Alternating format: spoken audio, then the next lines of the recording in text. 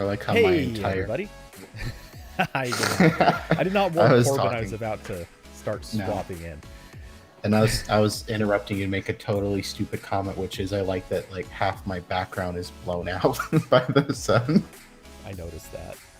Yeah. One of these days, Coming to you live from the afterlife. well, he never joins in on the shows anymore, and as far as I know, he's not. He never pokes into the Discord either. But thanks to Jan Solo, I have that green screen behind me.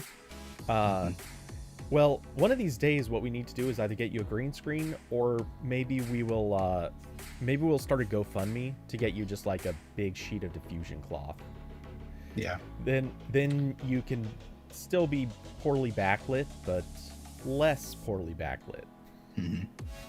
Right. If I ever say something that insults the honor of 4chan, they won't be able to come after me quite as easily without, if they can't tell where I live by the positioning of the sun or something. Did you read about any of that with what was it?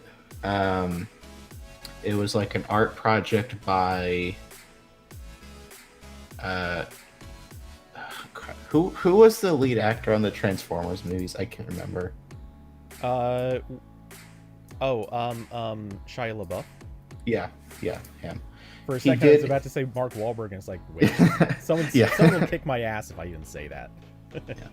Yeah. So yeah, he did this art project a while ago where he had like an American flag somewhere, and he had like a live stream of it, and people on 4chan kept fucking with him and kept like messing with the flag, and so it slowly progressed to the point where he like put the flag like on top of a building, but like didn't say like where it was, but had the live stream of it going, and someone was able to figure out with like the trails from planes overhead where it was, and someone eventually stole the flag, and then it progressed to like him just like putting the flag in like a room somewhere with like no windows or anything.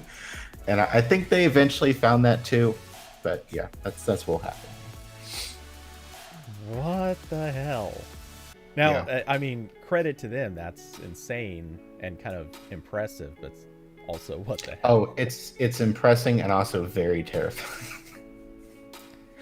Yeah. But yeah. So anyway, welcome to the I'm stream. imagining that they probably were doing some crazy thing where they like ripped out the audio and picked up, oh, we hear train tracks in the distance. Yeah. There can only be train tracks running within this range of buildings and blah blah blah. And if we then take into account the sound of traffic below, we can eliminate these 3 cities. And yeah, next thing it's one of those really really bad sci-fi shows. Yeah. So yeah. Anyway, welcome to the stream. I guess I need to open the chat. I forgot to do that. Yeah, people are talking.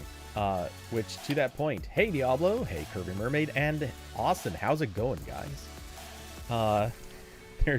You're walking in the woods, there's no one around, and your phone is dead. Out of the corner of your eye, you spot him, Shia LaBeouf. He's here. He's arrived with a Blu-ray copy of Transformers: Dark of the Moon. Oof. So oof. I mean, is there anything that isn't oof about? Yeah, at some point I'll go back and watch those movies because I only have like an extremely vague recollection of all of them. Like I don't really remember anything. Sadly, I remember a lot of them.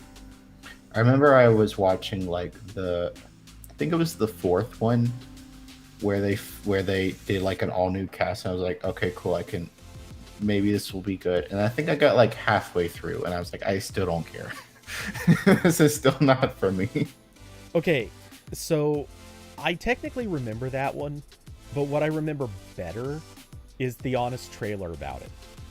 I think it was the honest trailer. It could have been something else, but I'm pretty sure it was the honest trailer, where they bring up the point that Mark Wahlberg's daughter in the movie is underage, and the guy she's hanging out with is like way older.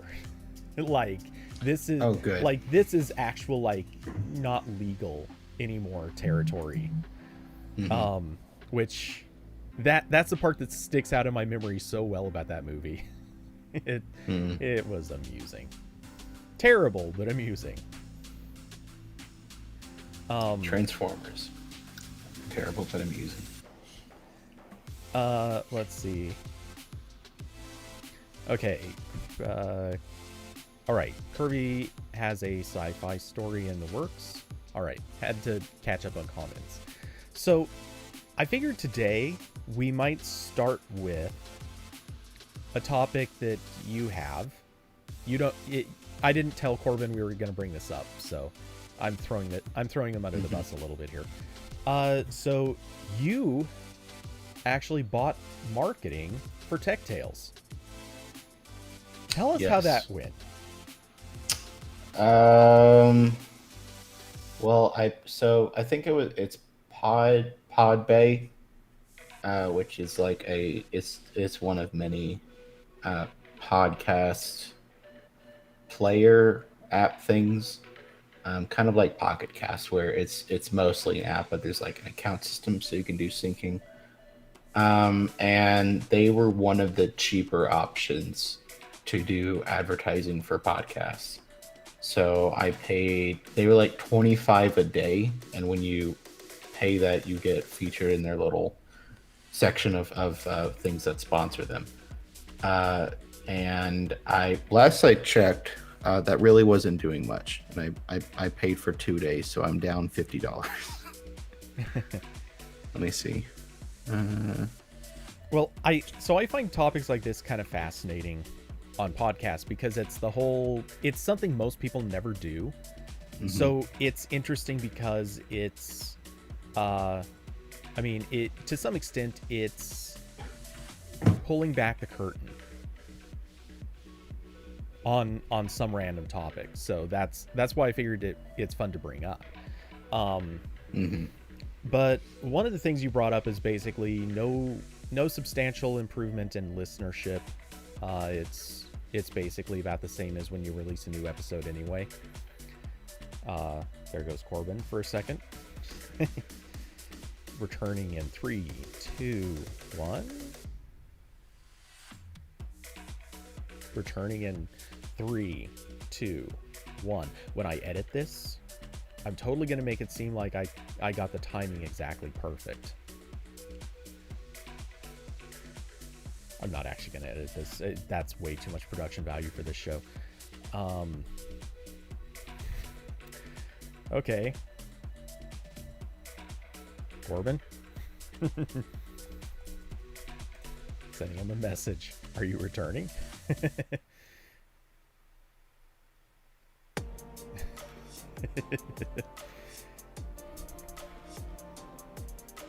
Okay, he's replying. PC froze. Oh, okay. Wow, that was something. So he is, the PC froze. He says he's coming back. I assume he's rebooting. So yeah, that'll probably be a minute or so. I'll switch into solo briefly, so you're not staring at me doing a mirror image thing with my head. How many Codys does it take to screw in a light bulb? Harsh. Yeah, so anyway, ironic that this happens as I'm doing the whole let's talk about a Corbin thing specifically. And then Corbin's computer freezes. And he is back. Oh, without sound. He is muted, or mic not working, or something.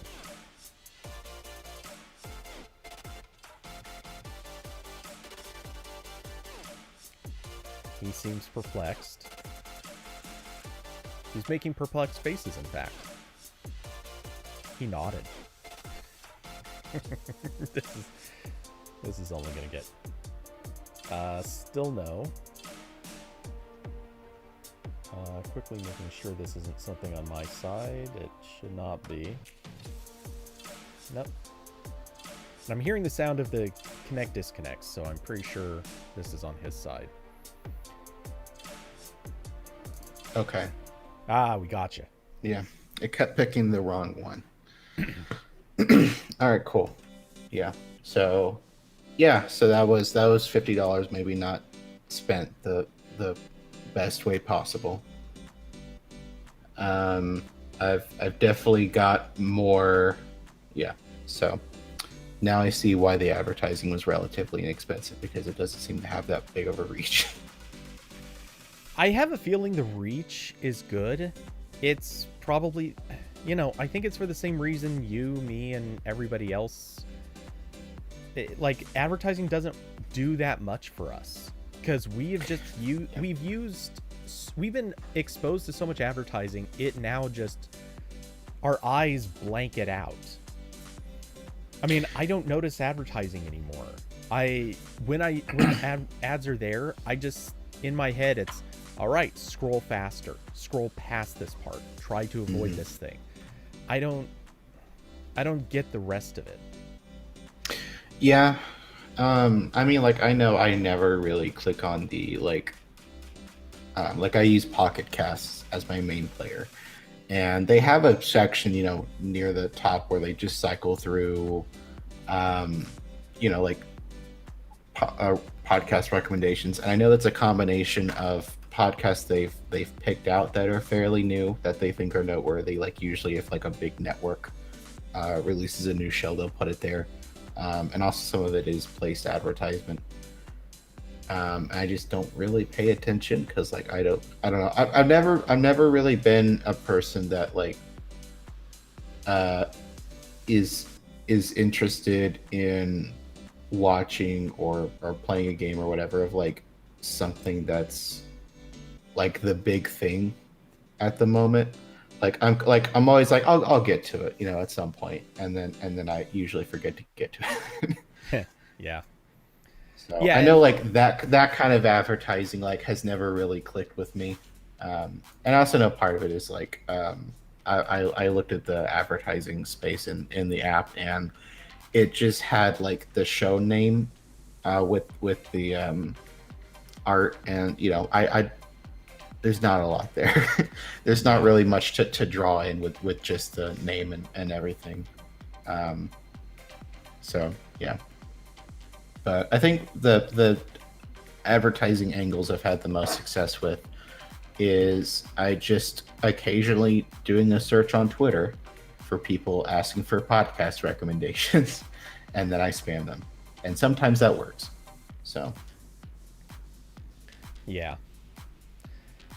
So really quick, just because it's trending on Twitter, I'm throwing something into oh no. I guess I'm just going to throw it into the memes channel on Discord. It's not going to get covered here on the show, but this is currently trending on Twitter. Anyone who checks, just look at that map of the US and currently trending search terms on a certain site. And I'll just point out, this is trending on Twitter under the term Kevin James. Oh, because boy. Apparently okay. Tennessee really likes Kevin James. And wow, some of the other things just wow. Gonna leave that there though.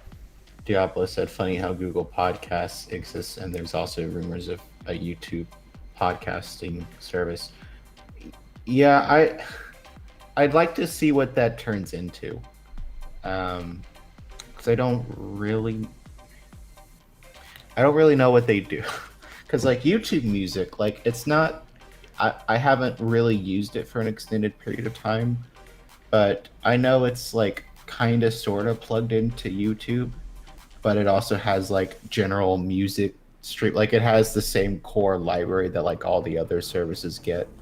So you kind of get the benefit of here's all like the normal music that's like, published, that's always published through like Spotify and iTunes and stuff. Plus, you get like the occasional music that just gets uploaded to YouTube somewhere at some point, and that just all hooks in together. But like, I don't really know how that advantage would exist with a YouTube podcasting service, because I don't know how many YouTube exclusive like podcast things there are, and the main value there for a YouTube podcasting thing would be that you're watching the video. That's presumably why it's on YouTube. But YouTube Music is more oriented for taking like the videos and just like having them on in the background, like audio only. So I don't really know what the point of that would be. Yeah, well, so I have a couple of interesting thoughts on this. Well, all right, I didn't really anticipate this as a topic, but actually I do kind of want to get into it. Because I think there's something very potentially interesting about YouTube podcasts. And I don't know that they'll do this, but I have a theory on a feature that would be amazing if it works the same way that YouTube Music does. So YouTube Music has this feature where you can watch the music video, and you can, during the song, you can just tap the slider between video and song, or audio only mode, whatever it's called, and it will pop over to the audio version, just straight audio version of that track, in the exact same place as the podcast, or sorry, not the podcast, but as the video is. So, and I say exact same place, it's off by a second or two, but ideally, like I'm thinking about podcasts where they have video and audio forms of the podcast, and sometimes they're kind of different. I'm wondering if YouTube might apply that same magic to it, because like think of some of the songs that you've seen video forms of. They have like intros that go on for like a minute sometimes. They have like cut out segments, and then you listen to the song and it's like, no, it's just a freaking song, like none of the other crap. Right, like they'll do that. Like the music videos usually have a little bit more of like a setup. Yeah, like it's not like you don't start it and then it's like 10 seconds later they're singing. Sometimes I know it varies, but they can be pretty different. A great example of this, a great old example of this, was Michael Jackson's Thriller. Like that has a huge setup to it, and then it plays the song, and then there's a break where they have more acting involved, and then they finish the song. But obviously the regular track, no, they just play the damn song. I'm pretty well, YouTube has said outright they're applying a little bit of magic so that they can just always keep the song and video kind of synced up, so you can swap between the two if you want to. And I kind of love that idea. Now I'm thinking that would be amazing in a podcast where they have both an audio and a video form. If people can just upload them and say, yeah, these two go together. If somebody is watching the podcast in video form, or sorry, if they're listening to it in audio form and something comes up and it's like, oh, wait, you know what? I really want to see that. They could just hit the slider and go to the video version of this podcast, and it's like, oh, that's awesome. Now I get to see this. And like the parts that they might have cut out for timing and break would have, those would return, so to speak. Like, I want that to be a feature. I think that would be a really amazing thing. I can think of at least a couple podcasts that I specifically watch in video form because I don't want to miss that stuff and I don't want to go hunt it down. And but those same podcasts, because they're being posted to YouTube in video form, they're filtering out like curse words and things like that. Yeah, because YouTube super hates those. And I would imagine, at least in a couple cases, like the ad segments in a YouTube version might be different because advertisers are going to pay a lot more for a video ad. So maybe in the video version they slotted in with something better. Yeah. For I don't now. know. Yeah. I mean, I know there are like one or two podcasts I've listened to in the past where they have video versions, and they'll usually, like if they're talking about something, they might show what they're talking about in the video version. But I never care enough to to go click that. Yeah. So yeah, All that being said, I think. Well, sorry, I can continue this in a second. Go ahead and say what you were about to say. I mean, like I don't know. I just YouTube is pretty diff. Like I know people use it for podcasting. There's a decent amount of shows, but I think it's a lot more difficult to link that with normal audio podcasting than it is for YouTube music to do that with music, because people have been using YouTube for music for as long as it's been around. It's less of a river that needs to be crossed.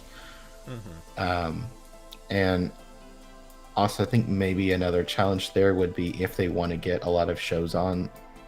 I know, like, one of the difficult things with podcasting is when you do, is that really you can, with just the audio format, when you have like a podcasting host service and you dump all your files on there, and those just get distributed to everything else with just the magic of RSS.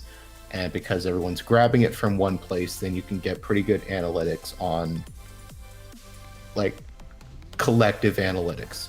Like with Techtales, I'm getting data from everywhere it's played in one central place without really any work on my part. It's just how all this works. But YouTube is pretty different. Like, it's a whole different workflow to publish on there, and then you have it's like its own island that you have to deal with. And that's also why Techtales is not on YouTube, because I don't want to deal with that. Yeah, I get that. I gotta say, when it comes to the idea that they're gonna do this at all,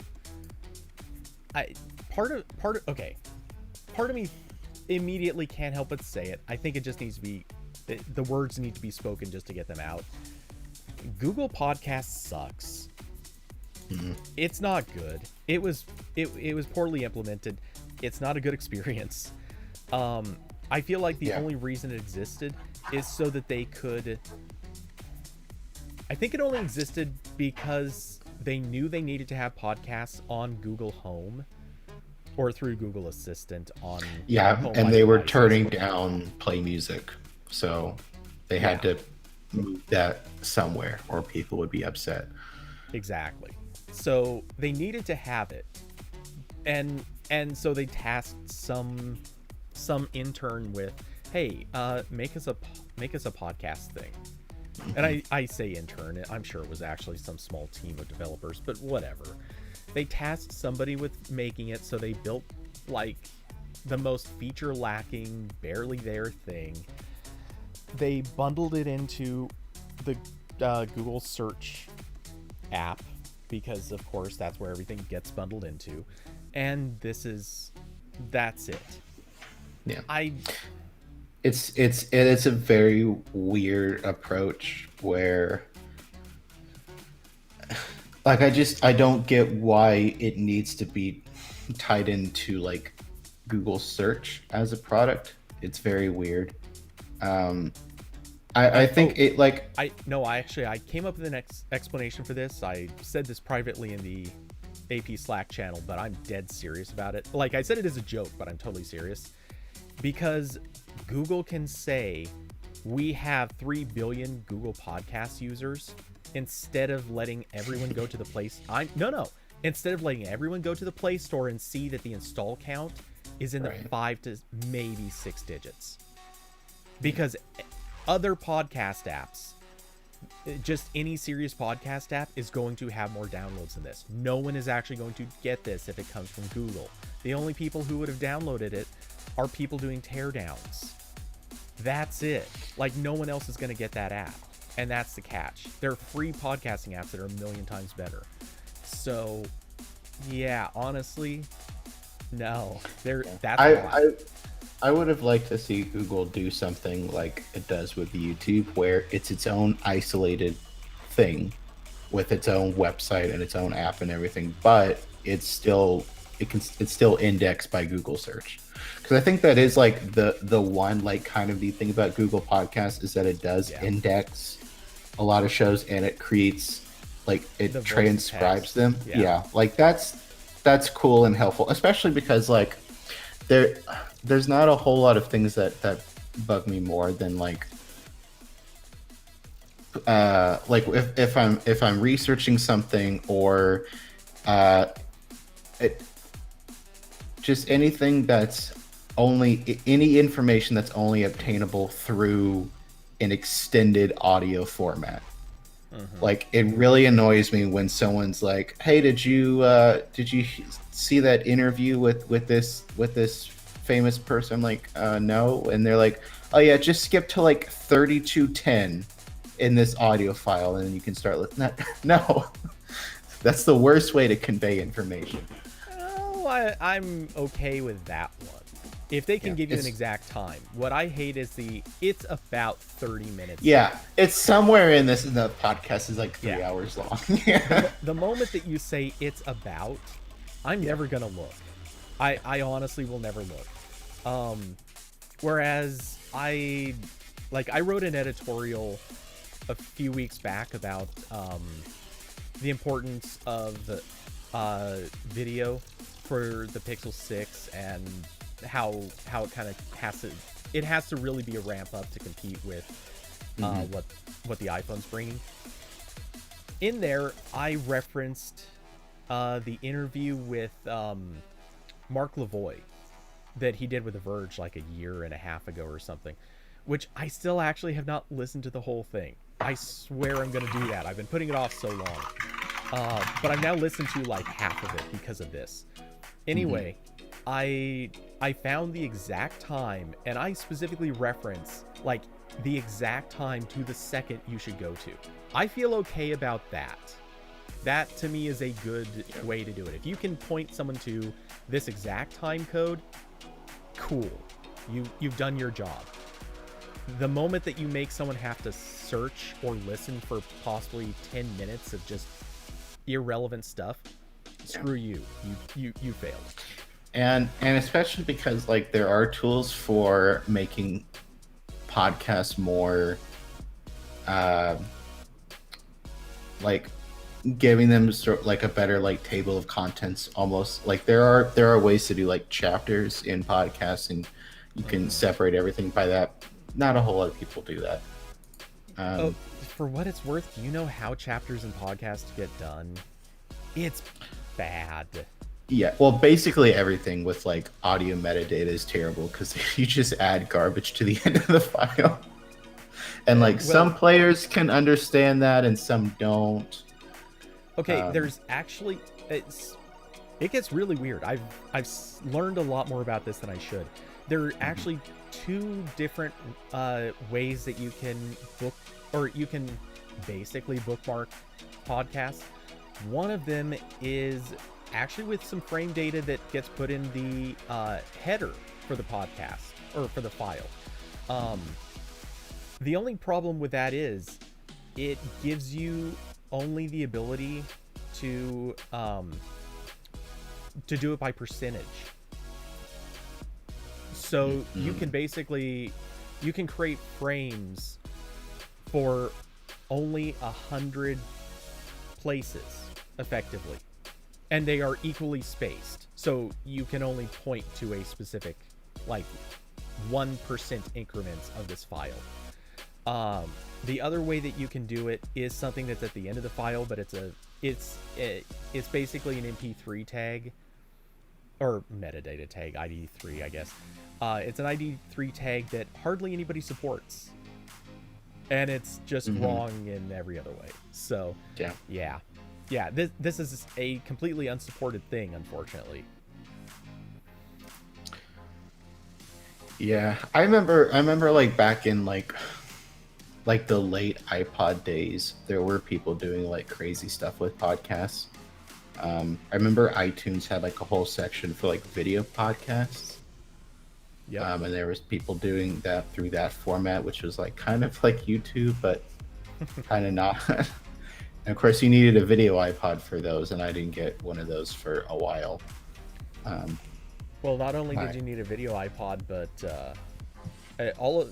since iTunes works the way it does, you were downloading the videos from, or somebody had to host the videos themselves. They couldn't just post them on YouTube. Yeah.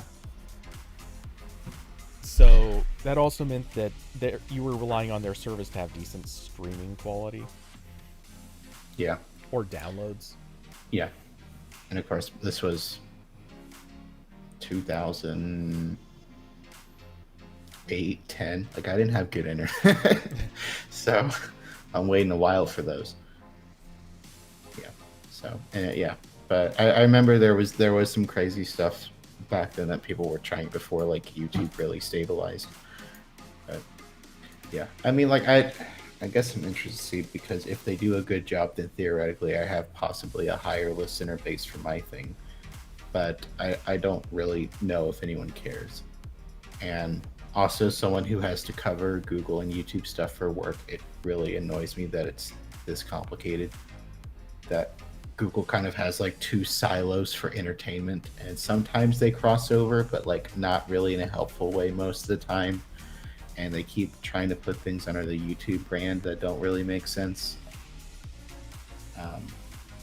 So, yeah. Anyway, so maybe something will happen there. I don't know. Yeah. All that said, I gotta admit, I'm actually kind of looking a little bit forward to YouTube doing this, if for no other reason than I just want to see how it turns out. I'm kind of hoping that it becomes like a takeover of Google Podcasts. I doubt it will, because Google doesn't seem to do that, and YouTube really doesn't seem to do that. To Diablo's question, is YouTube on purpose trying to distance themselves from Google? Truthfully, YouTube just is not Google.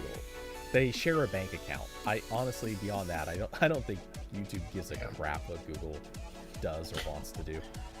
Yeah. No, I don't think Google is like, or Google leadership rather, is like trying to make more brands. They've been doing the opposite the past couple of years. Like how they've sort of folded all the Nest products into their own thing. Yeah, like I don't think I think it's just like weird conflicting marketing. Yeah. I think that's what it comes down to. All that being said, I really do hope that some of the features do make their way into YouTube's version. But I mostly don't care. I mostly really just want YouTube podcasts to just have a good app that has a good experience on cars, and I'm kind of sold on that. If they cover Pocket Cast is pretty good on the Android Auto, I gotta say. It is, but I don't love Pocket Casts as an app. I feel like it was decent looking, and that was really the big argument for it for a long time, but it was lacking a lot of features and had some problems. And I kind of feel like that's still true today, except it's now gotten worse ever since whoever bought it the first time kind of screwed up a few things, and then they sold it, and whoever owns it now has taken it in even a couple of years. People that bought it the first time was like a consortium of companies. It was a couple different companies. One of the main one was NPR. Yeah, sorry, NPR, not PBS. Yeah. It was it was mostly NPR, and then they sold it to Automatic, who owns WordPress and Tumblr. Right. Yeah, but I don't really have any issues with Pocket Cast. It seems fine. It's the least offensive thing that I have in terms of, or that I've tried. That's the best I feel I can say about it. It still honestly makes me want so much to build my own podcast client, because I've had ideas for it for years, and I really want to do it because I think the thing I want to build would actually kill. Absolutely kill. As Corbin hides himself on the camera. Yeah. I just you missed me. There was a mosquito that landed on my microphone, Oh, so I muted my microphone so I wouldn't blast everyone's headphones, and I'm going to wipe the guts off of my microphone. Ugh. You have to clean that later. All right, cool. oh well. We've now had our U factor. Yeah. Um, which, to be fair, if anyone who checked in the memes channel, you've also had your U factor. So, We're covering all the bases here today. yes. So should we get to like actual news? Well, okay. I'll ask first. Is there anything you wanted to hit? Anything specific? I could talk if you want, because you've got me for like 30 more minutes about.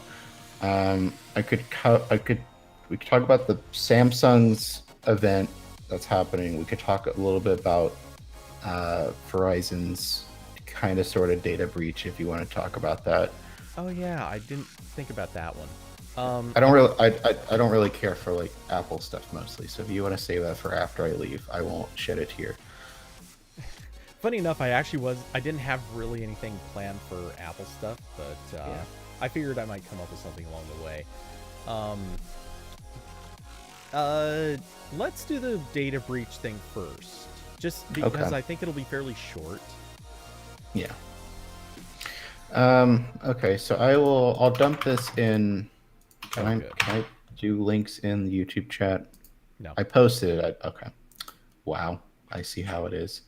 Okay. It's in the Ramble. It's in the Discord now. And if you're not in the Discord, then join it, coward. Ooh, So some feisty language. yeah. So Verizon has owned this carrier called Visible for a while. It's like their main NVMO brand, kind of like how T-Mobile had Metro before. Well, I think it still has Metro. They had to sell off. So yeah.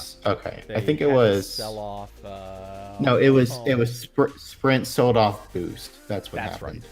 Yeah. They could merge. Yeah. Okay. Yeah. So this is basically like their main sub brand, and the entire thing with it is that the prices for like unlimited plans were slightly lower because they didn't have any physical presence, and also their customer support was not great. And you could save money by like getting all your friends on the same plan. So that was their main thing, and it's worked for them for a while. Visible's fairly popular.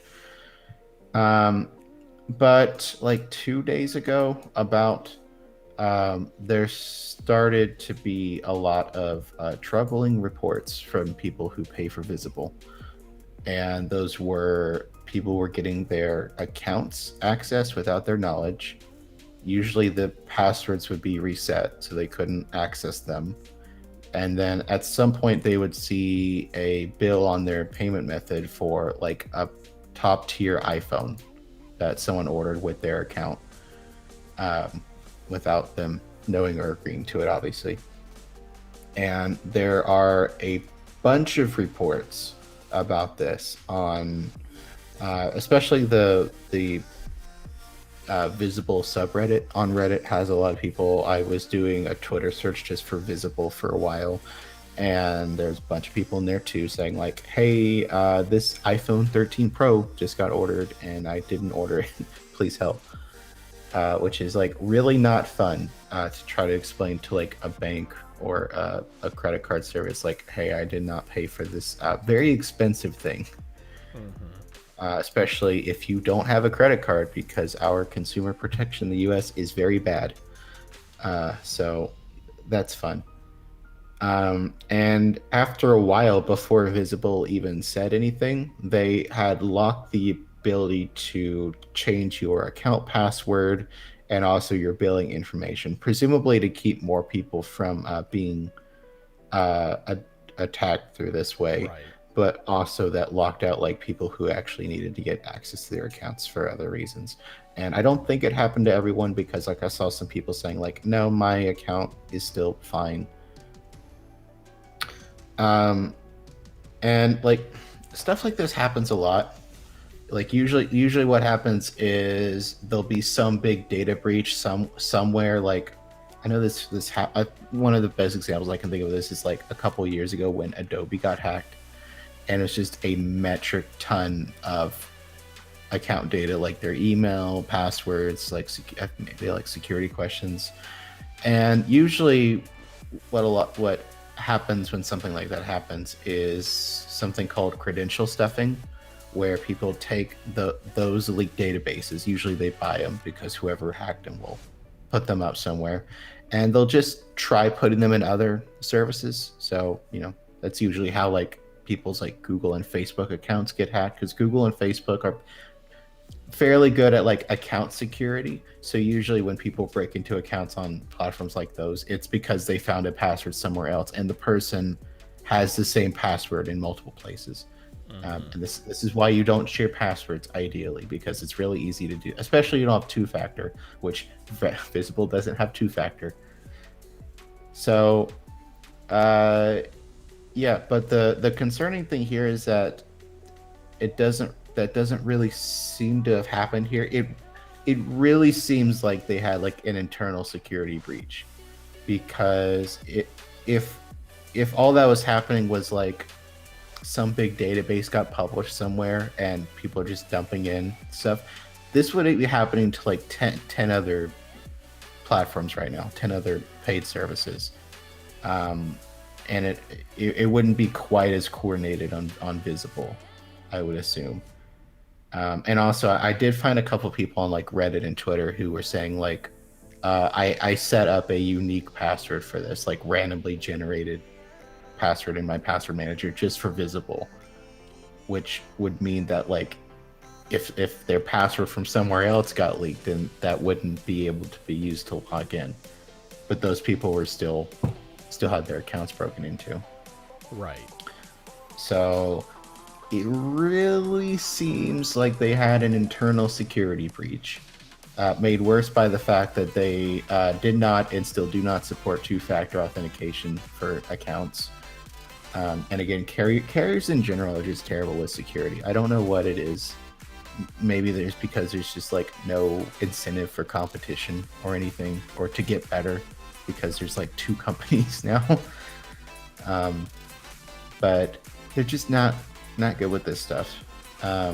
Finally, this morning, Visible published a statement, and they say it wasn't them. They say they didn't get breached. I don't know if I believe them personally, unless like the people who were on Reddit and Twitter saying that they used unique passwords were just lying, which would be kind of a weird thing to lie about.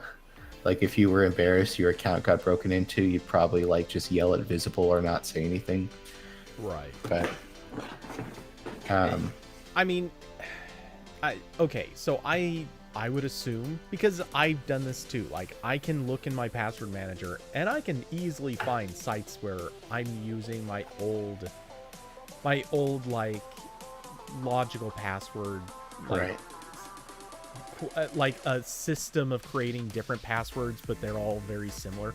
I can still find plenty of those, tons of them, from old sites long before I used a password manager. But not many. Or like, the thing is, how many Visible customers have been with Visible long enough that that's a factor?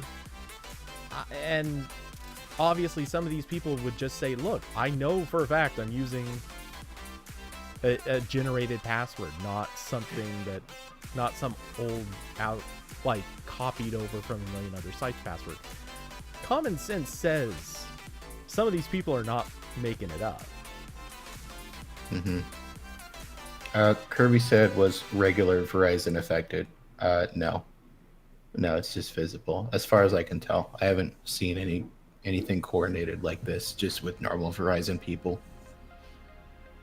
But yeah, it's just icky. And again, this is like the 50th time recently that some major carrier in the US has had a security breach. Because like there's just no incentive to protect customers, because there's like 3 major carriers. Like how many dozens of times did we see like T-Mobile customer support fall for another SIM porting that the customer didn't agree to? Like that happened. This happens so many times. Yeah. Like there's no incentive for anyone to get better in this situation. Like there was that whole thing on, I think it was like the thing that happened on Twitter like a year or two ago, where a bunch of famous people started tweeting about like a crypto scam, and it was because like they just all got like I think it was like they got SIM jacked, and then they just did the password reset to the phone number. I think that's what happened. Yeah, because I forget all the accounts. I'm pretty sure Elon Musk's account was one of them. But yeah, they did the whole thing of send me one Bitcoin and I'll send 2 back or something like that. And whoever did the hack ended up making apparently quite a bit off of it, which again demonstrates just how incredibly stupid some people are to actually believe that this is going to happen. Yeah, so that's not fun. I don't envy the people who now have to call up Wells Fargo and try to explain that no, they did not order the iPhone 13 Pro Max. That's not going to be fun. And I'm sure no one will face any consequences for this. Maybe some intern will get fired somewhere at Verizon, but well, to be fair, all the people who had these fraudulent purchases made on their accounts, they're especially the ones who don't find out about it until after the fact, because I bet that's probably been a factor here. Some of these people are probably not going to have any clue it happened. As a result, I bet there are going to be a whole lot of people who basically lose their crap at Visible. They're probably going to basically say, look, you can't charge me for something I definitely did not order. This is your fault. And Visible's going to have to eat the cost on at least some of this. And I'm sure they'll do some sort of insurance thing and they'll make back some of it. But Visible will eat a cost here. Because the people definitely aren't. Like, you can't... If Visible tried charging people for orders they didn't make, I mean, seriously, those people can walk into a small claims court by the thousands, and they will just rubber stamp every claim against Visible. It just takes the first couple people to go through, and then after that, every small claims court is going to be like, oh, no, another one of these? Yeah, just go. Please, we don't need to hear from you too. And that'll be it. Like, Visible will just get payout after payout against them. And hell, people who actually, like, if someone knew and planned this on purpose, they could absolutely order a phone and probably even just get this through by saying, no, it wasn't us. But yeah, no, this is this. So they are going to suffer for this. It's just not going to be not enough to make them change. Best case scenario, I bet Visible will add like one small. You know what I'm sure they'll do is to their system. I'm sure they will implement 2-factor, but it will be SMS based. I think that's what will happen. Yeah, that actually makes a lot of sense. Yeah. Which, I mean, to be fair, if it's SMS based and they've got some other stuff in place that kind of helps to prevent, well, it won't technically be SIM jacking because of Verizon, but whatever. If they find a way to kind of implement some solution, all right, that's better. But still, it's stupid.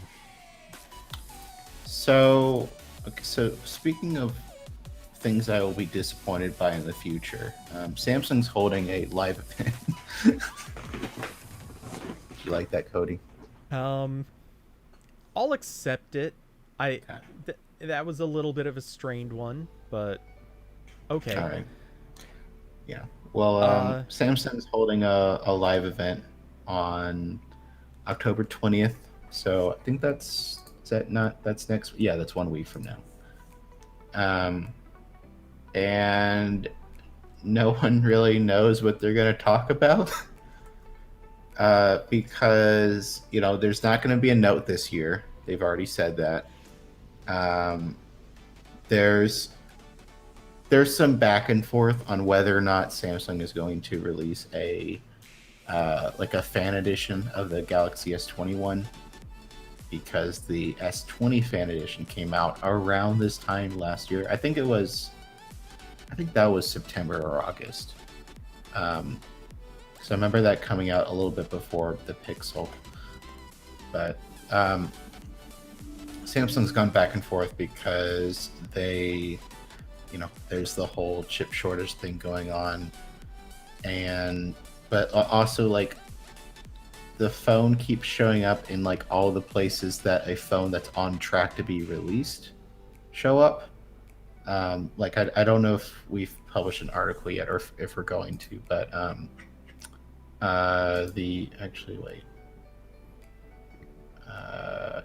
so the S20 fan edition showed up in T-Mobile's inventory system recently, which is like a thing that would usually happen before a phone comes out. So I don't, maybe it'll be shown there, maybe not. Who knows? The one teaser they did show in like the video they had embedded in this announcement is just like app icons going across the screen. So I'm guessing they'll talk about like their next One UI update, but it'd be kind of weird to have a whole presentation just for that. I don't know. So no one really knows what they're doing here for sure, and I feel like it's probably going to be a little bit boring. I mean, I don't want to pin it down as it will be boring, because the fact that they are, I mean, this is very specifically a Galaxy event, so it's not hard to tell. Well, I don't know. Well, they call everything Galaxy now. Like they have like Windows. Are the laptops Galaxy? The laptops are Galaxy. Oh, okay. Yeah. Crap. Well, in that case, yeah. I was gonna say they just show like a netbook there. Oof. Yeah. I was gonna say my guess is that they're probably gonna go with a tablet or something like that. That would have made some sense, maybe. But yeah. Yeah, like they've already done. They released the Tab S7. I think that was announced alongside the S21.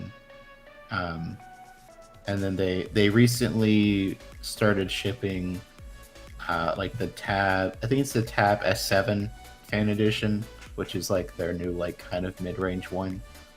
So I feel like they're out of tablets definitely for this year. They've tabbed out. But also I don't know what. There's also some speculation that they might release like new colors of the Z Flip.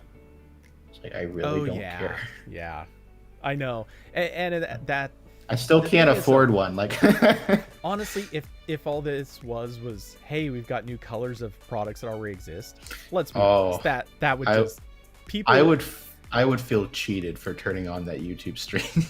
I would write an editorial that's like, really, guys, really, you made me sit through this. I could have been sleeping right now. I missed out on sleep because you wanted to show everyone new colors of your $1,500. Come on. Yeah. But yeah, think of the level of dunking Twitter is going to do on Samsung if that is what it is. I mean, Twitter just had a field day with Nintendo for the fact that they're releasing a 2D Metroid game for $60. Like Samsung holding a whole press conference for we've got new colors. Like it is going to be the, oh my god, Samsung just turned into Apple. They held a press conference just to tell people about new colors. Like it's gonna be, they'll get brutal. Well, Cody, if things Twitter gets mad about is the bar we're talking about here, we'll be here all day long. Yeah, but it's the level of dunking that's important. I will partake in dunking if this turns out. I probably will too. Yeah. And Like if it's like honestly, if it's I'm trying to think of dunks that I might use right now. yeah, I mean, like if they spend like 80% of it talking about one UI4, and then like the one more thing is like an S21 FE or more Z Flip colors, like, I mean, that'll be a little bit boring maybe, but like that's okay, I guess. Like they're shipping probably millions of things with one UI, so a major update for that is like probably important enough to talk about for 20 minutes on a live stream, but. Yeah, for like 20 minutes. Yeah. Yeah, I don't need like an Apple level expose about how the design is invigorating and allows me to express my creativity more. I'm I'm good, Samsung. I just take pictures of my dog with your phone. Yeah. So I will say this. I have to give Samsung this.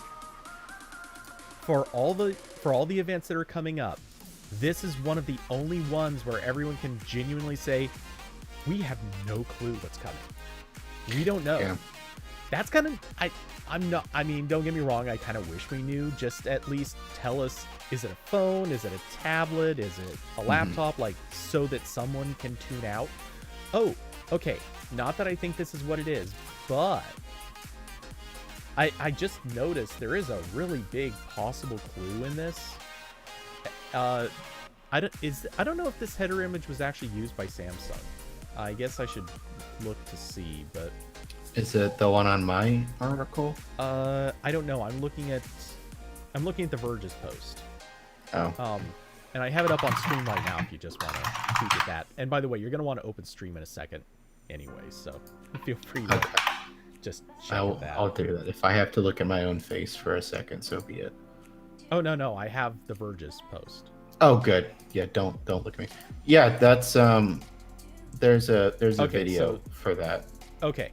What stands out is right there in the dead center is a camera. Maybe they're announcing a new Galaxy camera, and this time like a good one. Don't get my no. Well, the if you watch the video, I'm sure the Verge embedded it, but it's just like they didn't. Several animations going into cubes, or several icons being folded into cubes. So they show they show the icon for Samsung Health, music, their video player, the camera, smart things, and then it loops. So I don't know. That might be too wide a topic to cast a net like that. I retain that I will buy a Galaxy Camera 3. I think we would be up to 3. If it was like, no, they're past that. If there was a reason, yeah. Oh yeah, they go back to Tizen. No, they did.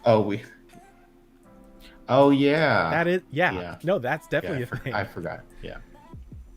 Again, like I want my Android powered camera with replaceable lenses.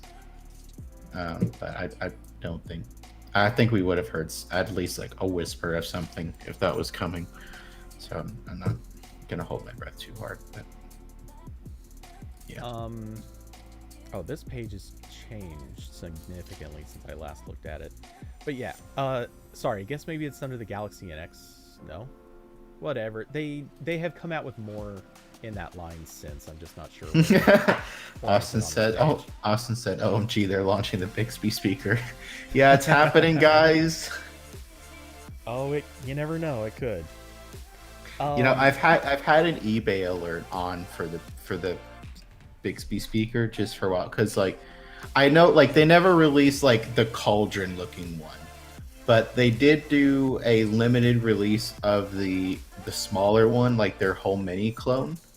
And I do kind of want to get one of those as some just for the giggles. I think that'd be a fun post. Like, here's the speaker, Samsung like almost sort of released. That'd be fun to play with, but I haven't seen them pop up on eBay. Okay, so if anyone wants to troll Corbin, create listings on eBay for any sort of speaker, and just find a way to fit Bixby into the title or description. Just anything that'll trigger his watch. Just Mhm. now you know. Here's a used banana, Bixby. Yeah. Banana for Par- size comparison. partially eaten banana that you can ask Bixby about if you really want to. Yes. Anyway, yeah, the fact that Someone did bring up in the comments on the XD article, maybe Google Assistant for the Watch 4. That'd be nice. yeah, I but a don't. whole event for that, especially a I mean, Samsung like led that's event. something that they would say in like 30 seconds of a larger Yeah, thing. they would not. I mean, yeah, they would announce it, but it would not be the theme Yeah. of the event. Like that would not be their That big talking that would point. that would be a highlight for me if they could do that. My impression of the event would go from like I wish I slept through this to like okay, Yeah. that's what it would take. Okay, so hope you still have the stream open because transitioning into using this as the transition point, a lot of people have been bringing it up, and here is my list of the events that is actually coming. All I can say is Techtober is a thing, like seriously. That is an insane lineup of events, and I'm sure there's more. This is just what I was able to pull together quickly. This adds to the list. Many people have been posting this. Here's one of them. Have been posting their list, but yeah, I basically took that and added some of the others that I know about. Apple on the 18th, which is less than a week away. Google the day after that. Samsung and DJI both have events the following day.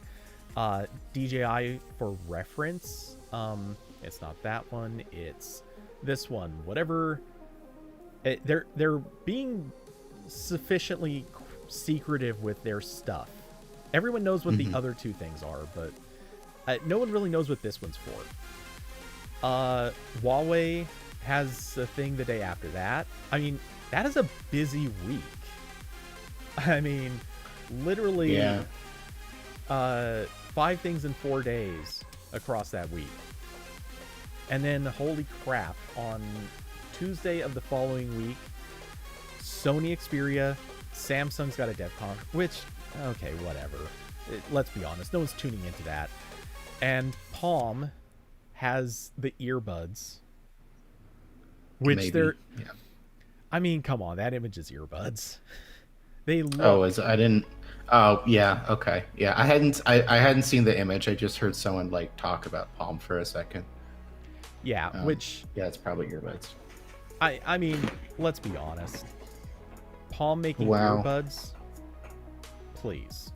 It's not only, and it's not Palm. Like it's gonna be like they went on whoever owns Palm TCL. TCL went on Alibaba. They're like, all right, which ones look good? we'll order 5 million of them. Yeah. I don't. Maybe hasn't it been forever since that Palm phone? Aren't they due for another one?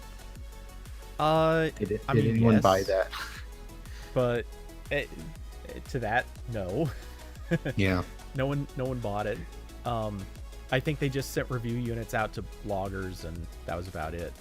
I assume maybe a few people that maybe paid for it as like a novelty purchase, but yeah.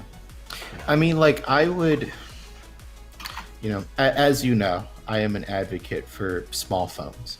So I did look at the Palm phone for like 30 seconds, and then I saw that the battery life was terrible, the camera was terrible, and also when they launched it, they did that weird thing where I think it was Verizon exclusive, and like it could only be used as like an addition on your existing phone line.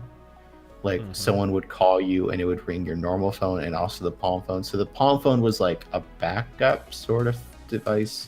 And I'm not on Verizon, so I didn't care. And then by the time they removed that requirement, like it was no one really cared. I think it shipped with like Oreo. It might still be on Oreo. But yeah, so I deal, and also like the Palm phone was like a little like that's too small for that. That was way too small. We've gone too hard in that direction. Let's tone it. Back a little bit. Yeah. Yeah, I mean, I don't know. I don't really think Palm has like at least every time someone digs up BlackBerry's corpse again, like BlackBerry at least had a keyboard going for them, like a discernible feature that Yeah. not really anyone else is doing. Um, Palm really just had like its software, and this isn't going to use that software. It's just Android, so I don't really know what the point is. They tried to make the new point the fact that it was like small and pocketable, but clearly no one cared. So I don't know. The thing with small and pocketable, everyone's asking for that, and with good reason, because a lot of people do really genuinely want a small, simple, very pocketable phone. The catch is, everyone who asks for that, it's implied they're also saying, no, it needs to be a good phone too. Yeah. It needs Well, it needs to not be have a phone. bargain basement specs. It needs to not be, like a resolution that can barely hold a stamp. Like it needs to have a processor that was made this year. Like give us things that are actually relevant and up to date. Give us some RAM that's not like that, nothing. we don't want a 4 gigabyte phone. Yeah, it had bad specs. The software was kind of bad. It was Verizon exclusive, and you couldn't use it as like your main phone. So there was like the crowd of people who would have bought it because it's a small phone. Like I think probably that everything else scared a lot of those people off. But I don't know. I keep wondering when we're gonna get to the stage with smartphones that we're at with like older video game consoles at this point, where I would be interested. I wouldn't use it probably, but I would be interested to see if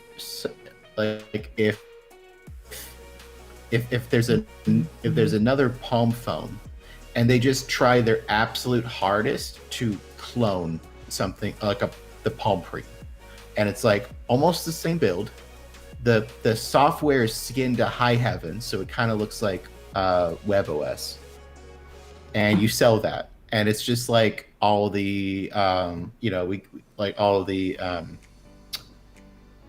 like anytime you go to like a Walmart and there's like something that kind of looks like a Sega Genesis, and it like has the same design and the same controller and stuff, but like it's very clearly not. And Nintendo's done that a couple times. I want to see that for smartphones. I think that would be fun. Like just like, here's a new Palm Pre.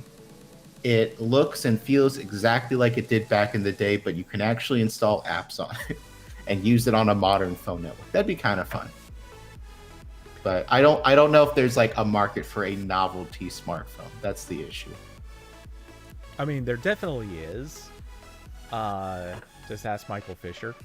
But yes, Michael will buy the weird phones, but yes. I think you need more than 5 people to buy something.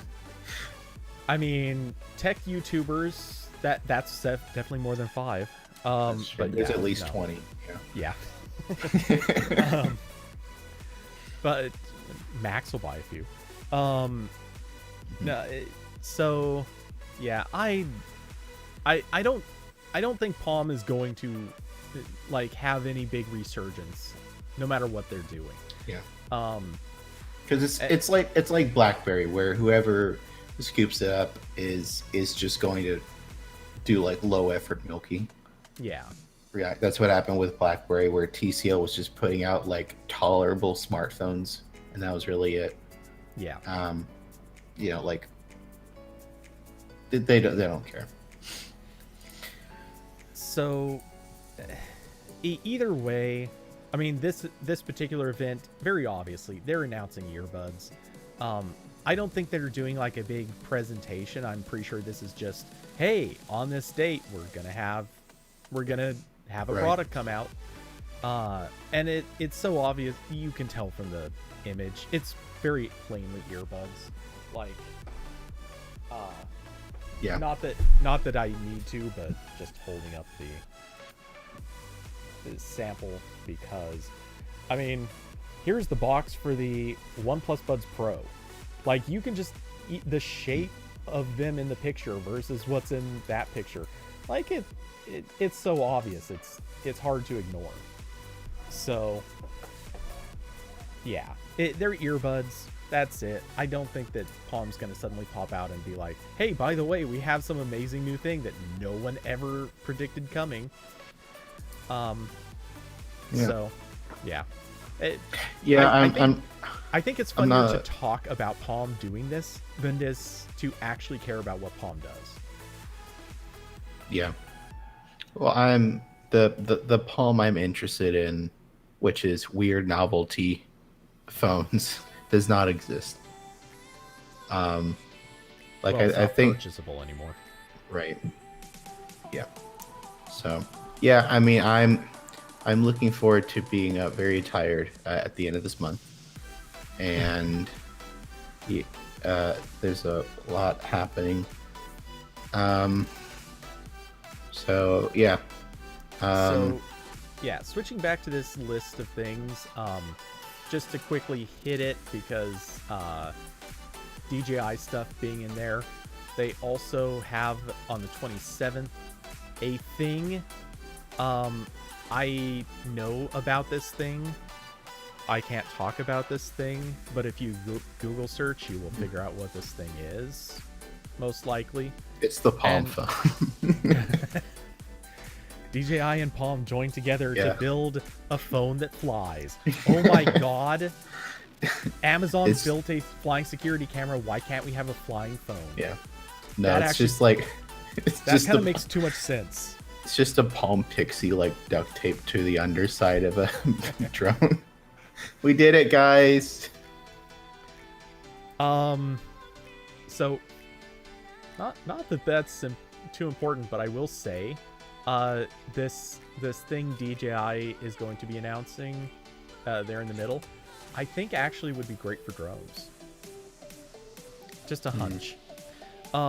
Anyway, and then the last one, everyone is speculating on this. It's the battery to a drone.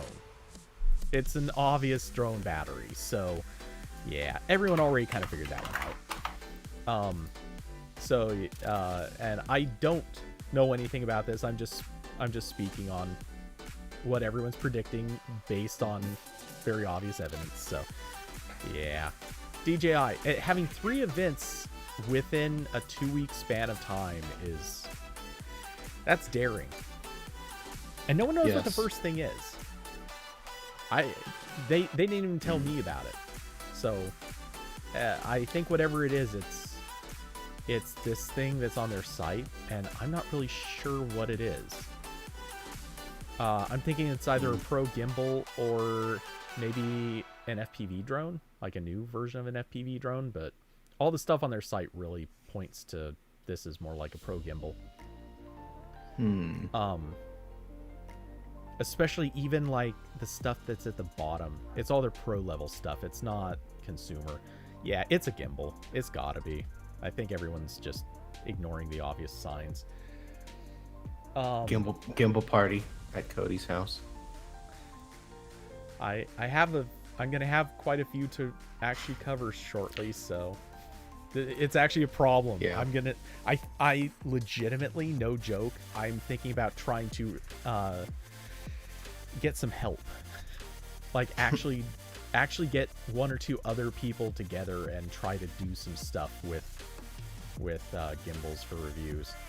Some of that I can't talk about right now, but do a gimbal off. It's just all one article, very long. I mean, a roundup article could work. Yeah. Got all the gimbals, folks. All the gimbals. Yeah, not that it's super interesting or exciting to anybody, but I do have the DJI OM5. It was announced and already came out, but they sent it to me for review. They sent it late, so I'm not rushing on it. But yeah, I will be reviewing that. Eat. And they also sent the goofy little accessory with it that is a selfie light. Um, let's see. Did we know or care at all about any of the other stuff that's coming up? Oh, and by the way, to credit Austin, he pointed out HTC Vive is also coming tomorrow. So, yeah, the lineup of events is insane. Do we know if the HTC thing is supposed to be like it's probably like a versus a. Well, I was gonna say like I thought I heard or saw something somewhere about HTC releasing like their Oculus Quest equivalent, like their self-packaged VR. I mean, I'd like it to be. I don't know if that's what we're gonna see. That would kind of be my guess. HTC's new headset has leaked from The Verge. Yeah, that's what I have open to. HTC Vive Pro. Posting that link into chat in case anyone wants to see it. So there are leaked images that show it tethered via wired to quote some kind of tube-shaped device, quote, and another image shows the headset from that EV Leaks posted, and the headset is plugged into a phone. So that's interesting because the image I'm seeing of the girl wearing them, she's holding up the phone, but there's no wire. I wonder if that's just a promotional bit or what. This looks more like, this kind of looks like a Daydream kind of thing. If you scroll through EV Leaks thread, it looks like it's marketed as like a video player mostly. I'm not really seeing anything that looks. I mean, there's There's one screenshot that shows the impression games, that the phone is your controller. Yeah. Like a motion controller. I don't think you physically connect it, or maybe you can, but don't have to. Okay. Yeah, I mean, like, I don't know what this is. Okay, there's obviously a gaming element. Yeah. Or it seems that way. Well, it's $500, so I hope it's not just for watching YouTube. That would definitely be good. Okay, yeah, there is at least one here where, well, that could be a phone plugged into power, not the glasses.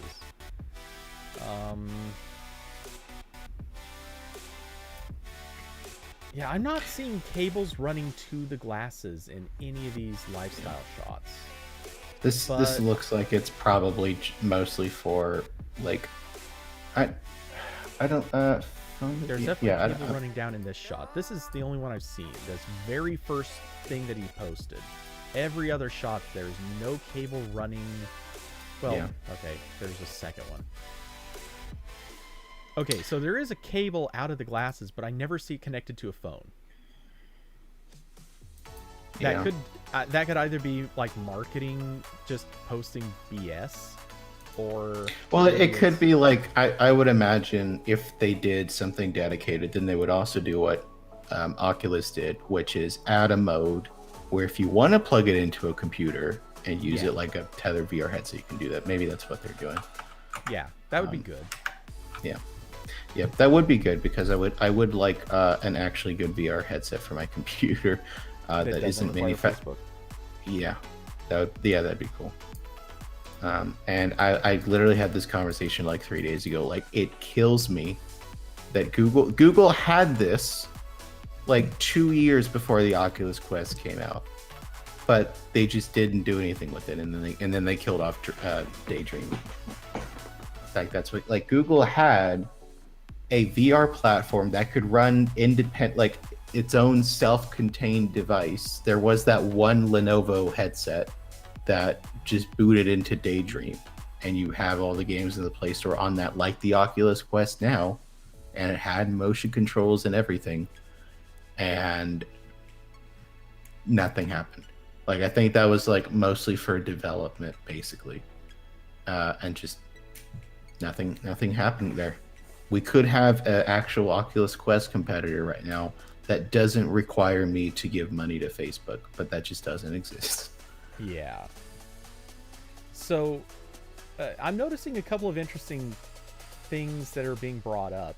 Um, Particularly people pointing out that their glasses don't fit with the original Vive, and from the look of the design of these, I'm agreeing with the questions or comments basically saying, hey, it kind of seems like your glasses won't fit with these on.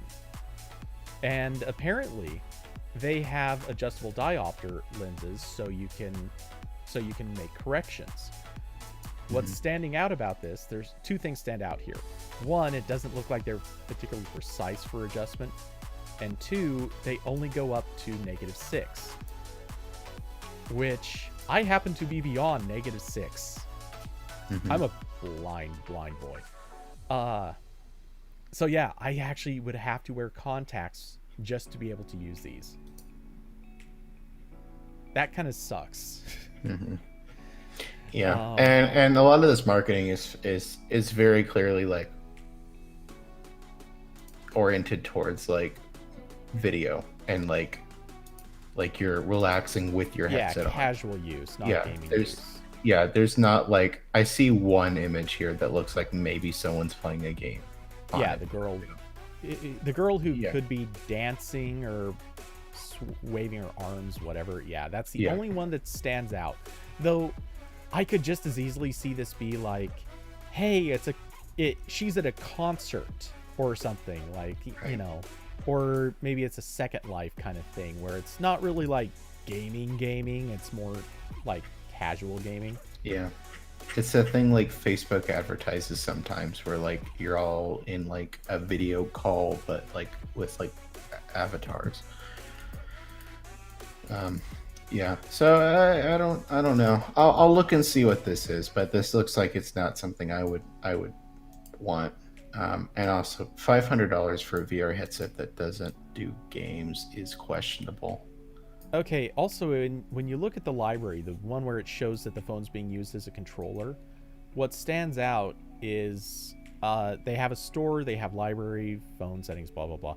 Okay, so the 6 things on screen, one's the tutorial, one of them's called Enhance, which that's the only thing in this that it's grayed out, so it's hard to tell, but that's the only thing that kind of looks like a game. Yeah. They also have the Remind Me VR daily meditation, obviously. The helium thing right below that, also like meditation or ambient kind of thing, I'm thinking. Same with the deep VR that's next to that. And then Trip, kind of getting that same vibe off of it. Maybe that's a little more possibly a game. It's kind of hard to tell from that image, but yeah, this definitely does not have the game vibe to it. Yeah. I mean, like, if this is a really good display and it's really good at video, like, that'd still be kind of cool. Because, like, it was fun to watch, like, YouTube and Netflix in Daydream. Like, yeah, it wasn't a great enough experience, but yeah, it was a nice thing. It was a nice show of what we want to have someday. Yeah, but like, good. it's a cool... I liked the concept. I didn't like that it was being piped to me through a low-res original Google Pixel phone. Exactly. But that's not this. So I don't know. I'll keep an eye on this. I'm definitely more interested in this than whatever Palm has in store.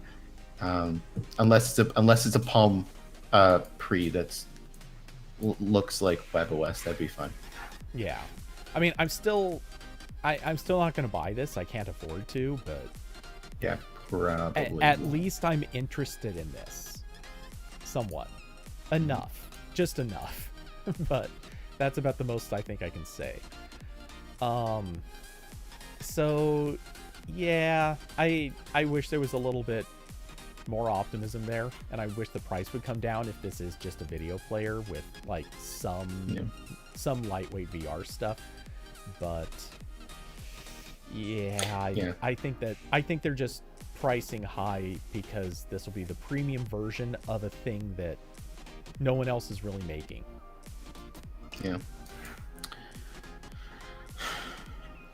Diablo said, "Imagine Stadia streamed onto this. Oh, that's a great way to get motion sickness." we are not at the point where we can stream video games at 120 frames per second with like no latency. We're not quite there yet. Yes, but to be fair, you're streaming it the same way that you would a YouTube video. You'd be streaming it as like a big cinema view of a 2D. Yeah. So like, that is actually okay. You're not that. Yeah, if you're motion sickness. Yeah, if it's like a game, like you're sitting still and playing, yeah, that's fine. And I mean, Stadia is definitely nowhere close to VR ready, and it's the best of the technologies. Yeah, we're at least, I think, probably close to a decade away from ever talking about like a 360 VR situation streamed.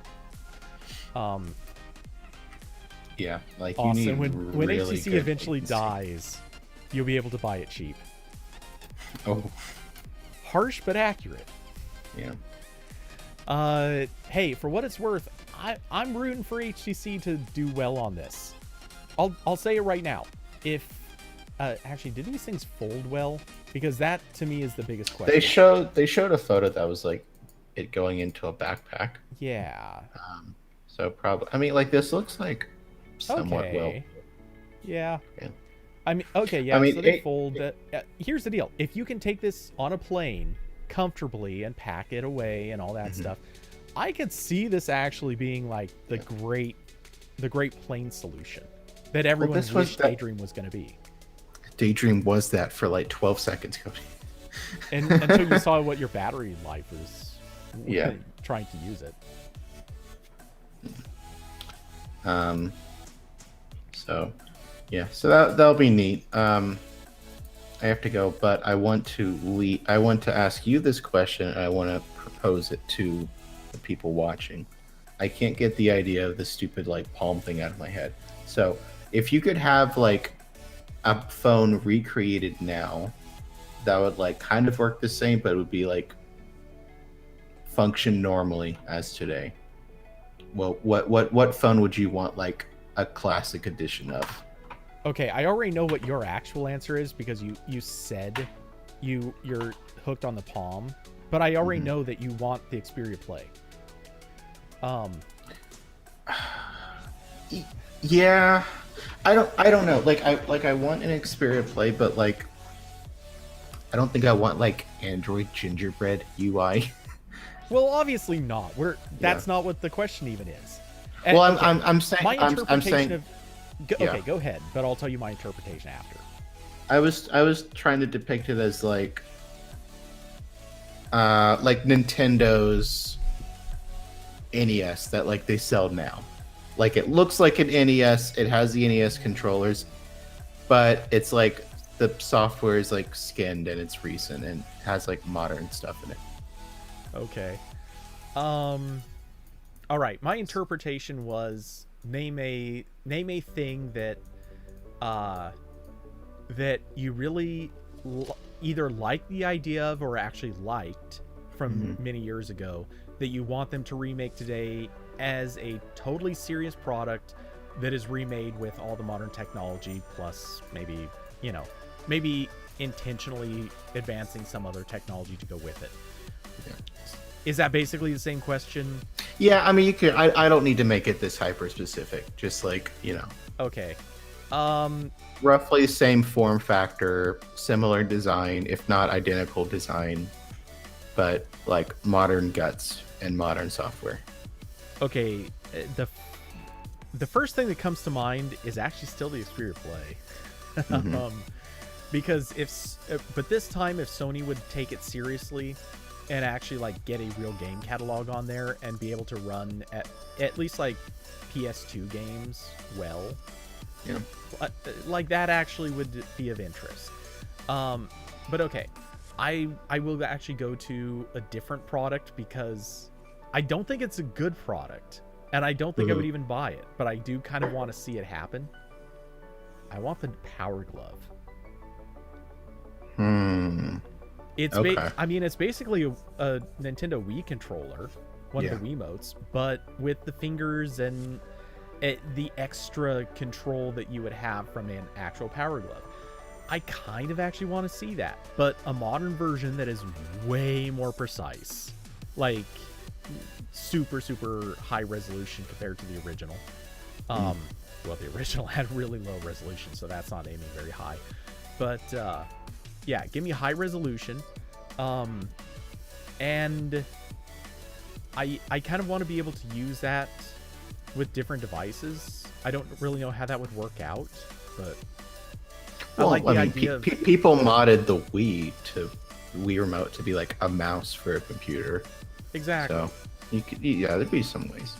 But yeah, I don't just want it for gaming. I kind of actually want it for maybe control with a computer, because I'm thinking of this will sound kind of weird, but I'm imagining like maybe for video editing purposes. Uh, and that's just the first thing that comes to mind. Like there are a thousand things. Like you could be typing using a mouse and then literally like raise your hand up to some position to kind of activate the glove, and then literally like be able to scroll or move things around in a certain way. I could Right. picture Johnny Mnemonic, everything that happened in that movie with the way he used the gloves. I don't want to use that 100% of the time. I want to use mouse and keyboard, or trackpad and keyboard most of the time, but I want to be able to wear the gloves and then just be able to raise my hands, activate them, be able to do a few things, deactivate, and then go back. That's kind of the better version of using your screen as a touch surface. I want to have something better than that. Also, Yeah. I'd love to use them with some glasses, kind of like the new Vive. Hmm. That's a original answer. I wouldn't have thought of the Power Glove, mostly because that was So many years before your time. yes, that was It, at least 10 years before I was brought into existence. yes. The Power Glove was like a meme before you existed. Yeah. Yeah. Uh, I like Austin said palm pre, which yeah, like I never got to. I remember like using a like one of the last palm phones for like a little bit at a friend's house once, but I've never used them outside. Of course, now they're just completely non-functional. Like you can't even set them up anymore. Um, so that'd be neat. Uh, as for me, see the problem is that all this is that a lot of the stuff I grew up with was really shitty. like all the first phones I bought for myself like weren't actually like designed that well. Like the Nexus 5, that was just like plastic with a little bit of glue holding it together. um, I think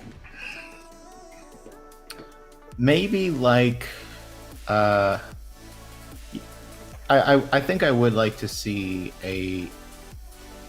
Actually, I was thinking about this a couple weeks ago, and I know Apple really isn't that. I know there are a lot of tech companies that they try to play up, or they use nostalgia as like a selling factor very often. Like Nintendo does this. Well, actually, it's every video game company does this to an extent. But like Apple really doesn't. Like they don't really go backwards in their design or do callbacks to old stuff. But it would be cool to see them like do like modern iPods. We almost got to this with like the last iPod Nano, where it kind of looked like an iOS device, and I think it even supported like Bluetooth and stuff. But yeah, it was their standard iPod software, but it had been reskinned with iOS icons. Right. Yeah, I think I would like to see like modern iPod, like bring back, give us like something with a click wheel. Maybe bring back like that golden age of iPod Nanos where like they were in neon colors and it was kind of fun. But you could just throw like iOS on there or something, or at least like something capable enough to do like streaming. Okay. You know what I mean? I get the nostalgia device out of this, which makes sense. I actually have an interesting augmentation to this idea that I think you might dig. Let's take the idea of the iPod, which most people see as a music player, but some people also saw as sort of a storage device. Let's actually advance that idea a little further and say portable hard drive, but it can play media like an iPod. So, okay, so you music want and like video player, but it's it's like storage first, but also good at playing stuff. So you can do file management on it, which is something everyone wants out of a portable drive anyway. You can, obviously it will be huge storage. I don't know if it would necessarily be a spinning disk at this stage. I think we could actually skip that part. But yeah, make it obviously something you could plug into computers and just move files around freely. Give it tons of codec support. For all the obvious reasons, this would have to be made for Android, not iOS, but whatever. And let it have that experience of being basically just like an iPod, or kind of, I guess, more like an iPod Touch, but it's a portable drive. Yeah. Well, I mean, like, I know there are like Sony makes modern Walkman players that run Android, but like iPod. Yeah. Right. Except if I remember, that one that they released first off was stupidly expensive. Oh yeah. They know there's like 5 people on the planet who want like a really good DAC in like an Android thing, and that they're gonna pay for that. And not only was it expensive, but it had really shitty storage, I think. I might be wrong on that, but I think the storage on there was low enough that like you just kind of had to be like, yeah, you can put music on here, you can put some videos on here, but you're not actually going to fit that much. And that so they kind of ruined their own product. Leave it to Sony. Yeah, I don't know, man. I feel like Apple could easily sell like I mean, they can sell anything, like, if I'm being totally honest, but I think they could really sell like a revisited iPod. You know, like, ideally you would have a click wheel because that's like the iPod's main thing, but I think the more stuff you put into it, that might become impractical, or you need to put more buttons somewhere. But that'd be fun, you know, just modern iPod, but like below your music you synced is like Spotify. Oh yeah, I know Pebble like almost did this. Like, one of the last things they did a Kickstarter for before they kicked the bucket was it was like a modern iPod Shuffle. Like, it didn't have a screen, and it like clipped onto your clothes, but it would plug into Spotify, and you could sync like playlists to it, and it would just shuffle through those. But that never made it to production before Pebble ran out of money. Diablo said cameras with Google Photos. Yeah. Yes, that's the eternal request. Well, not Google Photos anymore, because I don't want to pay Google for storage, but something I can choose. Well, and to be fair, somewhat fair to the question, we never had cameras with Google Photos, so I mean, just fair to the question. But yeah, that's like a big ask. At this stage, I still argue it's not even about Google Photos. I want cameras that run Android proper, so you can install whatever the hell you want. Yeah. Like, yes, I don't have to be in this position again where it's like, oh, cool, this thing is locked to something I'm not using anymore. Yeah.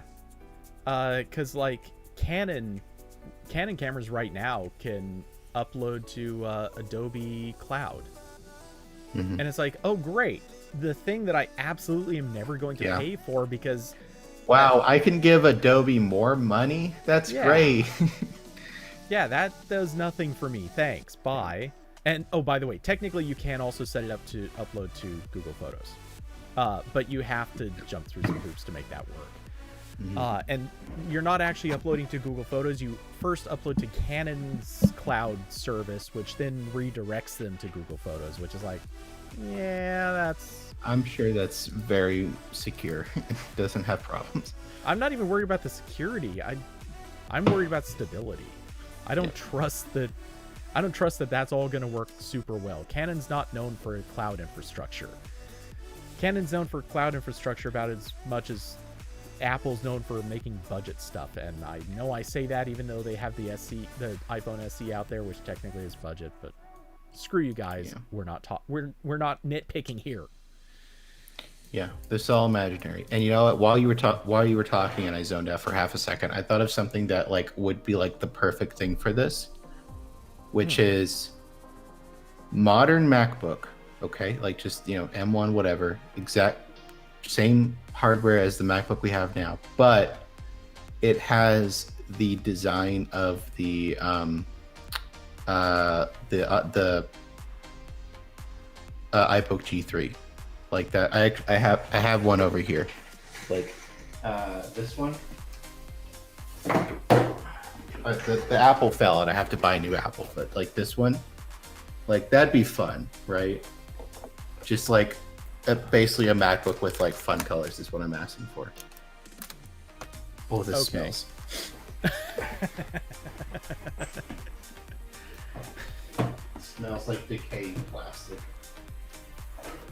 Corbin is delivering the U factor. Yeah.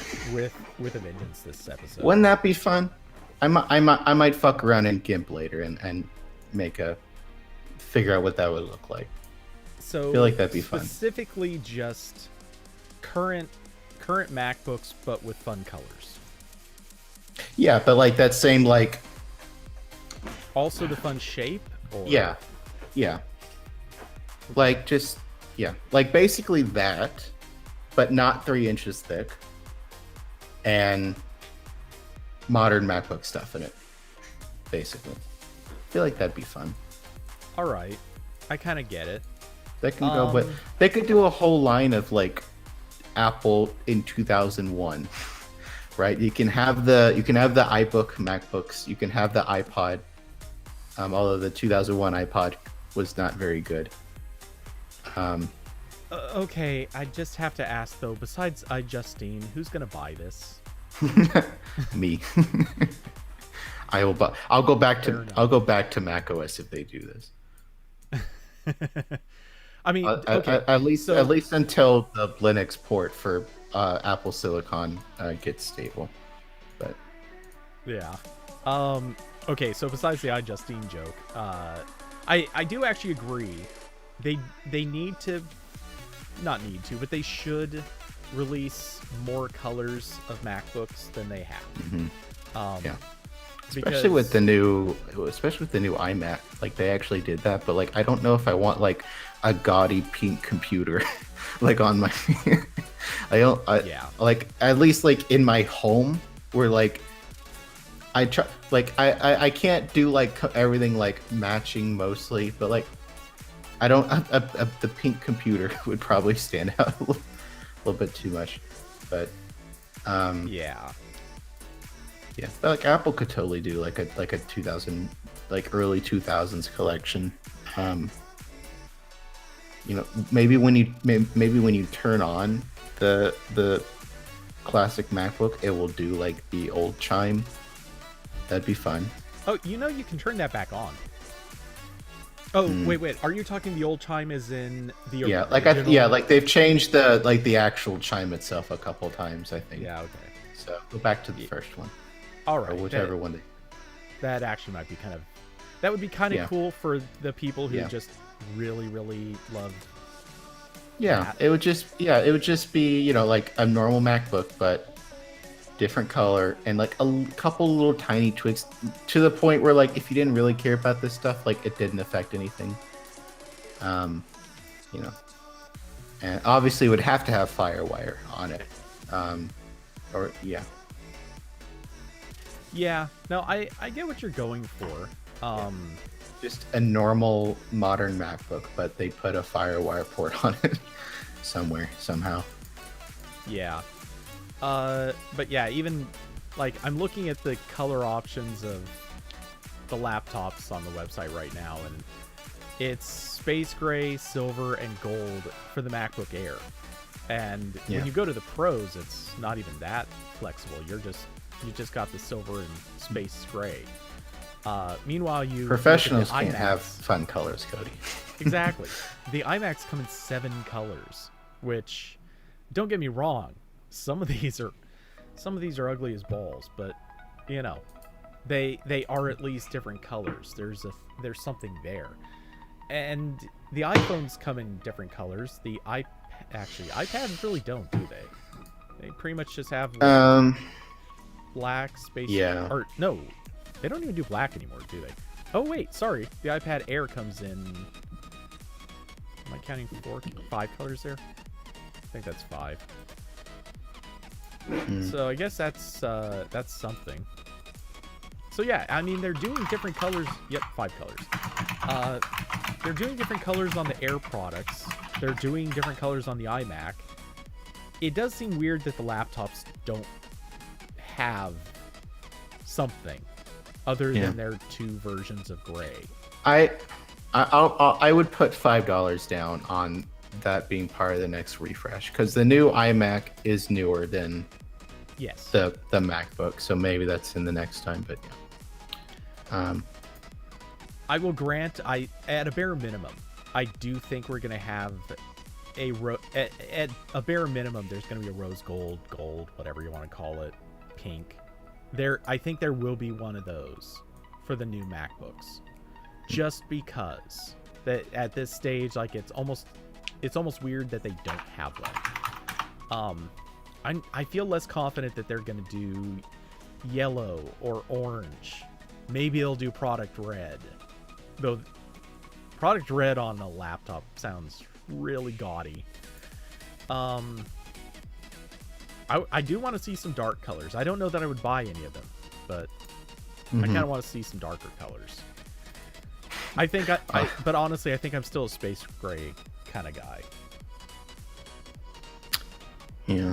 So, yeah, I would very much enjoy like some nostalgia baiting with the computers and iPods I grew up with. That would be fun to me. But Apple doesn't really do that. So. Well, you say that, but they still have the Mac Pro. You can you can buy something with the processor that was made that long ago. Yeah, I'm sure if you like go back far enough into the depths of the back room at the Apple Store, they'll have like an iPod Classic, 1 or 2 of those. They'll probably have those, like, right? No. Oh, did they finally discontinue? I can't remember. Oh yeah, it was years ago. Okay. Yeah, I'm sure they have like one back there. They probably have like a box copy of like iLife, probably back there somewhere. You know. I'm sure some Apple Store probably does, but yeah, I bet they've all been scooped out of anything that's not pretty current. That'd be hilarious though. Walk into one Apple Store and they actually have like old floppy disks lying around. Like, yeah. Just yo, you need that System 7 upgrade? I've got you. Yep. It's only gonna cost you $200. Yeah. You got a Macintosh Quadra? I think you need that for this. Who needs to install Snow Leopard? Get out your credit card. Yeah. I mean, like, I think, don't they like still kind of sell Snow Leopard? Because like I know. No. Okay. I know for a while they sold Snow Leopard like way after it stopped existing, because that was the last OS they shipped on a disc, and then everything after that was in the Mac App Store. But you could only get the Mac App Store if you had Snow Leopard. Yeah. So like if you needed like Mountain Lion or something, you buy Snow Leopard first. Or I think at some point they might have made it like a free CD or something, but you had to do that and then upgrade through that. Yeah, there was some sneaky thing that you could do. Though I wonder if at some point they were like, you know what, we just want to make it free. Like, straight up, we just want free updates. Because obviously that's what they wanted to do anyway. They were headed that way when... Wasn't one of the updates... I might be thinking of iOS, but one of the updates was just $5. It might have been that last iOS update that they charged for. Most of the time, well, for a big chunk of the time when I was on Mac, like around that time where they were like flirting with the idea of very cheap upgrades, was when I was leaving the Mac platform. Like most of the time I spent was all my computers were on what they came with, which was like Tiger. And then I remember like begging my dad a lot to pay for Leopard because I really wanted Leopard, and he kept not doing it. And then I finally got Leopard at some point, and it ran like total shit on the iMac G5, which was already like kind of dead. Yeah. Yeah, I hated that computer. Wow, that iMac G5 was such a piece of shit. So, all this said, Apple should really just cut a deal with dbrand and start shipping vinyl skins. Do it the easy way. Yeah, like pre-install vinyl skins at the factory. I'm shocked Apple hasn't gone to that market. The profit margins are insane. Yeah, like you're just making paper. Yeah. Vinyl, Corbin. Vinyl. I'm sorry. But yeah, pre-installing that at the factory actually would be a really nice touch, because that's the part everyone hates is the install process for vinyl, or for basically massive stickers. I'd be okay with that. Yeah. Hey David, how's it going? Welcome. And as David arrives, I leave because I need to get food now. But and look at you saying you were going to leave at the top of the hour. Yeah. Now you're leaving 4 minutes early. Yes. Yeah. Well, look at how I twisted that. It's either this or after this I'm gonna go back to writing sales articles. So it's not like I thought you were gonna go back to writing a review. Well, preferably I need to do at least one more sale post because it's a little bit weird if I publish those at like 9 p.m. But fair enough. Yeah, the reviews can happen anytime. I've written many a review at like 3 a.m. It's fine. Yeah. For anyone who doesn't quite get the joke, Corbin was planning to leave an hour ago. Yes. This is how things go on the RambleCast. Yeah, they don't call it a RambleCast for nothing. It's a lot of rambling. Yeah. That's so how it I'm gonna go now. All right, Okay. later, man. Goodbye, everyone. Oh boy. Okay, so we'll kill that window. I've pretty much kept up with conversation, but jumping back a little bit, Austin, wish the Pixel 6 Pro and Pixel 6 had, I'm assuming that means better colors. Yeah, so wholeheartedly agreed. I had this conversation inside of AP just like, I don't know, a week and a half ago. And I think actually I ended up carrying it over to Discord maybe. But yeah, give me nice, deep, rich colors. I want like a dark, glossy, sexy midnight blue, or just a deep green, or anything like that. Like give me red, not a glossy candy red. I mean, product red has its place, but give me something that looks like a deep maroon color. What was the there was, trying to think of where I saw it. Trying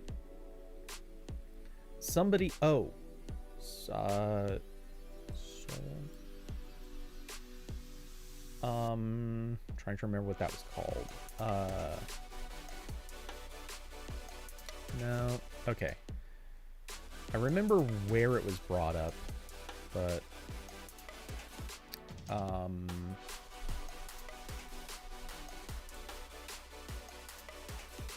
Painting reviews. Okay.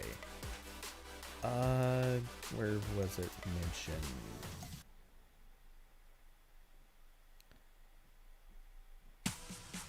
Damn it. Okay, that's going too far back. I don't know. Somebody brought up colors that cars are painted. And it was an immediate like, yes. Yes, I want half of the really neat custom paint jobs that cars have. Give me that on a phone. Because, man, some of the car colors are just incredible. That on a phone would be... That's the dream. So, yeah. Let's see. Catching up a little bit on comments. Diablo, 50-minute warning. Austin, no gloss. Here's the thing. If you do gloss well, it can be fantastic. If you do gloss wrong, you just end up with kind of a mirrored finish. And it becomes like a fingerprint magnet. Do gloss like you do a car paint job, and it looks good. Car paint jobs do not turn into fingerprint magnets. Technically, they're more prone to scratching, but you can find a good middle ground here. Beside him, what's with Google and pastels? Yes, exactly. That's the thing. I'm not opposed to there being pastels. That's fine. Put them in there. But let's have good, thick, sexy colors too. Just like I'm not against a matte finish, but to me, glossy just looks better. I will grant though, matte finish legitimately does look a lot better when you're taking pictures of the phone. Because you don't have to contend with reflections. You don't have to fight like blown out bits where it's just a giant specular highlight where like the light is on the phone and it's just reflecting back this huge streak of light. So yeah, I will grant that is an advantage to a matte phone. But in every other way, if I'm just looking at it, I want a phone to look nice, and I don't need to care that the pictures aren't going to be perfect.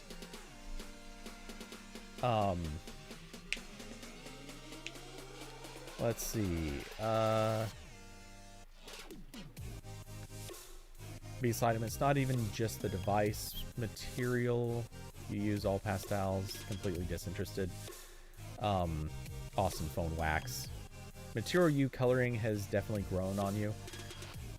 See, it's still not sitting with me. I cannot get into Material U. The colors, admittedly, are at least a little better than some of what I was expecting, but they still feel... I don't know. I don't have a good word for it, but they're not good enough to me. I want... I don't know. It feels almost... This is going to sound kind of strange, but I feel like it's a little too much of a throwback to 70s style, but the colors aren't as washed out. If that makes sense. Which is maybe a little bit less to do with the colors and more to do with the styling, but... I don't know. There's something about it that doesn't land for me. Let's get it onto a capture. Wait, what the hell? Why is this the wrong size?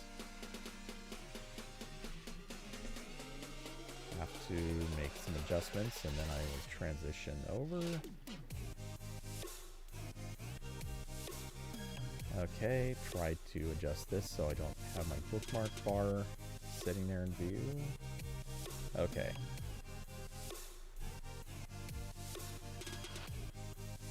I think that's about right. Oh. Push it a little further. There we go.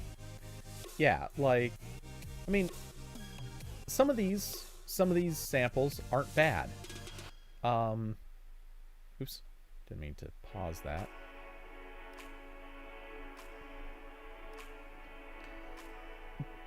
So I mean, I'm not totally against this, but it all still feels washed out. It doesn't feel, I don't know. It feels a little wrong. Plus, I hate, honestly, like, out of all of this, this particular shape right here, that is this photo frame, the clock also has something similar to this. I hate that. I do not like that shape. It looks so bad to me. And I know that's not about the colors. It's just their new thing. I want this to go away. This to me feels like, I don't know. It feels wrong. Yeah, these weird shapes that they're trying to make that just don't fit with stuff. I feel like that's going to turn out to be a mistake. It's going to be a very short-lived thing, I believe. So, yeah, we'll see.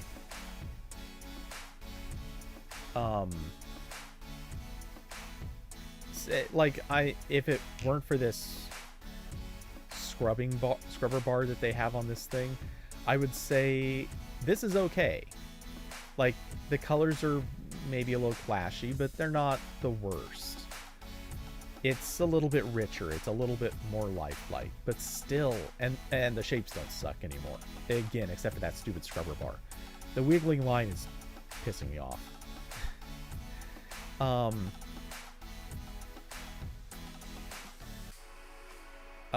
Awesome. Material U is just not information dense enough. Yeah, I'll agree with that. Let's see. Austin, you're not one to question fashion trends. They say trends come back every 50 to 70 years, and by the number of mullets you see, it seems to be true. Yeah, but those mullets are generally also worn by people that are walking around with Confederate flags, so I wouldn't exactly call that a fashion trend coming back.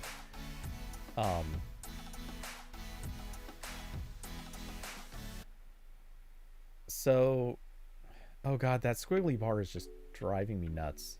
Why would they do that? What did they think was... Did they think that was a good move? I don't get it.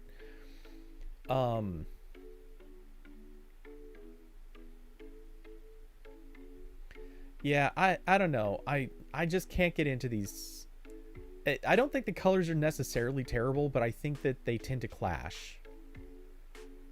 They're not pretty together. Individual colors might be fine, though they seem to really be highlighting the yellows. But yeah, I just am not into this. I feel like it's a little too pastel, or at least bordering on pastels. And as a result, you're getting something that doesn't, I don't know, it's just not right for me. Diablo, you're happy for more shapes though? Yeah, like, I'm not even against having more shapes. That's fine with me. But I do think that they're getting a little, it's a little much with,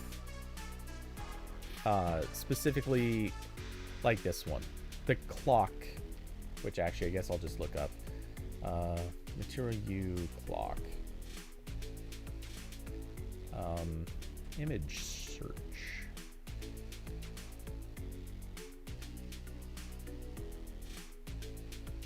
Yeah, this, like, sorry, you didn't win for me on this. This looks bad. It just, to me, this looks terrible. I'm sure it's for somebody, but they don't replace my existing widgets with this, because this looks bad with everything else I have on my home screen. And honestly, I don't want everything else on my home screen to look like this too, to have uniformity. I just don't want this at all.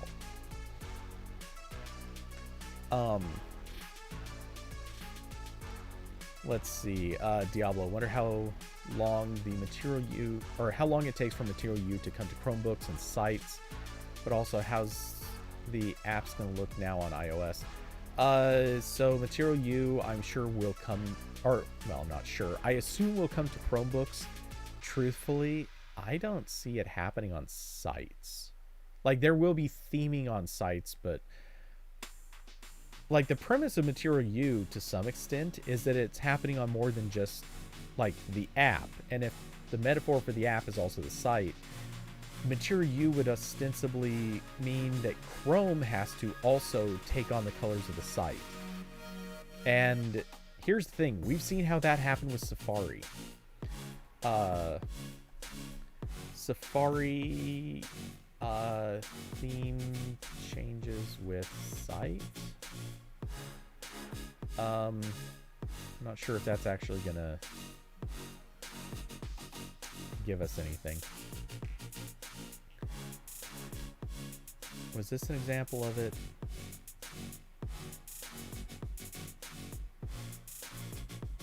Not exactly, but close.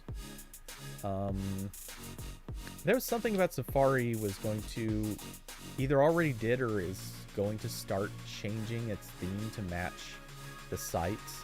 So as you bounce from site to site, Safari will take on like the same colors. Ah, here we go. Yeah, this was it. So, yeah, like that's a Material U style of decision, and I think that's a terrible idea. I mean, fine, whatever, Apple can do it, and it kind of looks fine here, but I'm not sure it's gonna work everywhere, and it gets a lot hinkier when you start switching tabs. At least I think it does.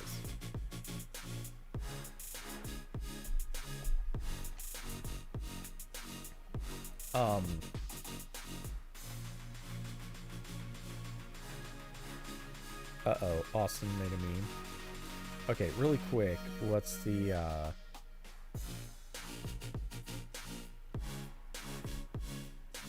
yeah, okay, Diablo, still questioning the choice of site, but hey.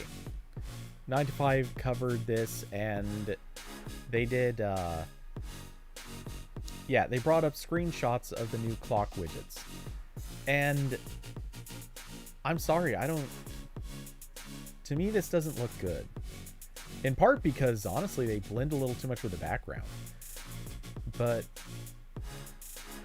I look at this and I'm sorry, I don't see how this looks good. I just can't. This looks less terrible. I'm fine with the top clock on this one, the bottom one. I don't like this stacked clock thing. The hour over minute thing bothers me. But that's just me. I don't think that's really the same. Yeah, and then it wraps. But yeah, I'm not into it. Not even a little bit.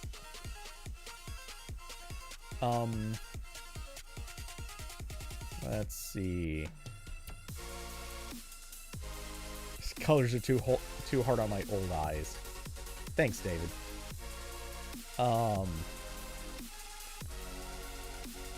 Let's see. At least we got new widgets. Happy with more choice. Except they took away choice.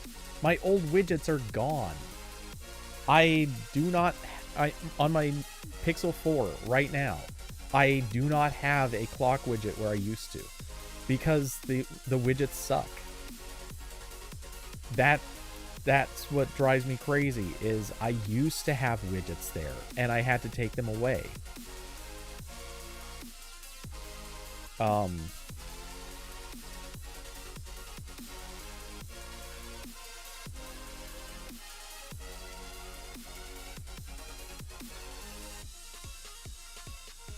Yeah, I just checked and they've changed them since, which is interesting, but yeah, I don't like them. They're ugly to me. They don't fit in. I really just want the nice transparent clock that we used to have. Or like that worked really, really well. Let's see, was there possibly...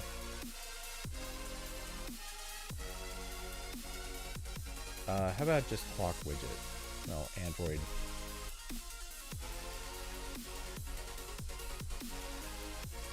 feel like this should turn up reasonably quickly. Yeah, I figured it's gonna show all the other random stuff, but yeah. Okay, I just need the image. But like, sorry, they had something that was very similar to this. That the default clock widget used to be kind of this, but a little different. Like, I liked it. That's the one that I wanted to stick with. They took it away. I'm not happy. I get to not be happy about that. Let's see. Oh, Austin's meme. All right, I gotta check that real quick. Color palettes: Matias Duarte, Wes Anderson. Jeez. All right. So problem now: the design is not applied across all devices anymore, but refined with hints. Not sure I follow that, but seems like AP did not get to make the article yet. Very possibly.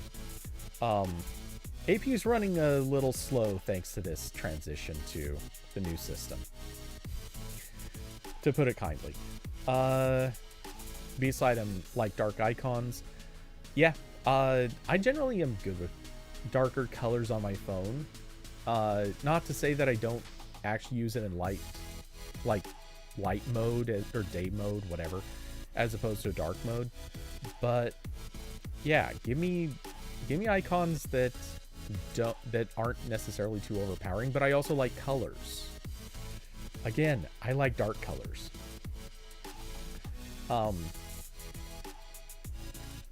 Let's see. Okay. Old was cool, but at some point we need to move on. Okay, I don't disagree with that. I'm fine with moving on. I'm not convinced that this was the moving on. Like, it's one of those things. You don't necessarily need to provide the right answer, as long as you can point out what's wrong with the current answer. And that's where I'm kind of going at with this. I feel like this is not the right answer. It's not the worst thing they could have done. I mean, at least we're not going back to gingerbread look. So cheers to that. But I don't know. I'm not totally sold on this. This feels like someone who came out of the color theory class and only knew enough about color theory to kind of do like the bare minimums. But maybe that's because I've seen too many projects from people who just came out of like their first color theory class, or worse, they took a color theory tutorials training session thing on YouTube. If you don't know what I'm talking about, just look into color theory courses and you'll see what I'm saying.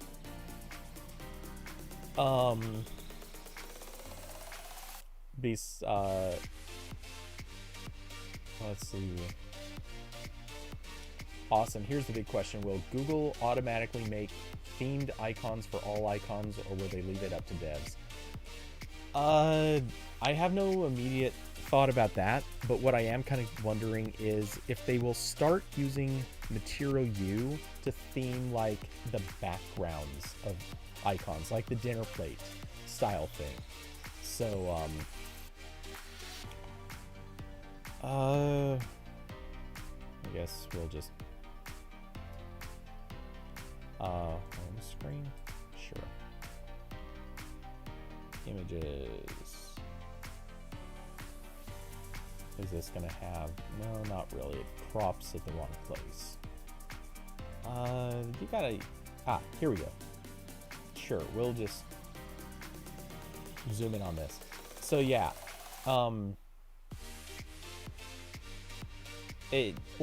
these have white backgrounds. I'm wondering if they're gonna start doing a theme on that, where instead of having the white background, you start getting something that is a little closer matched to whatever background you pick. Maybe it'll happen, maybe it won't. I don't know. Let's see. Austin, I'm not sure if this is in response to that, but says, yeah, it's called themed icons on 12 beta. Alright, let's see what this is.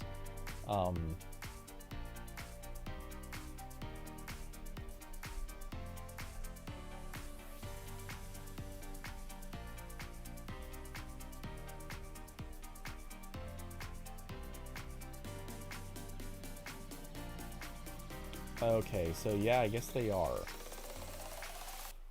Which, that looks obviously broken, because everything is one color except for two? Is this intentional?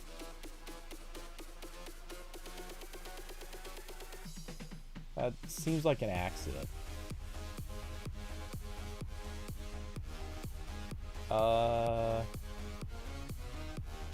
Yeah, I'm not digging this, though. Like, okay, fine, I kind of get what they're going for. But, man, if you're into design, I can see why this is something you'd want. But, man, just looking at this, it feels so much like... I don't know, it just feels like one of the icon packs that I would have looked at said, okay, that's kind of neat, I guess, and I would never, ever consider using. I'm not opposed to the idea, but I don't like this. Not for myself, I wouldn't use it.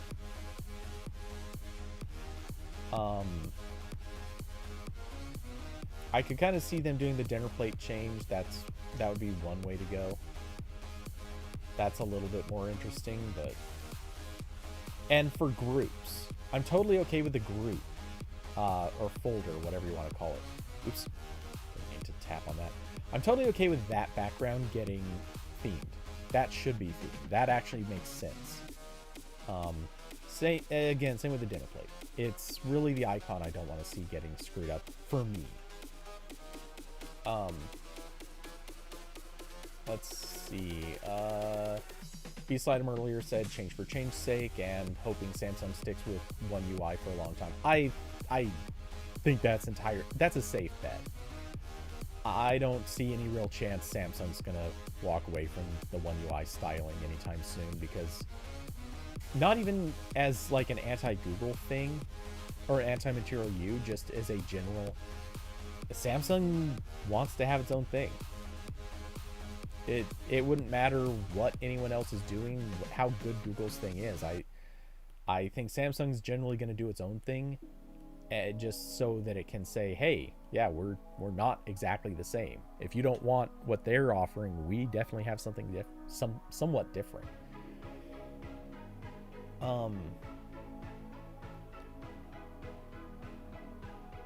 Diablo, you feel like Material U was forced to correct an old omission people assumed material design was just black and white?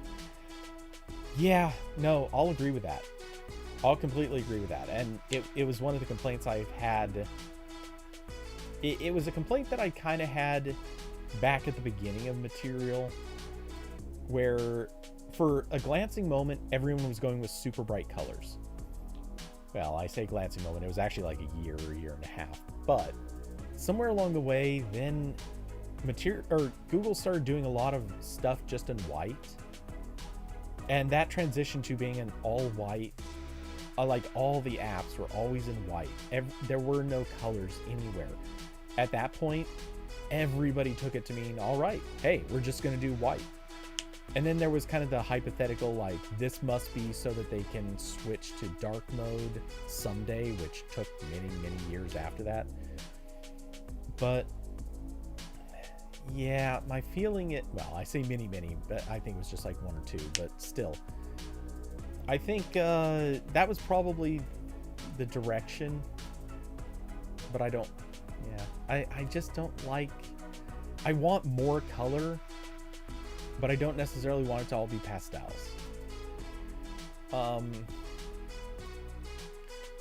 Let's see. Awesome. They'll constantly evolve Material U just like Material Design. Yes, and hopefully this actually follows the same path that Material Design and Hollow and all the others kind of did, where the initial version sucked. Though I was okay with the initial version of Material. It was a little bit of an adjustment, but I liked it. But yeah, hopefully this is kind of like this is like part of the way there, and they'll finish the rest of it later. I just hope that it doesn't follow the same trajectory that all the others have, where first they started out okay, then improved to be something good, and then started taking a nosedive. Because that definitely happened with Hollow. It definitely happened with Material. It kind of happened with whatever Gingerbread was. Like, they have a tendency to kind of go bad before things get better again.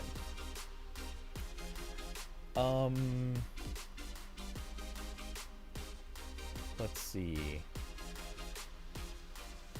The icon shapes choosing are gone from the launcher, right? I think so. Google keeps teasing icon shapes. Yeah, they do need to bring it back. I'll agree to that. Beast item search bars a no for you. It depends on the user. For me, I don't use the search bar for actual search. I don't think I've done that basically ever. But I do use it for... I'm not going to try to find a picture of it, but the search bar when it's used for... any chance that it would show up in any of these? I doubt it, but... no, probably not. If they put Google Lens shortcut into the search bar, I like to have it for that. Because accessing Google Lens takes too long in almost any other method. So if the search bar is there and it gives me a shortcut to Google Lens, I'm kind of okay with that.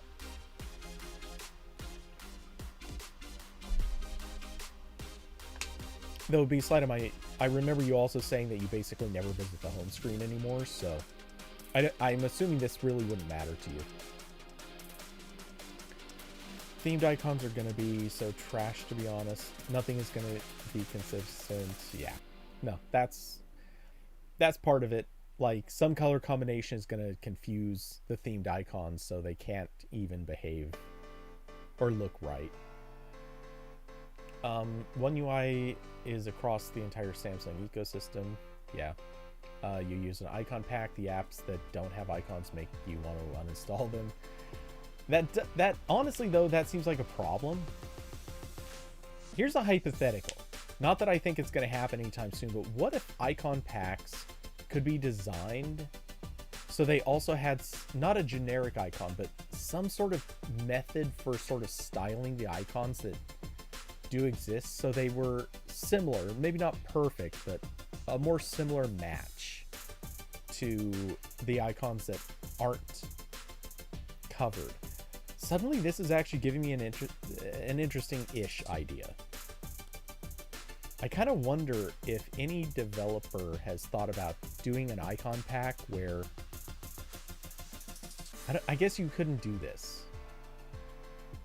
Or maybe you could. But maybe like the apps that are on people's launchers, that people put on their home screen. I wonder if any developer has actually sat down and said, hey, we're going to start collecting stats for this so that we can tell icon pack developers which apps they really need to style for.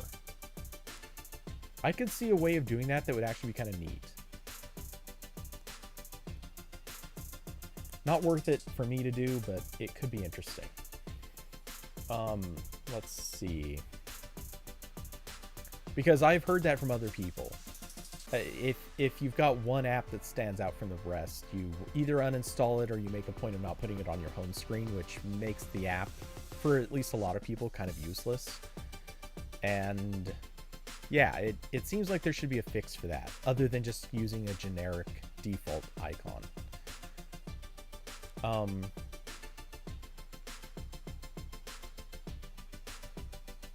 Let's see.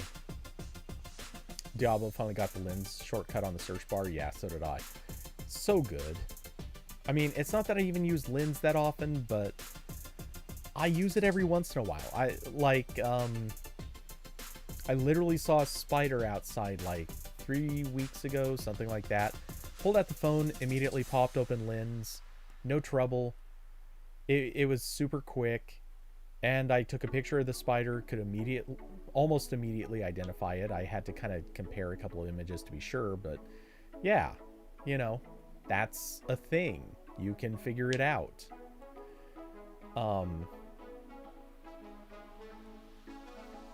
Let's see. Remember one article saying rid the icons on home screen, time to use their widgets as the icon? Oh yeah, I've heard people argue for that. Basically, it's kind of like asking for live tiles in Android. And I'm not against that. I think that actually would be kind of a neat idea. I would love to have live tiles as a replacement for icons on Android. To some extent. I think a lot of apps wouldn't have any use for it, so that wouldn't really make any sense, but I like the idea of icons that actually change their appearance to fit a function. Because, hey, look, there are some apps I never want to open. Because all I want from them is to give me a little bit of information. That would be awesome. That, to me, was the greatest idea for live tiles, was you can know what app you're looking at, tap on it if you want to go into it, but hey, give me the ability to just see like my calendar. I don't want to open a calendar. I just want to be able to look, see, oh, I have an appointment coming up. And calendar's one of the classic obvious ones, but there are a lot of other apps like this. It makes sense.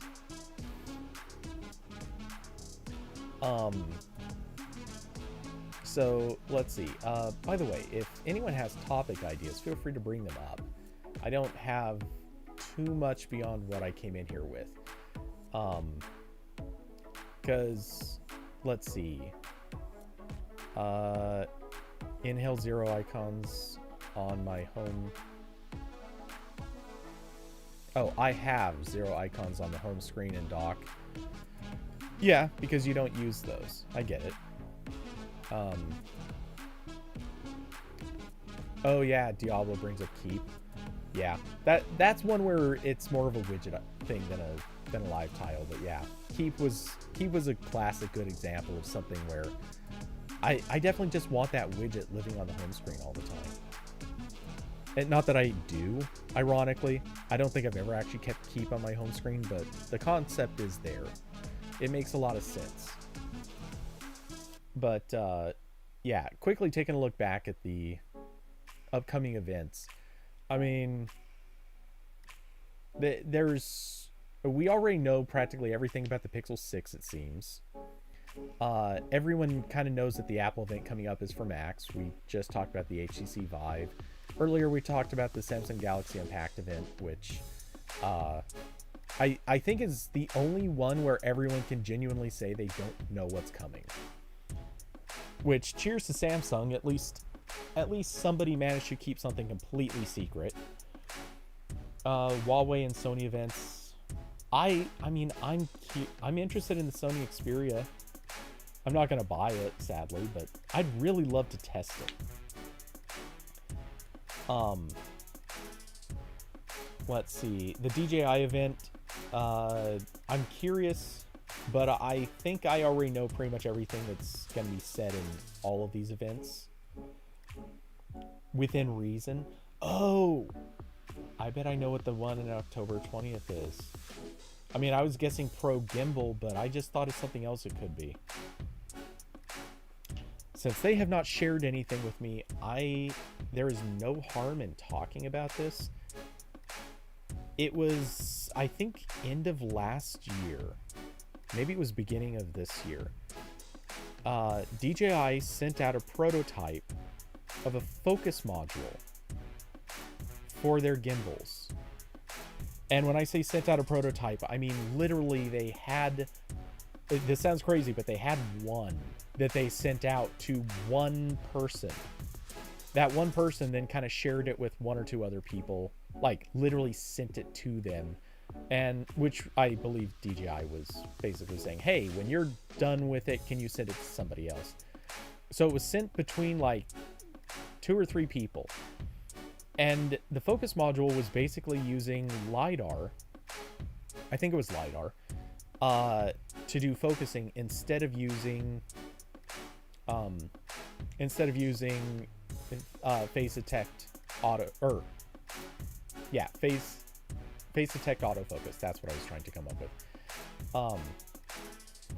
So what was interesting about this is, unlike most cameras where they do their autofocus by looking at the image, basically calculating, like using, making a small making a small adjustment to the image and being able to figure out, hey, from how we're focusing right, or what changed, we can calculate what we need to focus to. That's basically how they do it now. What DJI had created did not require that you had good light, or really any light at all. In theory, you could actually focus completely in the dark. The other neat thing about it is it worked on full manual lenses. Lenses that did not have autofocus at all. You could take literally 100-year-old camera lens. If you can mount it to a camera, and as long as it had hard stops, that was a factor there too. Which all the old ones did. As long as it had those two things, you could put an ancient lens onto a camera and give it autofocus. There's a chance that maybe that's part of what they'll be announcing on the 20th. It was really cool. But I'm not... Everyone basically said it wasn't quite ready for prime time, but it was really close. And I think the things that limited it weren't going to be changing anytime soon. But yeah, that could be interesting. Again, no one cares about the Samsung Dev Conference. I mean, it's in the list just because it's coming up, but yeah, no one cares. Diablo, hopefully they bring it out. I'm sure they will. I'm not sure. I have no specific reason to think it's going to happen on the 20th. But I'm very confident that they'll eventually bring that product out, because it's a no-brainer. It's something a whole bunch of people are asking about. They wanted it. It got some pretty good YouTube coverage by the types of people who are into that stuff. So I'm sure it'll come out. I just don't know when. Oh, and it also notably had some really big problems with fog and certain types of glossier mirrored surfaces. Which, it's LiDAR. Of course it does. Those are the things that are going to screw up LiDAR. Or shooting into water. So, yeah. It would stumble with those, but it got everything else really well. Let's see. I don't think there's anything to care about the Palm event. Or Palm announcement. I don't think there's any event attached to it. And then the DJI events for October 27th and 5th. Or November 5th. I can't talk about at least one of those, and I probably won't be able to talk about the other when I do get information about it, which I hope I do. I'm gonna have to email and make sure I do.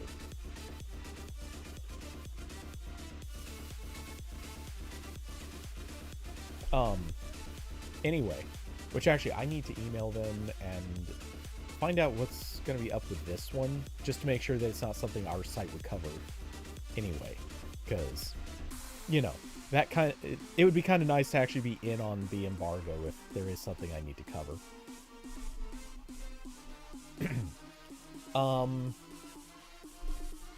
Let's see, no one has brought up other topics, so feel free if there's anything out there.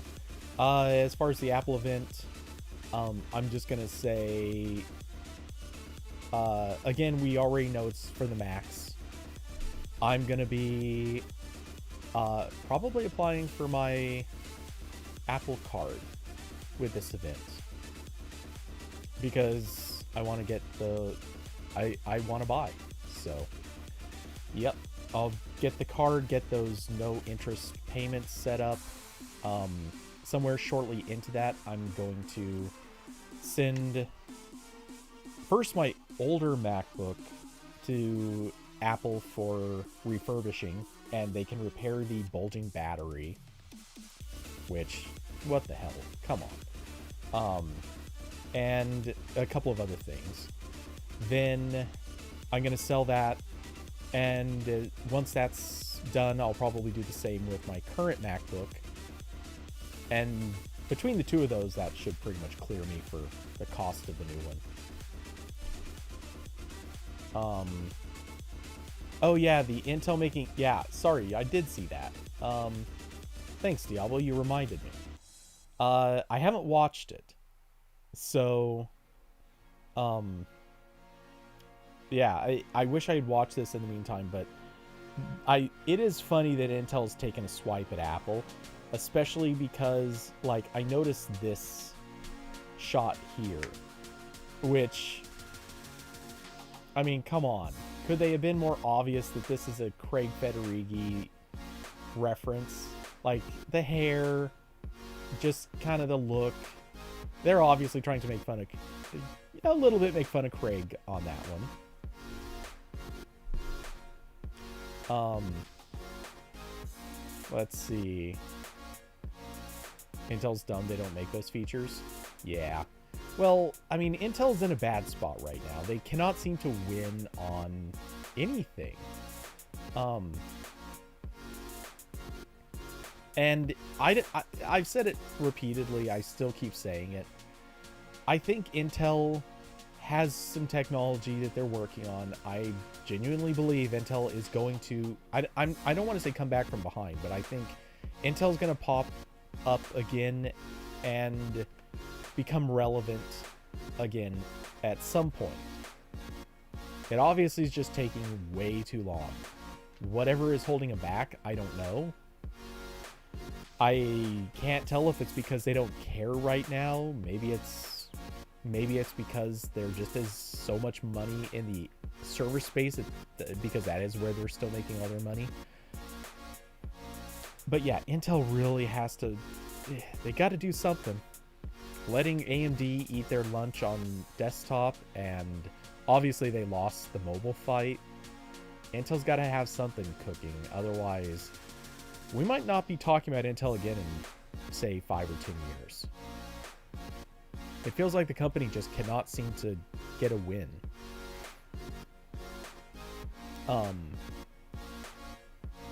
So, yeah. I don't know. I'll have to watch the ad later. Because I have no idea if Intel is the litigious type that's going to be... That if I start playing the ad on here, if they're going to go, oh, we got to take that down. That's not acceptable. That's dirty. How dare you? I don't think they're as bad as Apple, but you never know.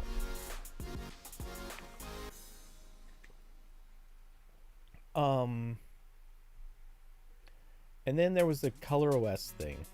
I hate those stupid. Disable your ad block now, please. I need to get a thing that just auto clicks the continue without disabling or whatever. So Oppo's ColorOS 12 is... We're getting a highlight of that, of course. You know.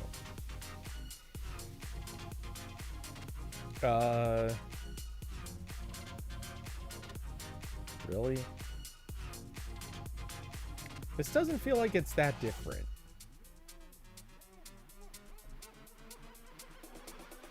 Okay, I'm not really...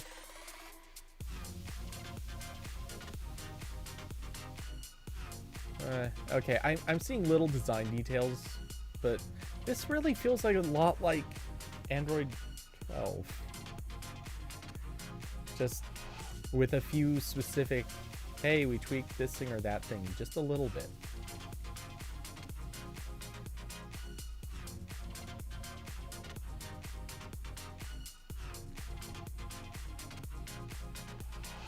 B-Slide, that's a bad take. The vast majority of consumer PCs use Intel. what I'm not sure what the bad take is. I'm saying Intel keeps having losses. Is that what you're talking about? And by that I mean Apple has abandoned Intel. Some of the more custom PC makers have abandoned Intel entirely. Intel is having losses in terms of performance, where AMD is basically just beating them time and time again. Intel's graphics or GPU market has never become like truly competitive. Like, it's okay, but it has never taken over or seriously like beaten Nvidia or AMD, ATI, whichever brand you want to call that one. Yeah, I say Intel. Sorry, I shouldn't say Intel is irrelevant. That's not. That's not necessarily the right phrasing. I'm saying Intel is becoming relevant. Sorry, did I say that? I mean, Intel is becoming irrelevant. Those are definitely the right words. Intel is becoming irrelevant. Because Intel still charges more than AMD. At least last I checked. Maybe that's changed, but I don't think so. Maybe AMD's just caught up and is equal. But if AMD is delivering better performance, and Intel is, at least generally speaking, more expensive, and unless Intel starts offering features that you can't get with AMD, it is a matter of time. Intel will eventually lose if they cannot be competitive. Like, this is a reality. I get that, yes, the majority of consumer PCs use Intel, but let's keep in mind the majority of consumer PCs happen to also be like 5 years old. And yes, there are new computers being purchased every day. And yes, plenty of them have Intel still. But how much longer is that going to be true? That's the reality of it. At a certain point, let's say, I mean, just picking a name out of the hat, let's say eventually Dell comes along. And I honestly don't know, but I'm going to take a quick look. Dell.com. Do they sell AMD processors? I honestly have no idea, but I'm just going to check. Desktops or laptops? I'm really not sure where I want to go with this one, but we'll go desktops for home. Okay, do we have... Okay, so they do have both Intel and AMD represented. Though definitely more Intel processors than AMD. But the fact that they have AMD processors at all is significant. Dell used to never have AMD. I do remember that. There was a time when AMD was just not a thing at Dell. But if at a certain point Dell is sitting there and going, well, we're selling more, or people are asking for, we're selling more AMD processors than Intel because either reputation or quality or performance, whatever the reason, at a certain point, if that happens, Dell is going to say, let's put more AMD processors in computers. We don't have to get rid of Intel to do it. We can just put more in there. As that dynamic shifts more and more, Intel becomes more and more, or I could say more and more irrelevant, or less and less relevant. Less and less relevant is probably the better phrasing. This is the reality of it. And like, I'm not joining the, oh my god, Intel's dead camp. I think people who say that are stupid. And I say that harshly. I don't mean it like actual, oh my god, you're so stupid. But I think it is a bad take to say that something is dead or that someone else beat them and that's the end of the shift. Like, that's not happening. That's not how this is. But there is a stage where at a certain point, if Intel keeps getting beat, and right now, like I said, Intel keeps getting beat. In all of these things that we have to measure who is performing, Intel keeps losing. And that's a significant part here. Intel keeps taking hits when, at a certain point, like, that's okay. They can for a while, but they can't keep it up. Losing Apple was kind of a big loss for Intel, especially because, I mean, it didn't just hurt Intel, it hurt x86, or rather x60. Well, wait. x86, 64, whatever it's appropriate to call it. But it hurt that entire line of processors. And Austin brought it up. Intel's making the right moves into RISC-V, but it's probably too late. That's entirely possible. Both that it's the right move and that it's probably too late. I'm not making judgments on either of those. But what I'm getting at is, at a certain point, you can only lose so many fights. You can only lose so many races before those losses actually pile up. You know, it's kind of like, this is going to sound like a dumb way to go, but the very first name that popped to mind, Tiger Woods. Tiger Woods used to be the golf player no one could beat for, you know, a minute. Or feel free to use, okay, this is really cheating, but Conor McGregor. These were two people who, at least for a period of time, and Conor McGregor was like a puff in the wind. At least Tiger Woods lasted for a good while. Like, he tore through and just kept winning. Conor McGregor was your 15 minutes of fame, one, and then string of losses. The thing is, like, no one's gonna keep watching Conor McGregor take fights if at a certain point his loss record is literally the last, say, 6 years.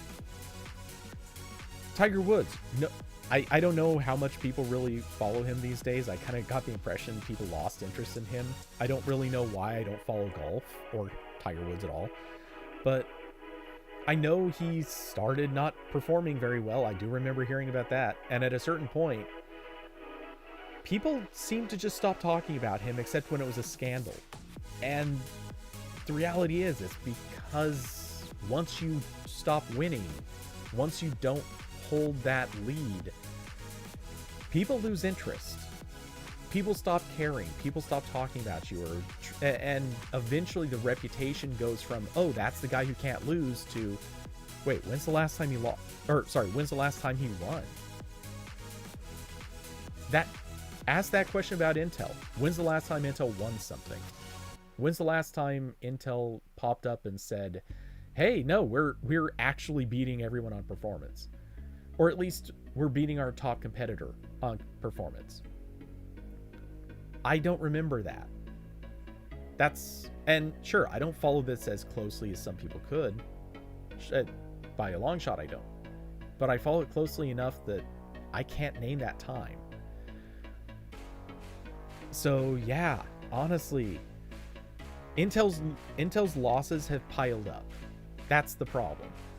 If they don't turn it around, and I said at the start of this, I think Intel absolutely has a few things in the works, RISC-V being one of them. I think that they have stuff in the works that that has every potential to turn this around. But they haven't. That's the problem. They haven't. And until they do, the losses keep piling up. And as long as those losses keep piling up, people are building that interpretation that Intel is failing.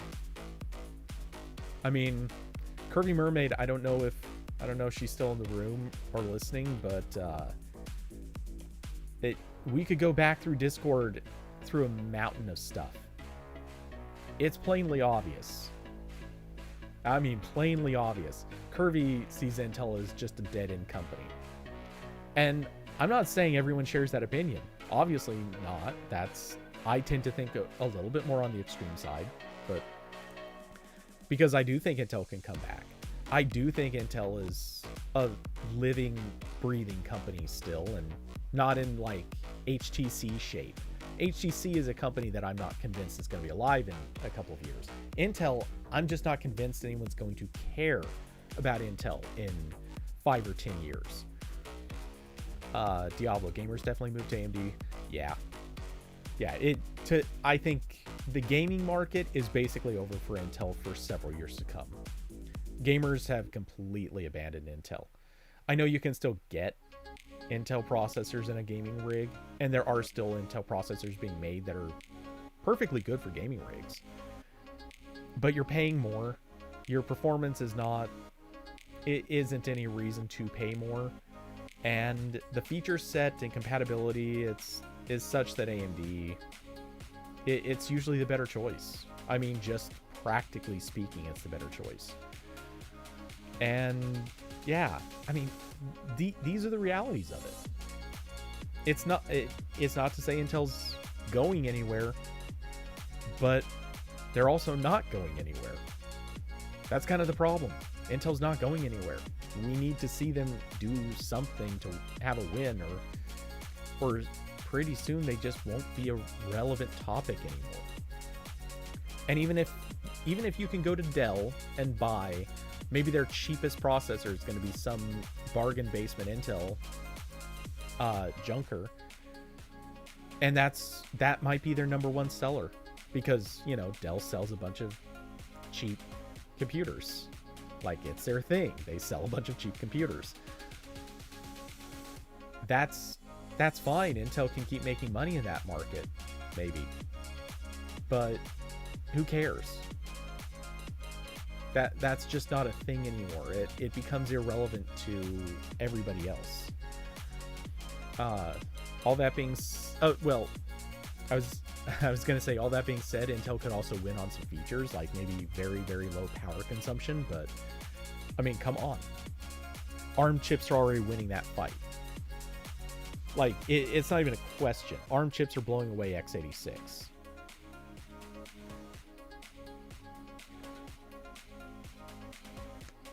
RISC-V might come back, might recover some of that.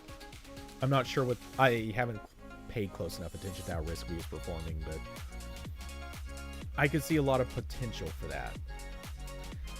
So yeah, anyway, yeah, I don't think it's a bad take to say that Intel is, I don't think they're in trouble, but I do think that they're in a bad position.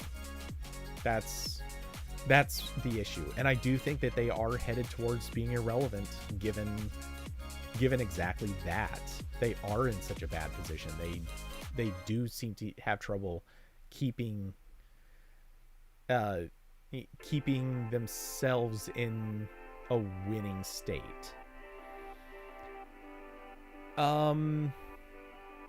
Let's see. So Diablo went hunting through Android Police articles for interesting stuff. Since I did cover it, we can certainly hit really quickly the Google TV thing. I don't think there's a lot to say here, but beyond the oh my god, finally. For multi-user households, Google TV finally is going to be getting accounts, or profiles. Sorry, the term is profiles. So you could already sign in multiple accounts, but your ability to use those multiple accounts was really limited and kind of wonky. You still had to change, like, in every app that you opened up. You still got recommendations only based on the primary account. Your watch list was only tied to the primary account. With profiles, you're getting the ability to say, hey, it's now going to be, dad watching, or now it's going to be the daughter, or whomever. And you can just hop between profiles. As you change profile, it will give recommendations and watch lists based on whose profile is active. And for Google apps, at least right now, it's just Google apps. And it's not entirely clear that it's all of them, but I got confirmation at least it's YouTube, and to me, that's the one that I think matters most. For YouTube, if you change the profile in Google TV, it will also change which account YouTube loads up. So that's kind of neat. It's not perfect, but it's not bad. There is a certain way that I kind of wish they would do this differently, but that's another topic. So I don't have a whole lot. I don't have a whole lot to add to this beyond saying, holy crap, it's about time. Google obviously could have done this so much sooner. People have been asking for this so much sooner. We've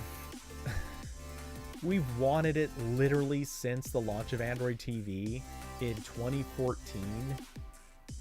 It's literally been 7 years since we wanted this, and it's finally going to happen. Notably, it's happening with Google TV, not Android TV, at least for now. So yeah, we're still going to be waiting. Some devices will get it much sooner than others. The Chromecast with Google TV is going to be the first. Sony and TCL, I think, are supposed to be either among the first or basically following. Yeah, Sony and TCL. They're going to be basically getting it first. Which, okay, I'm good with that. Though I also don't think it's going to apply to all Sony TVs. I bet mine won't get it. But you never know. We'll see. Now they just got to implement remote pickup to recognize by voice. Yes. Well, that, or a lot of people have also said, give me a fingerprint reader. I have another take on this. Every device you can possibly use, I want it to somehow give you a way to automatically trigger which profile is loaded. So for reasons I won't totally go into, that it's just not worth the complication of digging through it. I actually happen to use, and I don't like it, but I happen to use the, let's see, getting off of this. I'm using the Android remote app. So I hate this thing. Again, just saying. But yeah, I'm using it from my phone. Here's the thing. My phone, I want to be able to just outright, I was going to switch focus to show this as a demo, but there's no point to it. My phone, I want my phone to, when it connects the remote app, like, I want to be able to just straight up tap the button and it goes, oh, hey, now Cody is controlling the TV because that's his phone connecting. Let's use his profile. To me, that makes a lot of sense. And then when someone else is using it, maybe from a remote or something like that, you could put a fingerprint reader on there, you could put voice on there, or maybe just link it to a specific remote. Like, if such and such is using this remote to control it, then that's the person whose profile we should activate.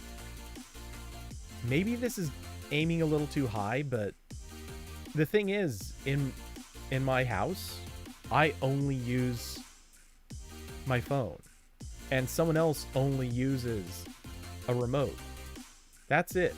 It's that easy. If that's the case, I don't see any reason it shouldn't do this. But I don't know how the switching actually occurs. One of the annoying things is they didn't show what the actual process is to switch profiles. My hunch, my hunch is that you're probably going to have to, like, arrow up to something on the home screen to switch profiles. And if that's the case, that really sucks, because it's not going to be any better than using, like, if you've had to switch the active user in YouTube, it's probably going to be a lot like that, and that sucks. Like, that's stupid. I don't want it to be a arduous process to switch profiles, and no one's going to use it if that's the way. So yeah, I don't know. I I don't know. I one way or another this is good. I'm just worried about how it's implemented. Again. Also, I want this to become available for third-party apps. As far as I'm aware, nobody else covered this, but I asked Google, or the PR rep that contacted us.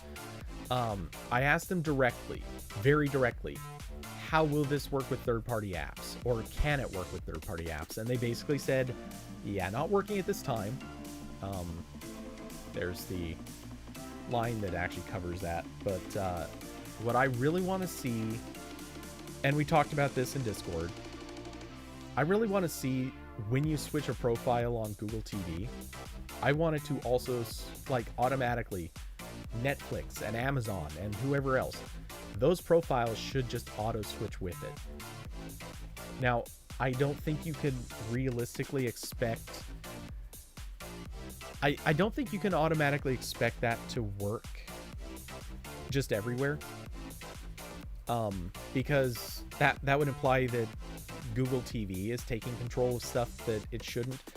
But I do think if it just sends a notification, like an event, to the Netflix or Amazon Prime apps,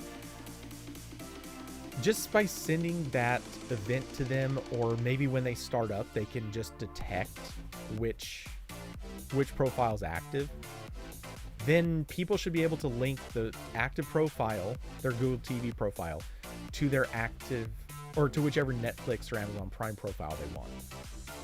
Give me that ability, I'm golden. And I think app developers will love this. Netflix will, I bet, implement it within weeks. Just after test, like, they'll probably implement about as quickly as they can, and then take a little longer to test it, and then it'll be there. Amazon Prime, we all know how slow Amazon can be, so I bet it'll take longer. But this is something they need to have an API for. Plain and simple, it needs to happen. To my knowledge, Apple, I think, already might have this. I actually don't know. I had heard something about them having it, but now that I think about it, I'm not sure about it. Regardless, third-party apps need to have this. Plain and simple. It's not a big ask. It's not hard to understand why it's an ask. It just needs to happen. So, hopefully it does. Let's see. And very notably, at present, it just simply is not supported. Plain and simple, that I asked. There's no way third-party apps are supposed to be able to do this. If they can do it, it's through an unsupported method. So yeah, anyway. What was this other thing? Google countersues Epic for the money it made by breaking Play Store rules. I don't know that there's even much to say on this. This is just a facepalm kind of thing. This is Google suing just for the sake of saying, hey, we can sue. And we just want it on the books that you did something bad, and we're gonna countersue you for it just because. I mean, I get it, but asking for the money back is not gonna go anywhere. They're not gonna get any of it. So yeah.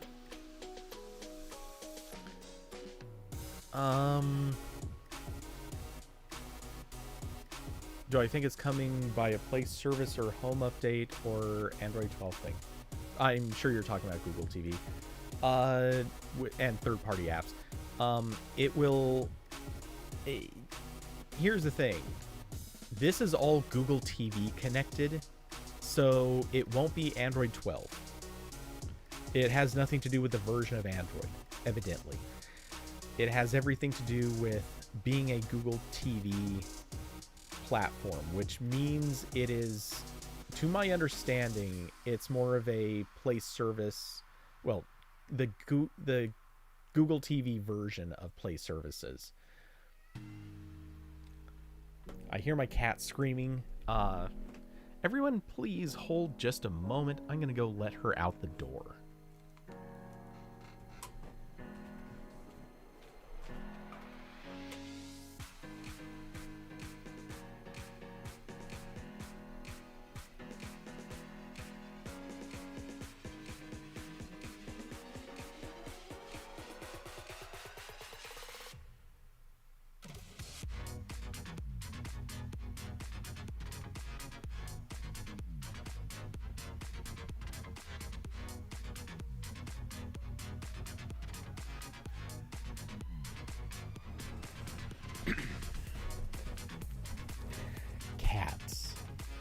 love them. Sometimes hate them. Nah, she's a sweetie. Just very, very demanding. By the way, we're gonna call 15 minutes just because I can feel my voice is hitting its wall.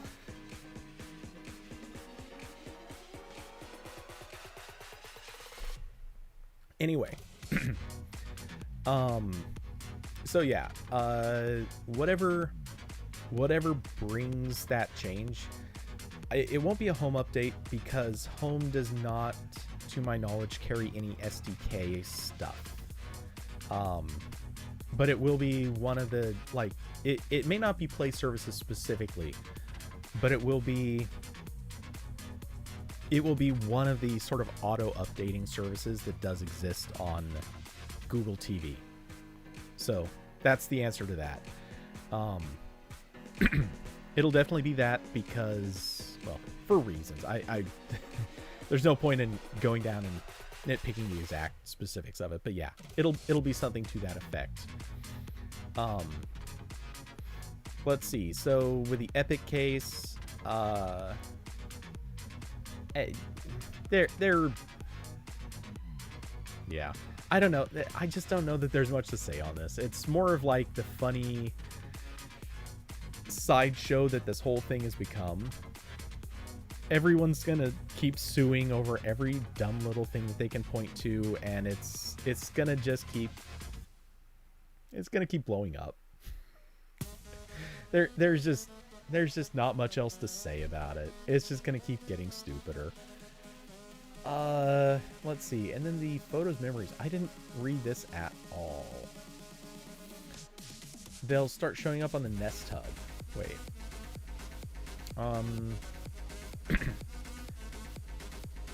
Google's like, Apple got money, we need money. And to be fair, I mean, they have an easy case for it.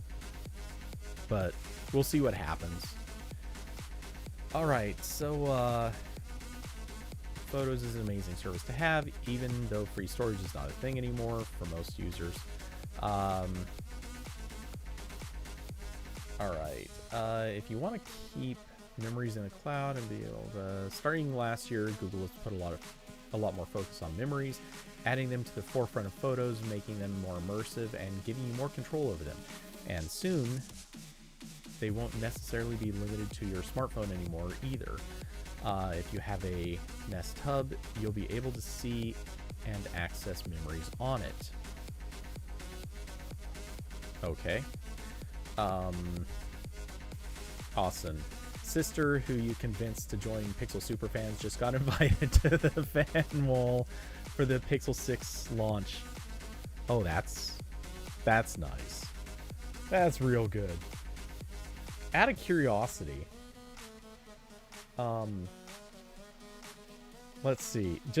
I'm just gonna take a quick look and see if I might have gotten an invite too, just because that would be hilarious. Which, notably, I will not accept if that comes up. No, I don't have an email about it. I need to also check Facebook because my request to join the Superfans group actually has not been accepted yet. I don't think.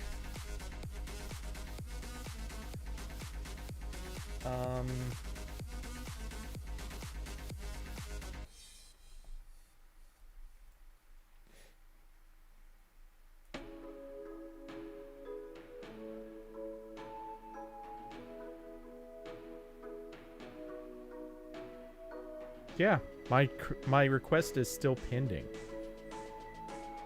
That's weird. I put that in, what, 2 days ago? Seems like they should be responding a little faster than that.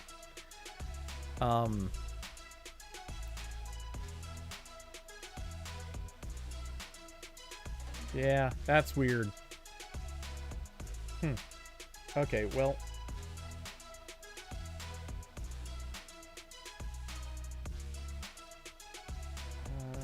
Okay, no, just looking through a couple of the other things in this list. Nothing stands out to me. That is super weird, honestly. Kind of confused by that. Okay.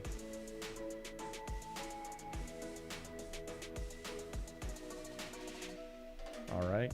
Just saw another email I'm going to have to deal with later.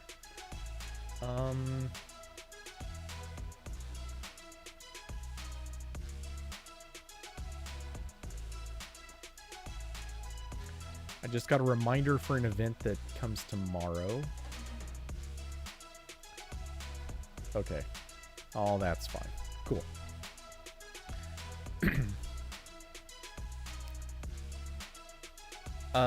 Austin, no. I followed the link that they emailed me to the group. I hit join group. It came up with a question asking if I was over 18 and in the US. I had to type yes to that. I hit the button to give that response, and it said, "Great, your request has been sent." That was it. And since then, my request is still pending. And I just checked; it is still pending. So either they noticed, hey, we're not sure that this guy isn't part of press, or either that, or maybe they're just being super, super slow to get through requests. All these are possible.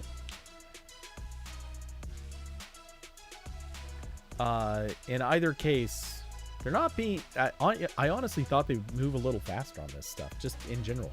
With fan groups, you kind of want to. But hey, whatever.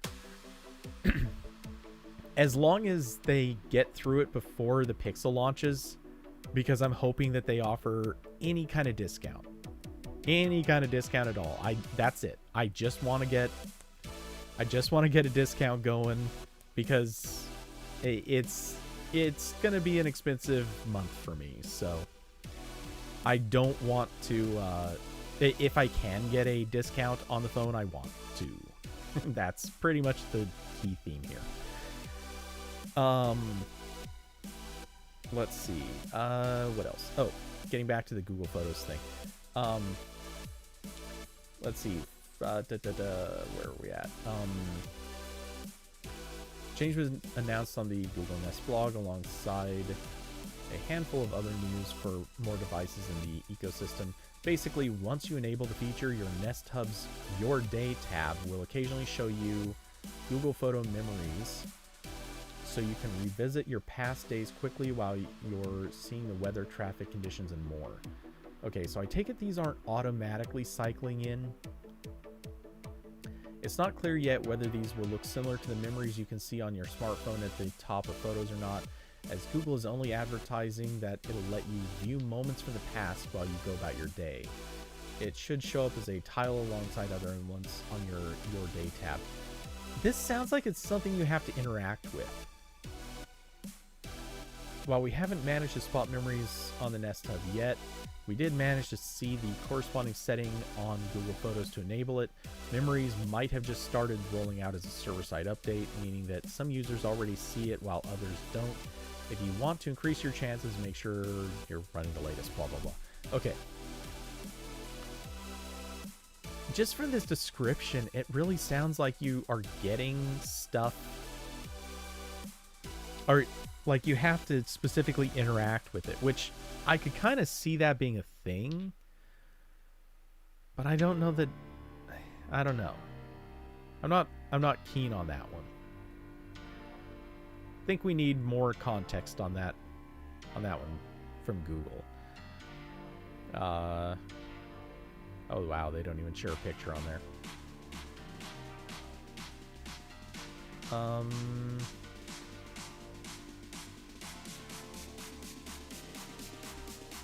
Oh, in fact, it's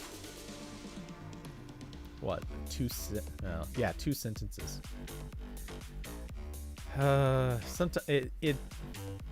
Sometimes it's amazing how we have to, and this is a problem everyone kind of has to face, but they wrote 2 sentences about it, and as a result, it turns into 4 paragraphs. And sure, that's great that it adds context, but sometimes it feels like if blogs were set up a different way, we wouldn't have to fill them with so much extra text.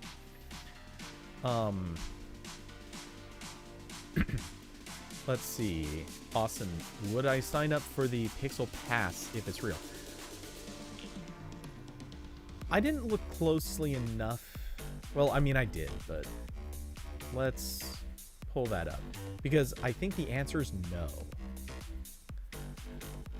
But mostly because what is implied in it isn't that great.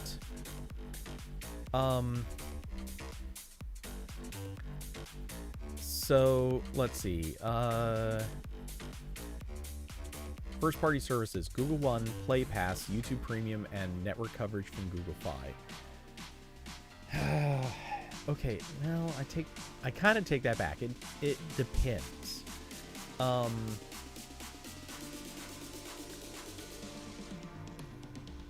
Okay, so here's the thing. I have a Google Fi subscription. Or service, I should say. I'm not sure how much longer I'm going to keep that because I haven't really needed it for a while.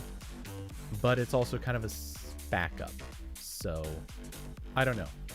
And plus, for a good long while, for a very long time, I didn't have to pay for it because I had a bunch of referrals. Those have gone away. So, this is now an expense that I kind of don't really need. The counter to that, it's a tax write-off, so kind of, I don't know, a little bit of benefit to keeping it.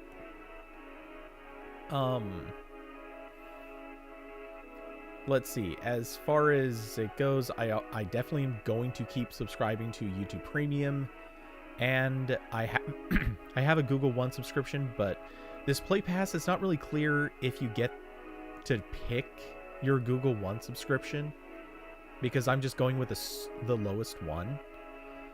And like it, I bet that I have a strong sense that this isn't going to let you pick your size.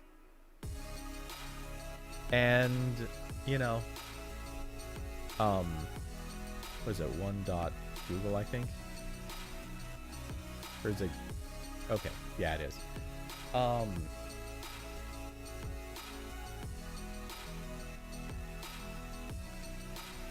Let's see, where is...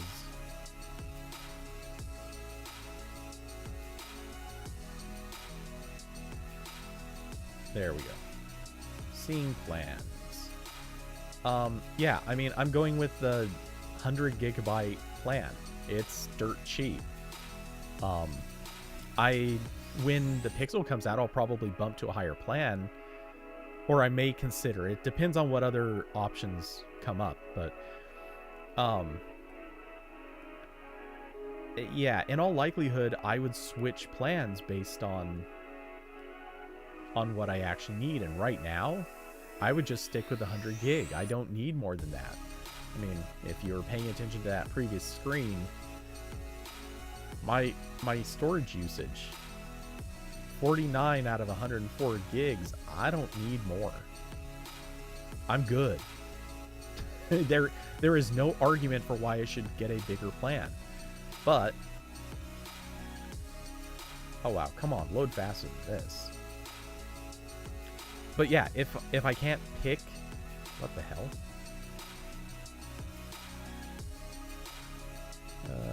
Okay, just making sure nothing went bad. Yeah, looks like stream's okay. That was weird.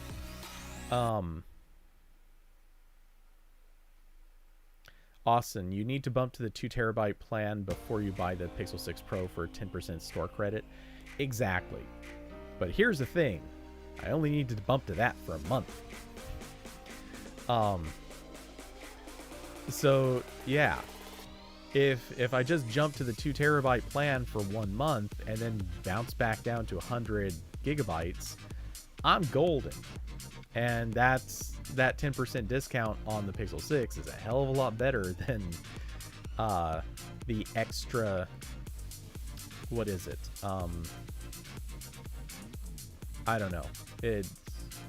10% off would be, depending on what the price ends up being, that's what, $80.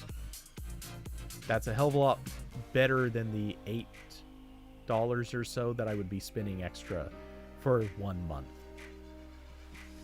So yeah, I'm totally down for that. No problem. I will, hell, I could actually, at that price, it would actually be worth, or it would be a break even. If it's an $800 phone, it would be break even for me to actually switch to the 2 terabyte plan for a full year. Full break even to do that. So arguably worth it, but I don't need 2 terabytes. I would not use it, so no point. Anyway, yeah, I don't know if the Pixel Pass doesn't let you pick your storage size, probably not actually worth it to me. And then the other part of it is Play Pass.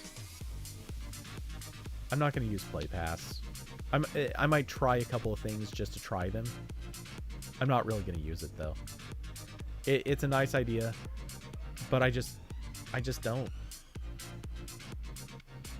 The apps that I find that I want to use, I generally buy them. So all this is to say, Pixel Pass depends on. It depends on 2 things. One, how much, what discount does it give to get all of these things combined? Because if, I will say this, hypothetically, let's say that the cost is what I'm paying for Google Fi, Google One, and YouTube Premium. Combine all 3 of those things together, and the cost is the exact same. Okay, sure, I'll take Pixel Pass. It's basically just means I'm getting Play Pass for free. And otherwise, nothing changed. I'm okay with that. I can deal with that. It also, if Google One storage, if I cannot pick my storage level, or cannot pick the one that I have, then chances are the price is going to go up enough that it's not a deal. And in fact, it might cost me more to go with Pixel Pass. So again, that would be a loser. There's also a final possibility, and I think we brought this up in Discord, though maybe it was a conversation inside of Android Police. But where's the family stuff? Because if this interferes with family, well, that kind of breaks this, because my YouTube Premium subscription is for family. And my Google One subscription, I have somebody sharing that. You put these 2 things together and again, doesn't work. So we'll see. I feel like right now I can think of 3 reasons. Well, 2 of them are both just general cost, but I can think of 3 things that would break this deal for me. So Pixel Pass would just not even be an option. I just, yeah, that's where I'm stuck with this. I can see more reasons why I probably wouldn't subscribe to Pixel Pass than reasons that I would subscribe. The only way that I see subscribing to this that's like the no way out of it kind of thing is, does it make this substantially cheaper? Which I don't think it will. Honestly, like Google One, I know Google makes huge profit off of that. YouTube Premium, I know they're making a profit, but I think it's a lot closer to a break-even situation. Pixel Pass, I'm assuming that's mostly break-even, but I honestly don't know. And Google Fi, I'm sure they're paying a decent chunk out of. The thing is, the stuff that I want to be cheaper is the stuff that I mostly think they can't make much cheaper. And unless a couple of those other things effectively become free and you're only really going to end up paying for about 2 of them, it doesn't break even for me. So I basically need it to be better if it's going to make a difference. Let's see.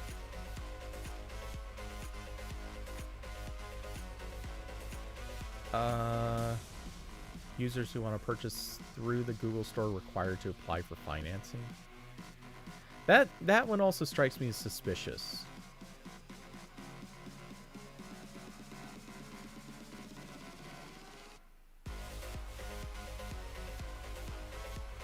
I guess, I don't know. I'm not really clear on why you would need to do that. Because people are already paying monthly subscriptions all the time. Why should they have to use financing? That feels like a reason for a credit check where there's no need for one. Plus synchrony. You know what? Actually, there's a fourth reason. There's a fourth reason why I might not do it. Because Synchrony Bank, I have for years now, because of Apple, I've tried to apply for credit from Synchrony and they have not let me. Every single time they pull this whole, we need to do these extra verification steps with you, and it's like, all right, how long is that going to take? And it's going to be like a month. And so I finally just give up and I don't deal with it. So yeah, actually there's a fair chance that I'll just skip it on that basis. I might not actually be able to get Pixel Pass because of Synchrony Bank. Yeah. They're such a dumpster fire. They're notoriously bad. So let's see. Running up through comments, man, I think I fell behind a little bit. Diablo, hope Google Bundle comes out not tied to phone or Fi. I think it will be required that you buy a Pixel phone. I don't really know why, but I think it will be. As far as Fi, I firmly agree that shouldn't be a requirement here. What I would throw in as a counter to that, though, just a hypothetical. For anyone who would still buy the phone, would you consider getting the phone and Pixel Pass if Pixel Pass effectively made Google Fi free? Now, I'm not talking about a lot of data usage, like basically whatever the base level is, but if you could basically sign up and whatever the cost of Pixel Pass is, let's say it's equal to adding together the cost of Pixel Pass, or sorry, Play Pass. I'm gonna keep mixing those up. Take YouTube Premium, Google One, and Play Pass. Add the cost of those three things together, and that's what the cost of Pixel Pass is. And then you get Google Fi for free, or effectively for free.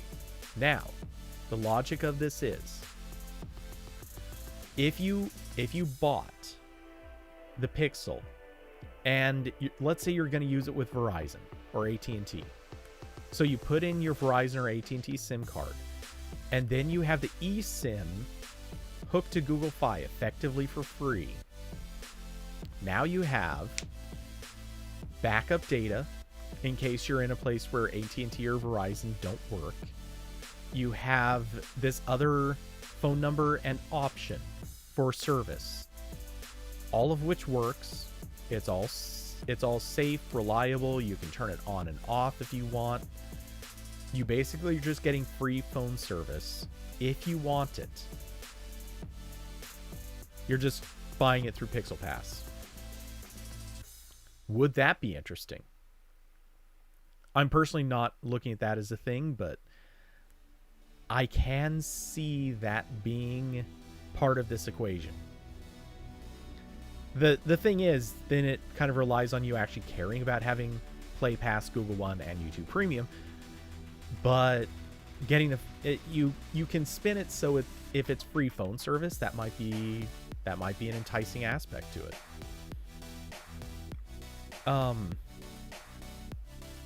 Austin, you're debating if you want to pre-apply. Yeah.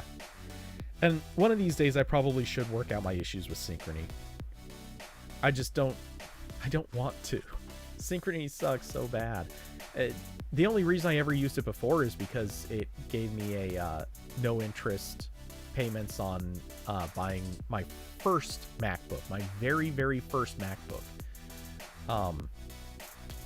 I wouldn't use it now at all because credit cards honestly give that same deal, and Apple Pay card, or Apple Card, sorry, also offers this. So why on earth would I use Synchrony? Let's see. Nest Hub. Plus Apple Pay, or sorry, Apple Card, gives you an actual like money back value that you don't get with Synchrony. So yeah, it's a no-brainer. The Nest Hub is being a tablet more every day. Thought voice should be first. Yeah. Also, the already signing of a service blocks us. Like, so much hassle gonna happen in the first days where people are paying double or broke their accounts. Well, yeah. Yeah, everything about the Pixel Pass, that is one thing that makes me nervous, is I look at this and I think, okay, so if this is only for like one person, now a bunch of people with family plans and YouTube Premium are going to be broken. If it's really for, if it does have a set size for Google One, which I really can't see how it would, that's going to blow some stuff up. If it does come with Google Fi, like what effect is that going to have? Like, there's a lot of weird stuff that could go on there. Let's see. YouTube TV, YouTube Premium, 2 terabyte storage. Pixel upgrade. How much should it cost? Like, ideally. I have no idea. And you're also mentioning YouTube TV, which isn't part of this equation. Which, honestly, I find that maybe the weirdest thing. Like, why isn't YouTube TV on this list? That's the one that I look at and it's like, how do you not include that thing? Which just tells me that they're trying to keep the price down. My hunch. How much was Play Pass? That's what? Something like $5 a month? Play Pass.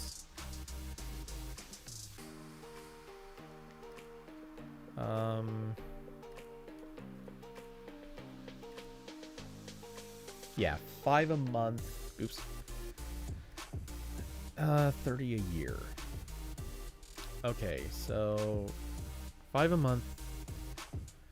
YouTube Premium is what, 10? So presumably 15. Google One can't be counted on account of the obvious. Google Fi is, I think, minimum 20 a month. Let me check that.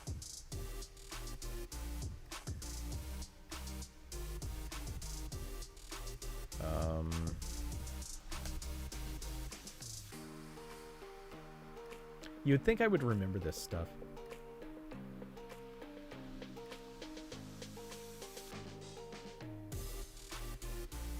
Oh, is it 25 a month now? Oh, no, it's, okay, it is 20 a month, just it ends up, Jesus, taxes and regulatory fees are adding up to almost 5. Okay, so that's, say, 35 a month, and that's without Google One being in the equation. And presumably there'd be some discount. What if?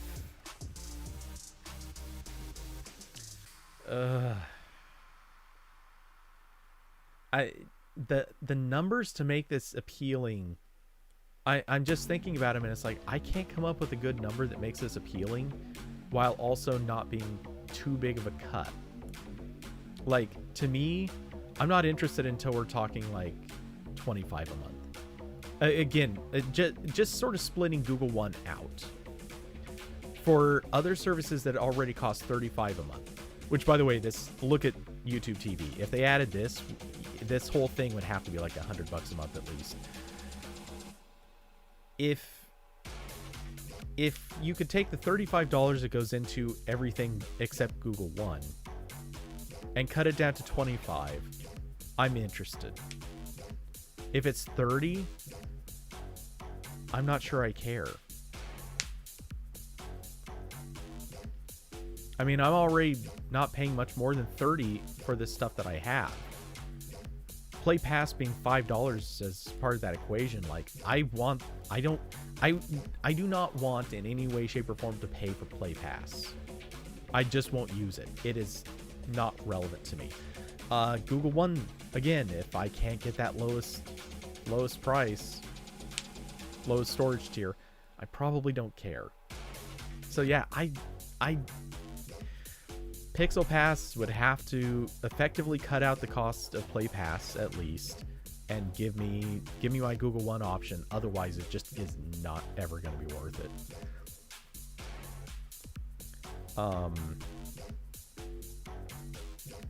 David Lama, isn't Fi Unlimited now? Is it?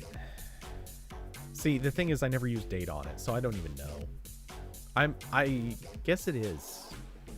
So, not there. Not there. Did I? Okay. Oh, I opened it in a different tab. That's why.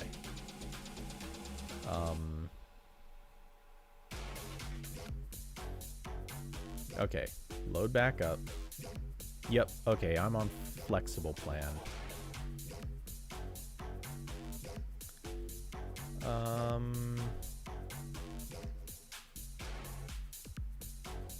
It says data is free after 6 gigabytes. So, no, I must still be on paid.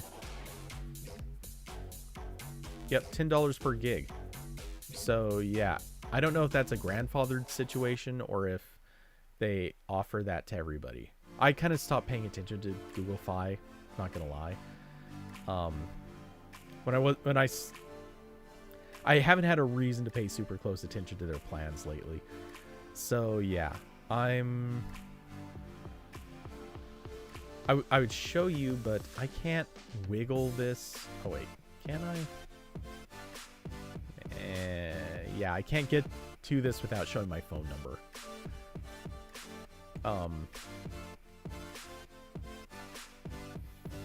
Yeah, I don't know. I just can't find a good way to make this price work.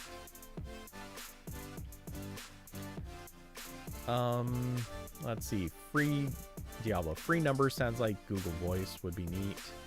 That could be, yeah, that could be a good deal. Like for people who are interested in just having free Fi, just for the hell of it. That could be a really interesting deal. The only bad thing is you broke RCS once by trying Fi. Did the eSIM stuff and my messages app went wonky. That sucks. Had to deregister the number for T-Mobile, wait 10 days to come back in. Yes. RCS is super broken with their whole deregistration system. Go figure. The one thing everyone got to make fun of iMessage for, and that's the thing that RCS just cannot do right.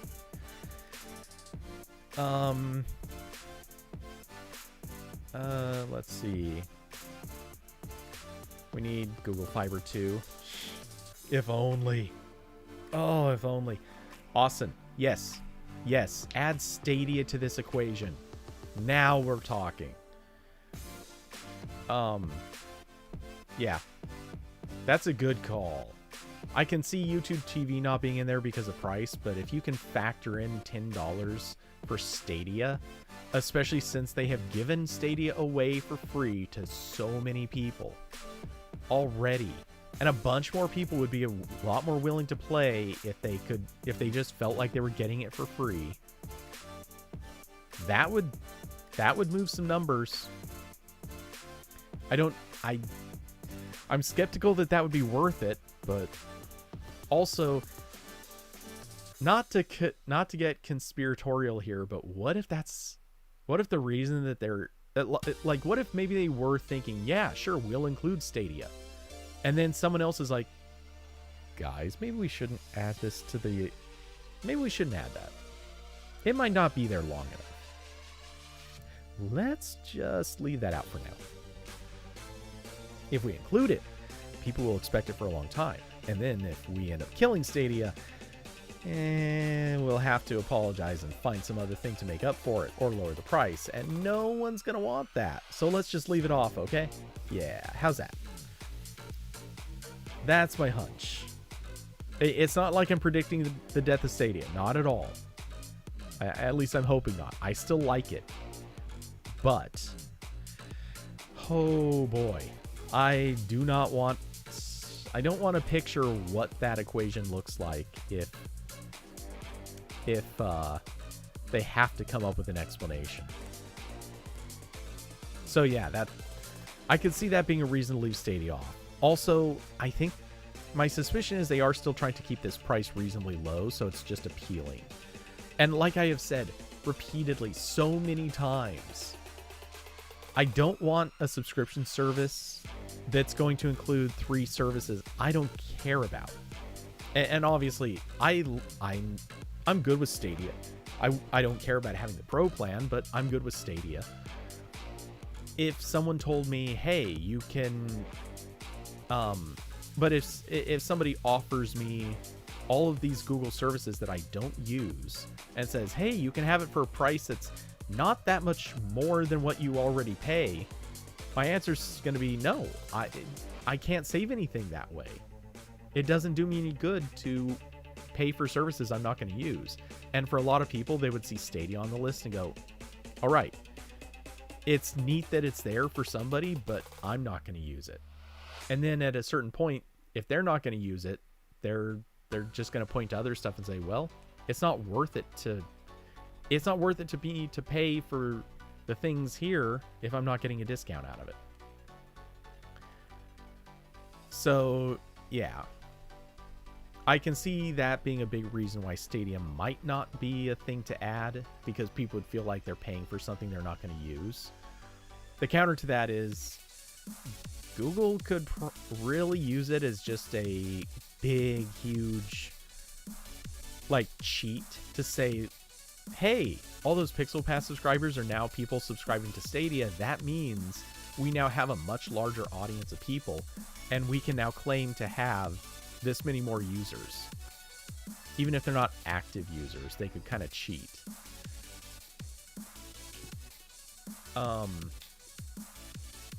The same could be said for Apple One. How many people care about Fitness Plus, News Plus, or Apple Arcade? That's my point. I don't know how many people subscribe to Apple One, but I bet it's not as many as people think.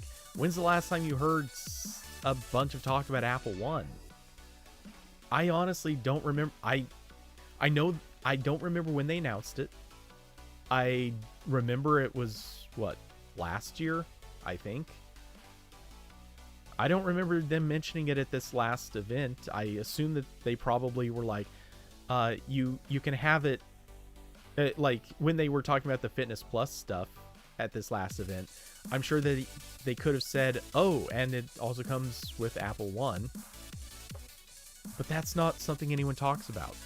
Apple One does not get discussed anymore. It's forgotten. I'm sure there are Apple diehards who have it. You're right. Absolutely.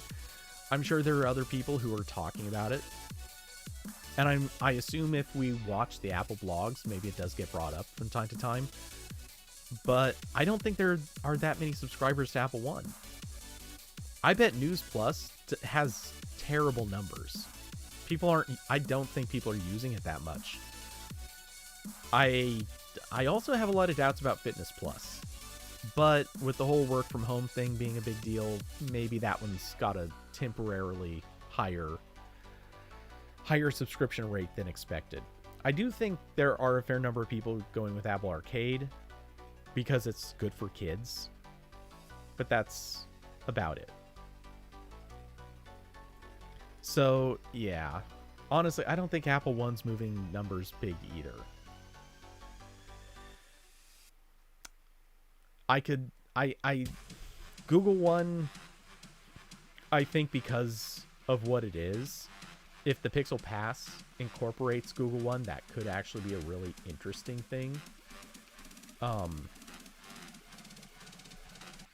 Wait, why did I just get... Oh, I see. Just got a Slack ping for something that's WTF.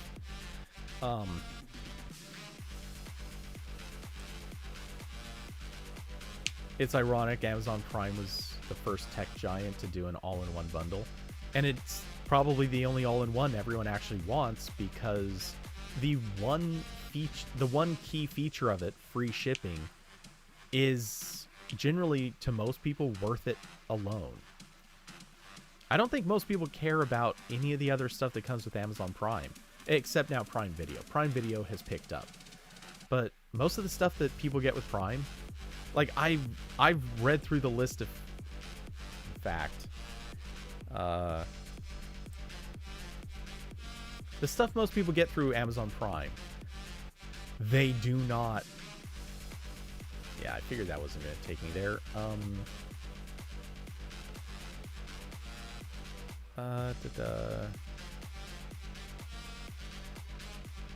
about this one?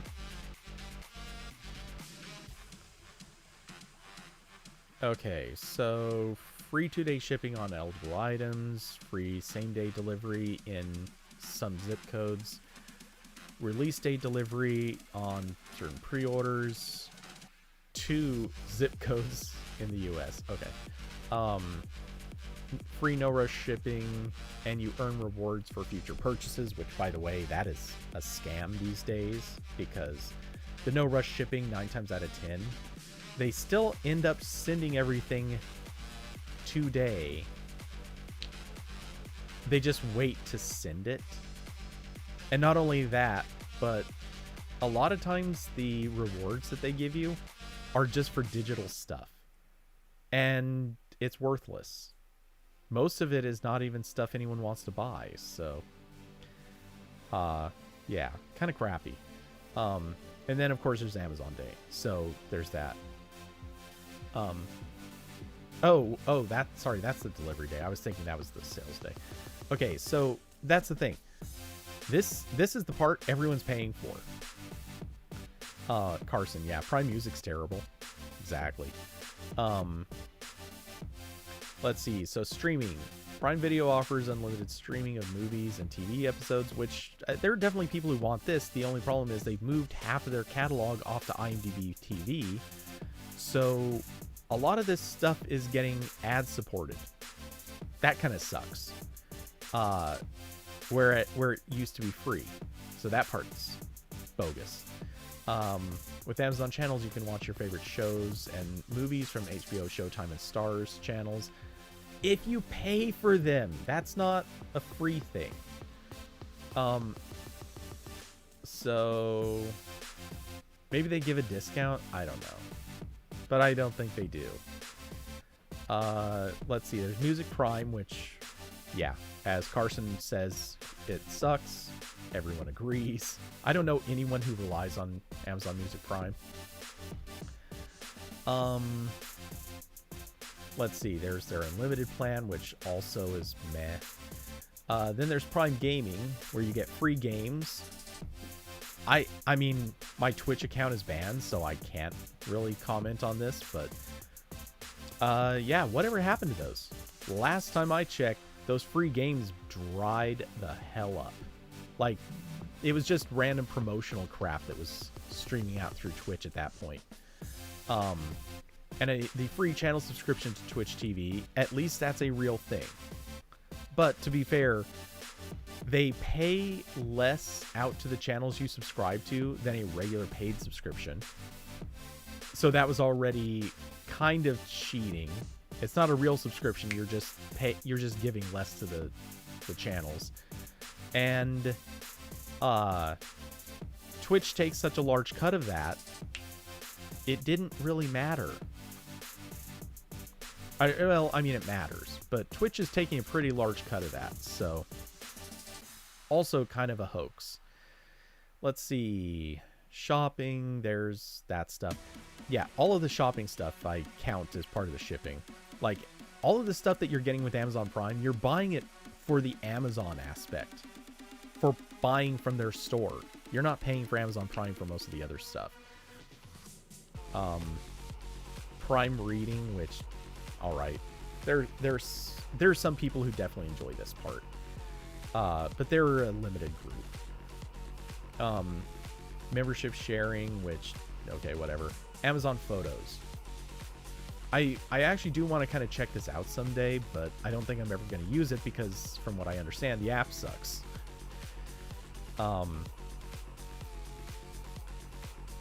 Let's see, and the rest of this is whatever. Okay, so yeah, no one's getting Prime for anything but Amazon. And maybe Prime Video. But Prime Video's app sucks too. David Lama, you wish Audible was included in the Prime sub? I agree.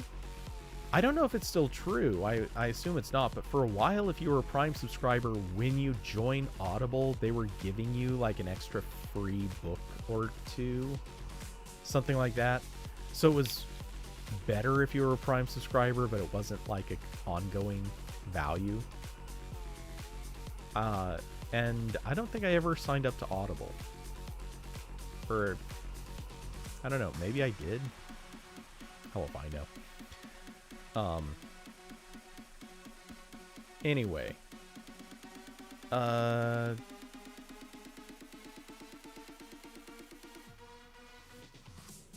Let's see.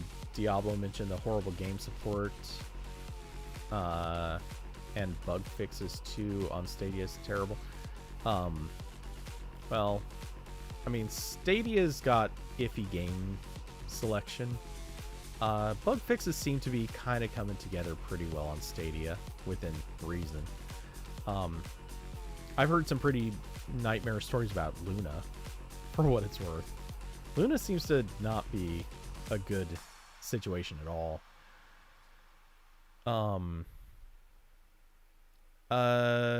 Yeah, the Whole Foods discount. Okay, there is also that. I haven't been to a Whole Foods in years. There isn't one anywhere near me. Not even remotely close. For laughs. Let's see. Whole Foods. I'm guessing the nearest one is...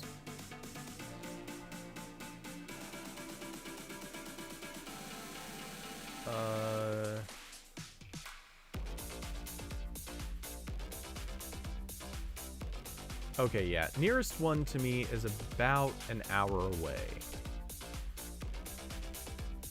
It's not as bad as I expected. So...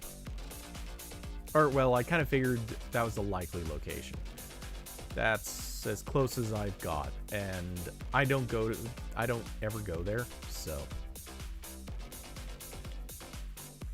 Carson, because I live in the wilderness. Yeah. Okay, well, David doesn't live in the wilderness, and he's 2 hours away from Whole Foods, so haha.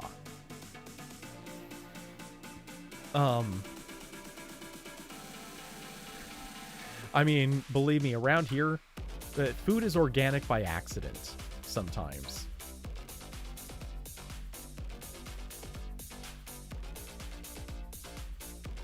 Also, believe me, around here, organic doesn't mean shit. A lot of stuff gets labeled as organic when it is not. So, you get both versions of it.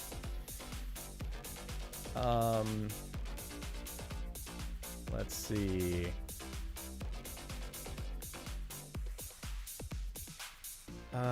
Just quickly scrolling back up to see if I missed anything.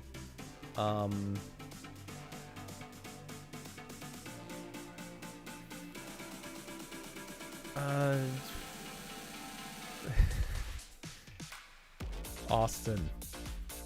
Nice.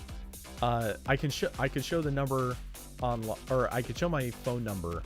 You won't sign me up for Gothic Hospital daily messages or anything. I like it. I'm wondering how many people saw that thing and were like, okay, there's stuff in here I need to look up. because some of those terms, like, all right, let's be honest, no one's surprised by some of what was on that image. I think we can all agree some of us are actually pretty surprised by the generally very right-leaning states that are super big fan of girl on girl. And I think we can all agree no one believes Montana is into librarians. That sounds like a fantasy world if there ever was one. And nobody understands the Droopies. Honestly, I think this is fake, which is kind of why I threw it into memes, because it's too... Some of this stuff is a little too stupid to be real. But at the same time, it is a funny notion.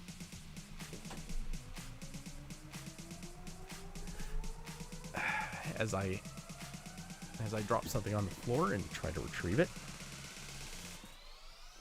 I do think some of the stuff in this list is funny. Anyway.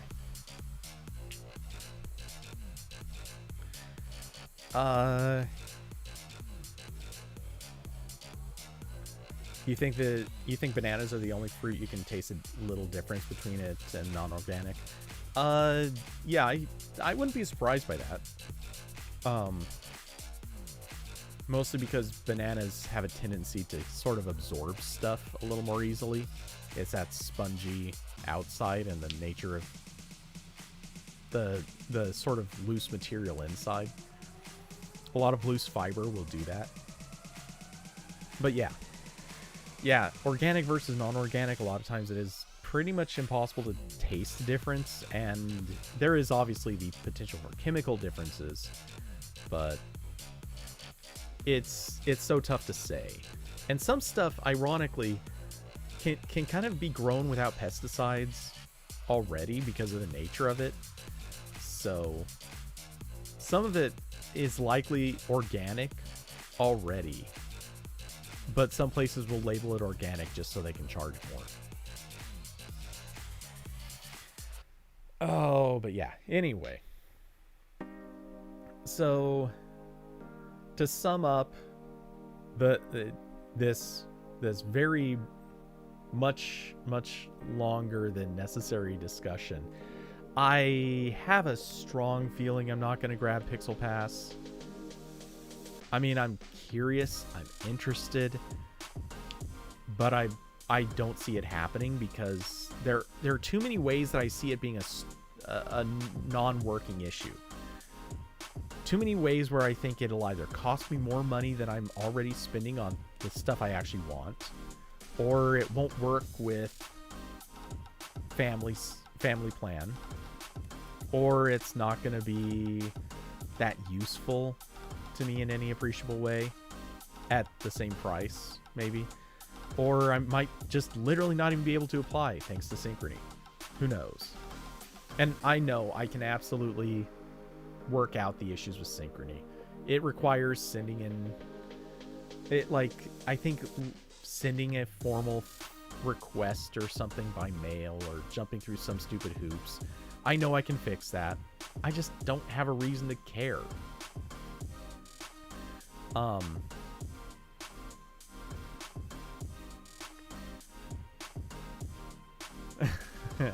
Austin, you know it's fake because in West Virginia, cousin isn't the highest trending search? Yeah. Diablo, come on, we know how the 15-minute warning works. Think you'll wait and see what people say if this happens to them. Yeah, for real. I will wait for an announcement. Here's the thing, though.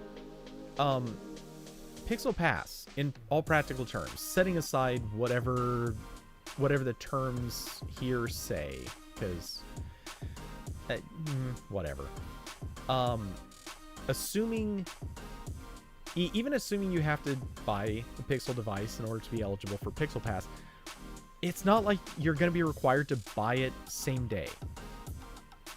Like, obviously, you're going to be able to apply or not, well, you'll be able to request Pixel Pass right away, but I bet you'll be able to say, hey, it's a month later and I'm kind of interested in this now. I'm pretty sure you'll be able to just do that. It makes sense. So I'm 100%. I'm not in any rush to get it. I'm not gonna go out of my way to prepare for Pixel Pass. It just doesn't seem worth it. So, and if they announce it and it's like, oh hey, that actually would save me like $5 a month. All right, cool. I'll apply for it. And if at worst case scenario, it'll take me a month, maybe even 2 months. Okay, $10 out, maybe max. I can live with this. The only way it's going to make a difference is if Pixel Pass gives you something you can't get anywhere else. And honestly, there's nothing here that suggests that that's a thing. Oh, sorry. I guess I take that back. There is extended device warranty via preferred care device protection. If that is included with Pixel Pass for free, that might be interesting. That's listed as the third bullet point at the top of this list. But it's not mentioned in any of the blue boxes here. I'm thinking that could be the one exception. If everything else is equal, if I can get that, I might take it. That might be enough to appeal to me. It's so dumb it requires financing. Yeah, I don't understand that. I'm not sure what that's coming from. I really don't understand what that's coming from. That, like I said before, that feels like an excuse to run a credit check, not a real reason to have this.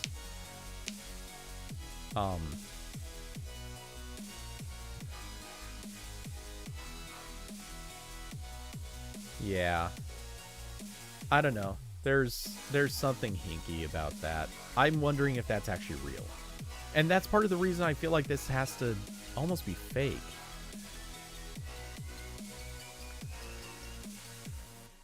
So, Carson, and you bring up, since it's a new Pixel phone every year. Okay, let's...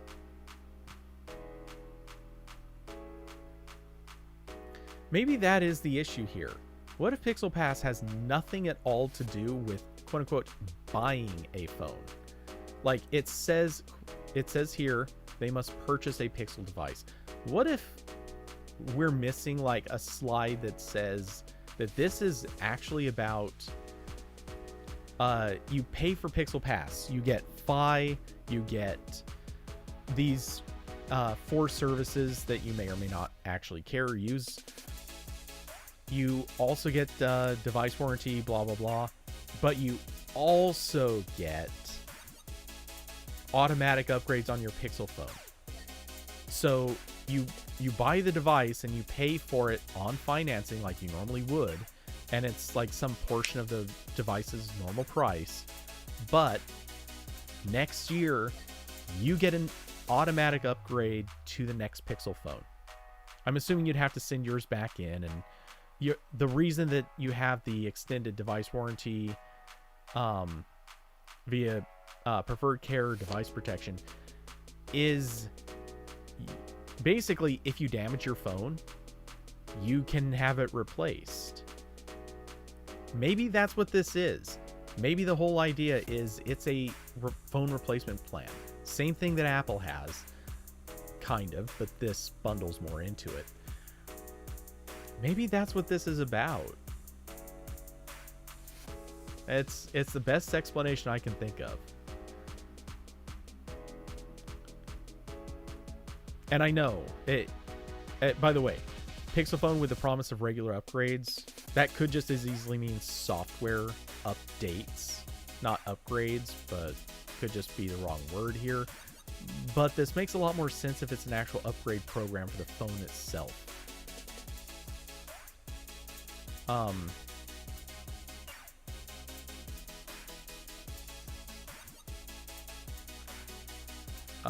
Let's see.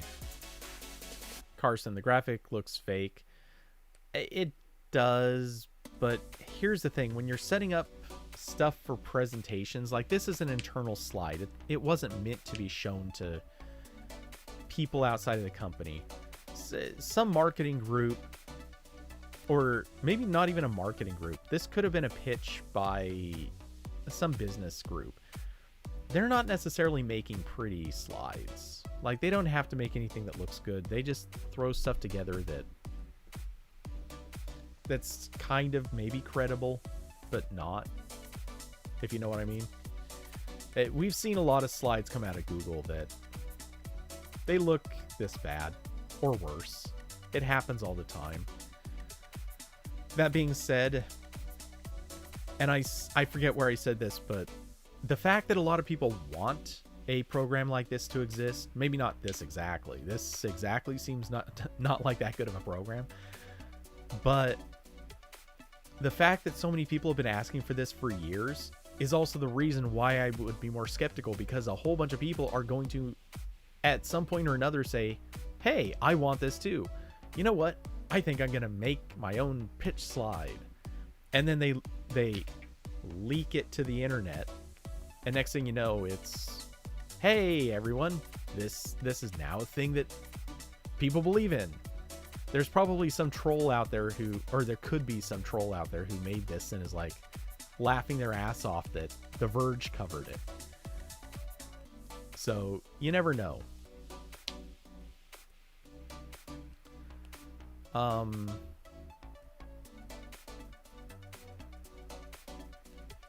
So yeah, I don't know. There's so much about this that screams to me.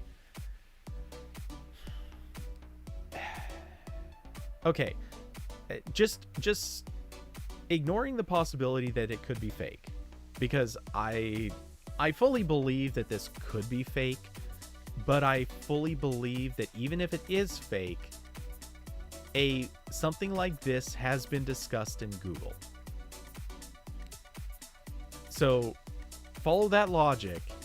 It doesn't matter if this particular thing is fake.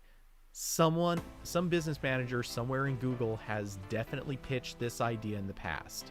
Maybe not this exactly. I would doubt it's this exactly, but at some point or another, an idea exactly like this has been tossed around, and someone either gave it a thumbs up or thumbs down. The intern leaked it to show that there are people wanting this. Very possibly. I mean, hey, Ryan Reynolds leaked Deadpool just to prove that it needed to happen. And boy, howdy did that work. Speaking of, where the hell's our next Deadpool, guys? We need now. Also, I can't wait to see Deadpool 3 appear on Disney Plus. The day that happens is going to be amazing.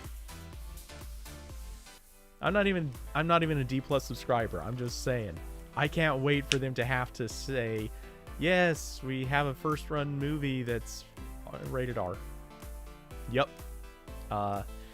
Yeah, come to Disney Plus to see your R-rated movie. Yeah, that's going to be epic.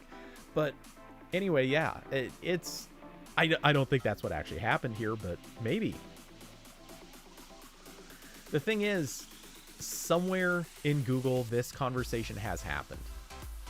That's the important thing. Somewhere at Google, this conversation has happened. And whether or not they gave it a thumbs up or thumbs down, who knows? But someone is kicking it around.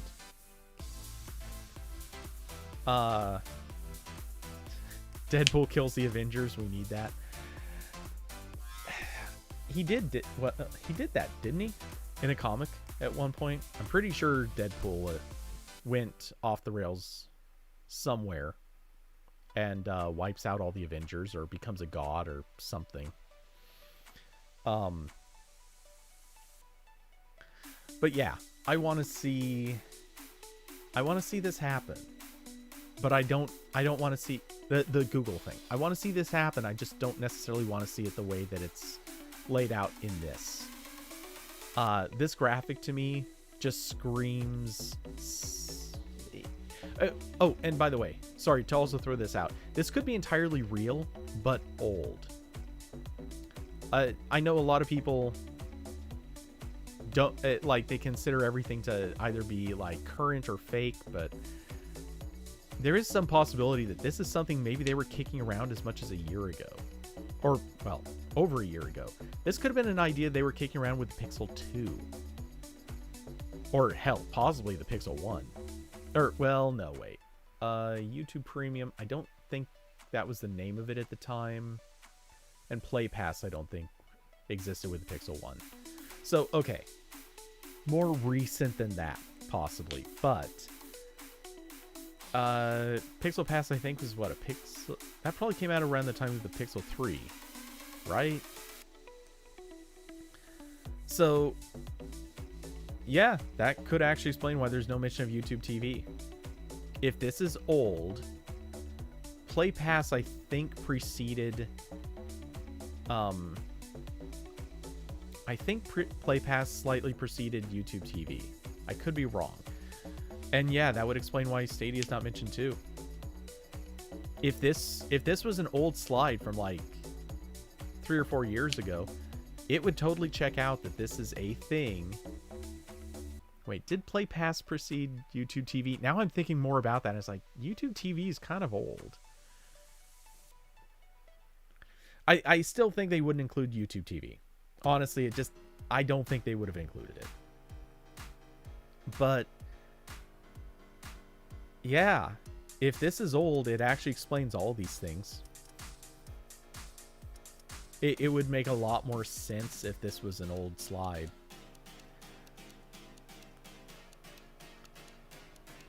Yeah, the more I think about it, I remember doing teardowns of YouTube TV. And I know I've seen Play Pass and teardowns, but I think it came out after I stopped doing them. Or maybe it came out close to the time that I stopped doing them. YouTube TV is barely profitable for them, it seems. I have a hunch on that. It's not much of a hunch, but I think YouTube TV probably is profitable, but only barely, like razor thin margins. However, I think YouTube wants to have YouTube TV because it still affords them some data access. It gives them the ability to see what people are watching, which is worth something to them. David, go back to teardowns. There will be a conversation happening that could involve that. We'll see what happens. If I do, some things are going to change, but that's a conversation for later. Let's see. But yeah, I think YouTube TV, like I said, I think they're making almost nothing off of that because I think YouTube has very little very little negotiating leverage. And as a result, I bet they're kind of getting raked over the coals on prices, which is why YouTube TV is kind of on the expensive side compared to everybody else. However, oh, Carson, no, not happening. Besides the fact that they would probably fire me on the spot for even doing that. Yeah, that would just look so bad. I don't hate myself enough for that. Anyway,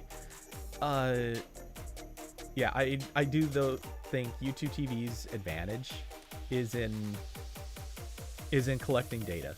They want the data more than anything. So yeah, that's my hunch. I could be way off, but it makes more sense for YouTube to try to make that money that way.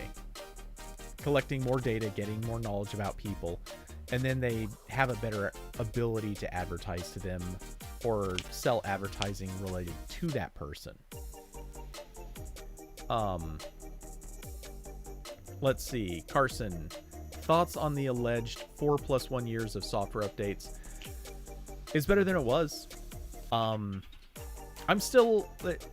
by the way, I know that the recent the recent leak or picture, whatever it was, basically confirms 4 years of major updates plus another year of security updates. I'm still not ruling out the possibility that it's 5 years of both, like a full 5 years of major updates. I've always been a little skeptical. I feel like that's possible, but Google doesn't want to commit to it. That's been my stance for a while, but I'm not ruling out anything. That being said, 4+1 is still better than what it was, so I'm okay with it. Somebody said this in Discord. Sorry, I'm lazy enough that I'm not going to go check who said it, but whoever said it, absolutely agree. No one's Pixel phone is still going to be their main phone after 4 years. There will be a small fraction of people, but it's going to be a really low number. Most people are going to be doing at least a 3-year upgrade cycle. And if it just so happens that there's a year, like, let's say the average person is trying to do a 3-year upgrade cycle. The average person is doing a 2-year, but let's just say hypothetically, somebody's like, no, I can go 3 years. I'm good with 3 years. And then that year just happens to be like a Pixel 5 year or a Pixel 4 year. And they're like, no, I can skip this year. They just casually say, I don't like this one. I can live with my device another year. You're good. You've got 4 years. You're solid. You're still using the latest software for a whole nother year. That can then be your throwaway, like, all right, I needed it. Now that extra year of support makes it worth it. So yeah, I think that's good. 4 years, I think that's where most people kind of get forced into upgrading, because the hardware is usually breaking down by 4 years, not because the software isn't there. That's the same situation you're in. Yeah. I mean, come on, the Pixel 4 and Pixel 5 just kind of threw everyone into a bad cycle. A lot of people were, I think, forced to kind of buy in or switch companies because those two phones just happened to fall in sequence.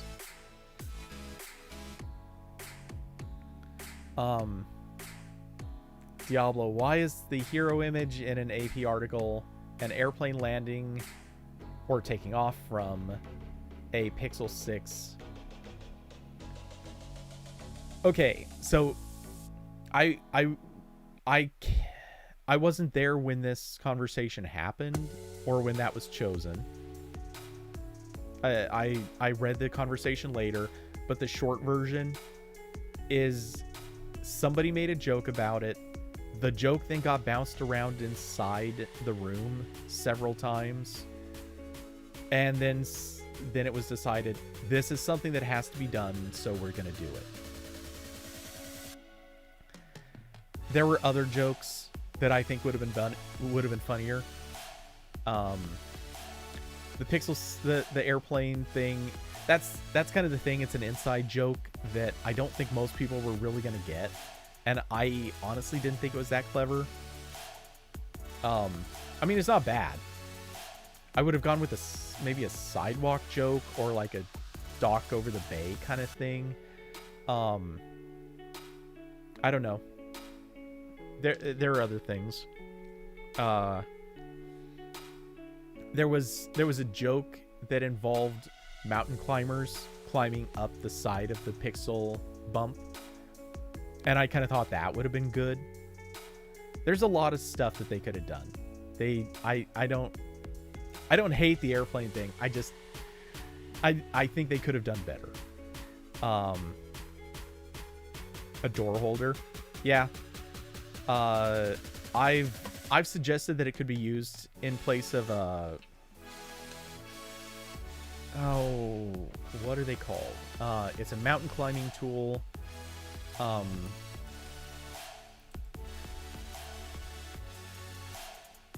Let's see. Particularly used in ice and snow situations. Yeah.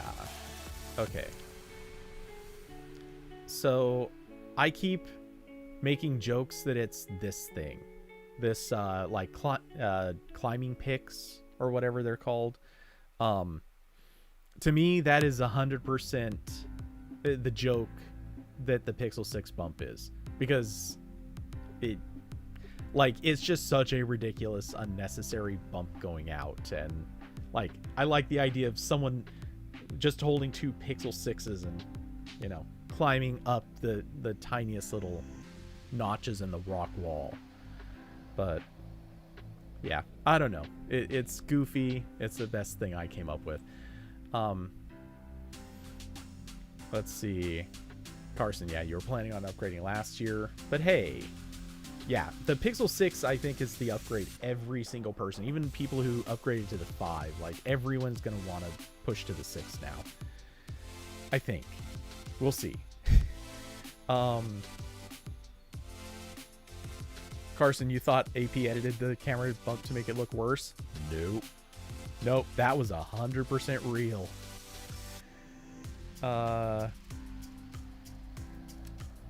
It was taken from the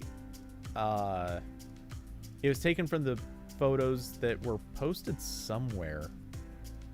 Google posted some new photos of it somewhere. Maybe they were leaked. I think it was a Google posting. Anyway, yeah, those new photos were just, they really emphasize that bump a lot.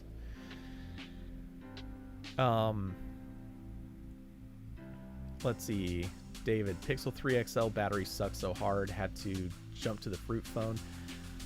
I have the Pixel 3, not the XL, so I can't really say how that was, but yeah, it seemed like the 3XL did have, it seemed like that was the one that kind of got screwed that year.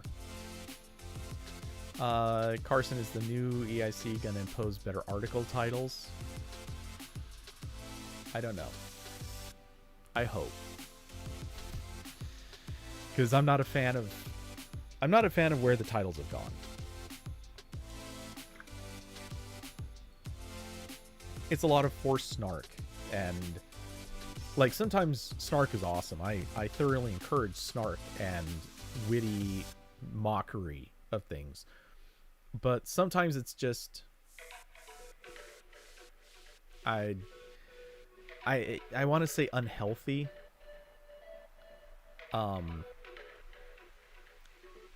For without getting into the specifics, let's just say I was really not terribly thrilled with this title.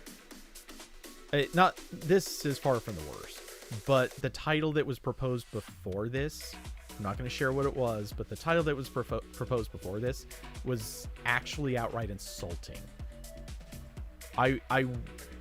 I didn't have an opportunity. Well, I had an opportunity, but I didn't get around to fighting over the title with the first proposal. But if it had come up, I would have. This article would not have come out on time because I would have been making it very clear I would not have accepted the title that came before this one. So there is that. Yeah. So here's, for anyone who may not have seen it, here's the image that we're talking about. Yeah. I mean, it's cute, but it's a little, I don't know. I think it would have been funnier as just the hero image without this title. The title probably does not help it as much as it could.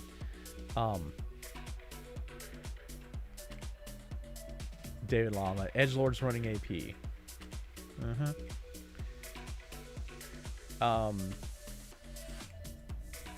Oh, were these EV Leaks photos? That makes sense.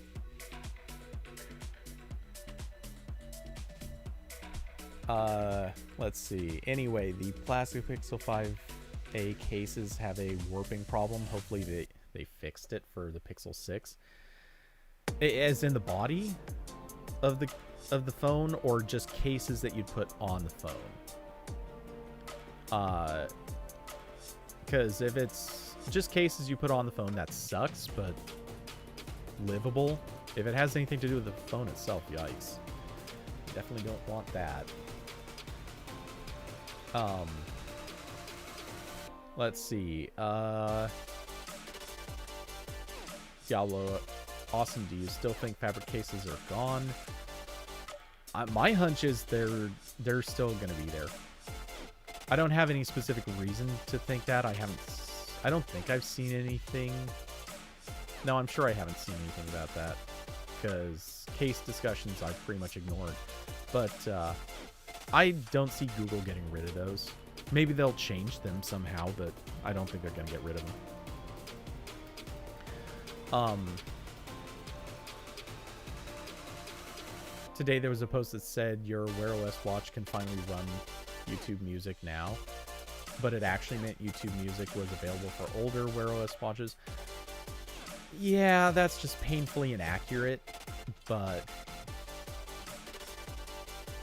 for lack of a better way to say it, that's one where I'm not sure if I even hate it so much, because every site probably posted on a nearly identical headline, and at a certain point you just want to have a different headline just to be different. And at a bare minimum, that title is at least not entirely lying, even if it's misleading. I would have preferred if they said your older Wear OS watch can finally run YouTube Music. But yeah, knowing who did the titling, well, actually I don't know who wrote that title for sure, but I've got a good hunch. Knowing how stuff gets titled, yeah.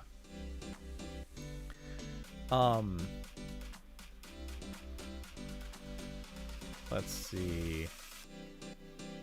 Okay, a couple comments on the cases. I don't have much to add to.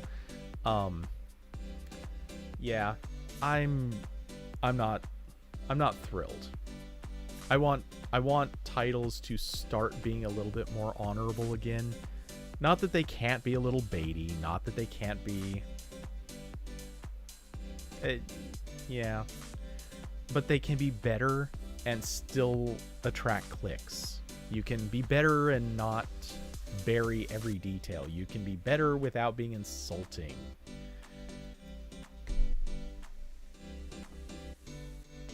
Like, yeah. There are ways to improve, and I feel like we're not trying to find them. I've tried offering some improvements, and they get shot down. So, yeah, it is what it is. Titles, unfortunately, are an issue. Carson, the subtitles are the better titles on AP. So, little inside baseball on that one. There's a reason for that, and it's because most of the writers are the ones who actually write the subtitles. It's not the writers who usually write the actual title. I think you can piece together what that means.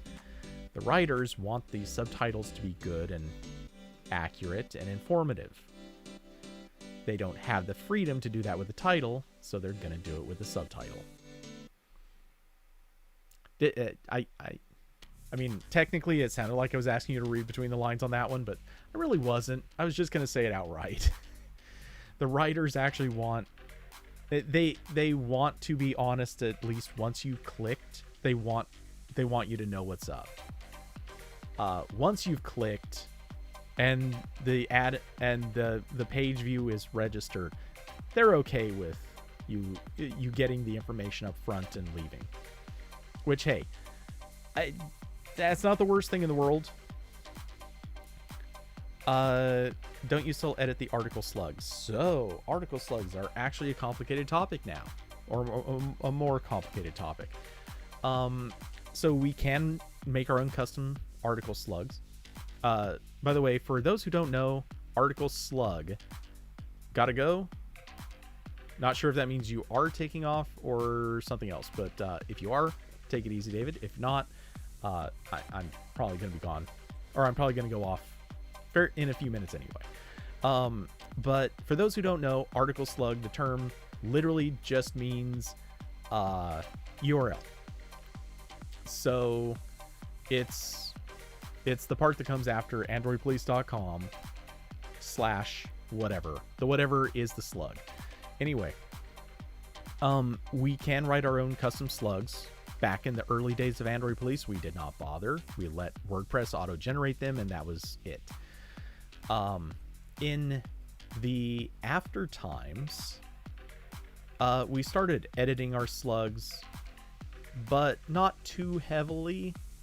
And then all of a sudden we got into heavily editing them and basically treating them as keyword spam. That lasted only a few months because cooler heads prevailed and argued basically, yeah, this is doing nothing for our view counts, so let's please stop. We're wasting time on this, it's not worth it. Which quickly turned into, yeah, we're just not going to edit them anymore. Take that however you like. So we went back to letting them auto-generate, except on reviews and a couple of other things. On reviews, we have a very specific format. And I think that's because someone decided that our review titles could stop revealing that they're reviews, and our URL would be the thing that carried that weight. I don't personally agree with that strategy, but hey, it is what it is. Which is how you end up with, I'm still mad about this one. Cody Gimbal review. Not that one. Yeah, this one. I'm still mad about that title. Because I did not write that title, not even close. I think that title is terrible because it sounds like a paid sponsorship, not a review. And it's so baity. It doesn't mention the product name or who made it. I had to force the word gimbal in there just so at least it was clear what it was. Though my original title, I actually did not call it a gimbal. I called it a stabilizer. That would have been, in my opinion, the better choice. But hey, whatever. But I did write that subtitle. So clear, concise, straightforward. Like I said, the writers care about their subtitles, and it's the only place where they can kind of shoehorn the good stuff in. Anyway, so regarding slugs, the new system, and this is something I think is actually an important distinction and something people should know and find out about. So I'm actually telling you guys very clearly, does not support redirects. Or if it does, we can't seem to make it happen, or don't know how, or something. So, redirects no longer work. So as a result, and I'll even show you, kind of, I'm opening from a bookmark my movie post. Oh, it worked. It actually worked correctly. That's never happened before. Okay, so I guess they made an intentional redirect here. Okay, that's good to know. By the way, for those who don't know or whatever, the movie post has a permanent URL. I just pasted it into chat. If you actually follow this post, feel free to bookmark that. It will remain permanent from here on out. That is the new URL. So that's good to know. I thought that was not going to work.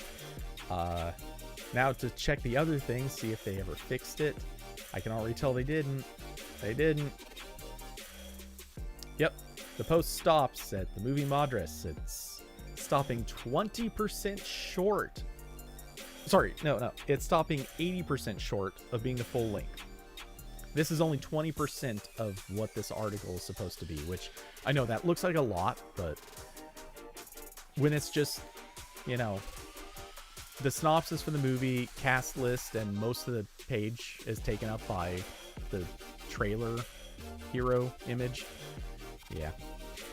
But yeah, something in the system is broken.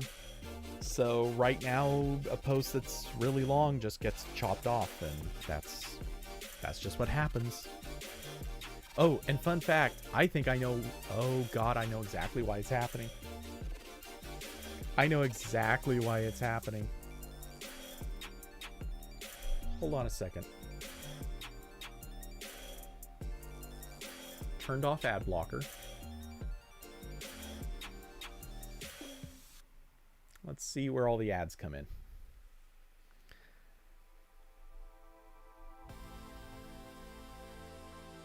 Okay, there's one. Oh my god.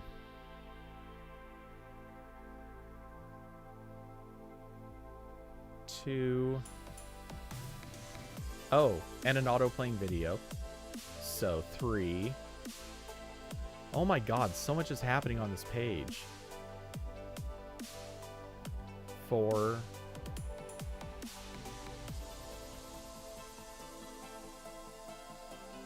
5.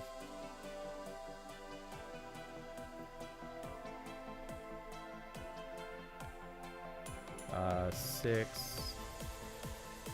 I'm going slowly because I can see some of them are trying to load up along the way. 7. 8. Yeah, okay. 9. 10. Bet we're gonna get to a number that is very suspicious. 11. Oh, maybe not.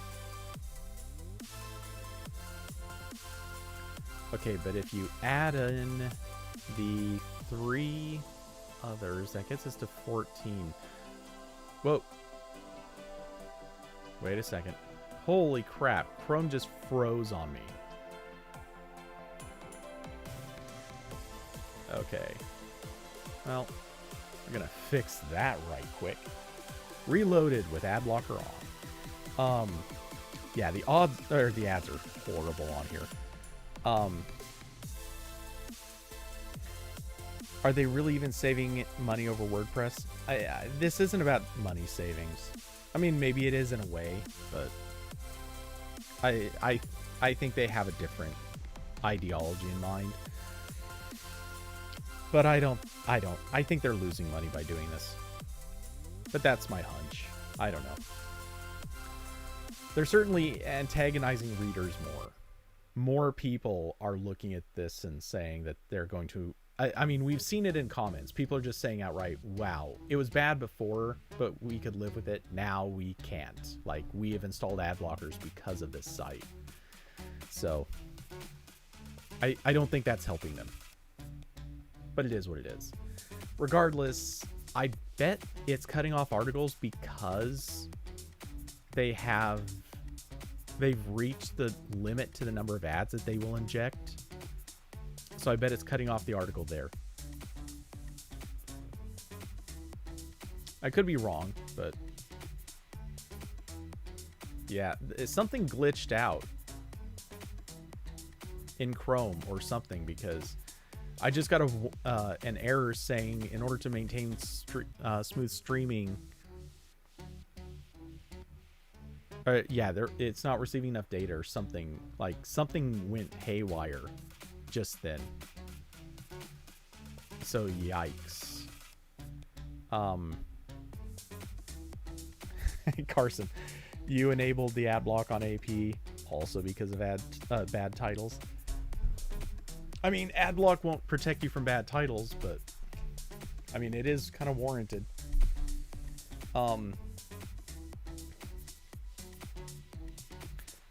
Yeah, I don't know what's going on. I'm not in the room to make decisions. I don't have sway over any of this stuff, so I don't know. Only so much I can really say on that, because I don't even have that access.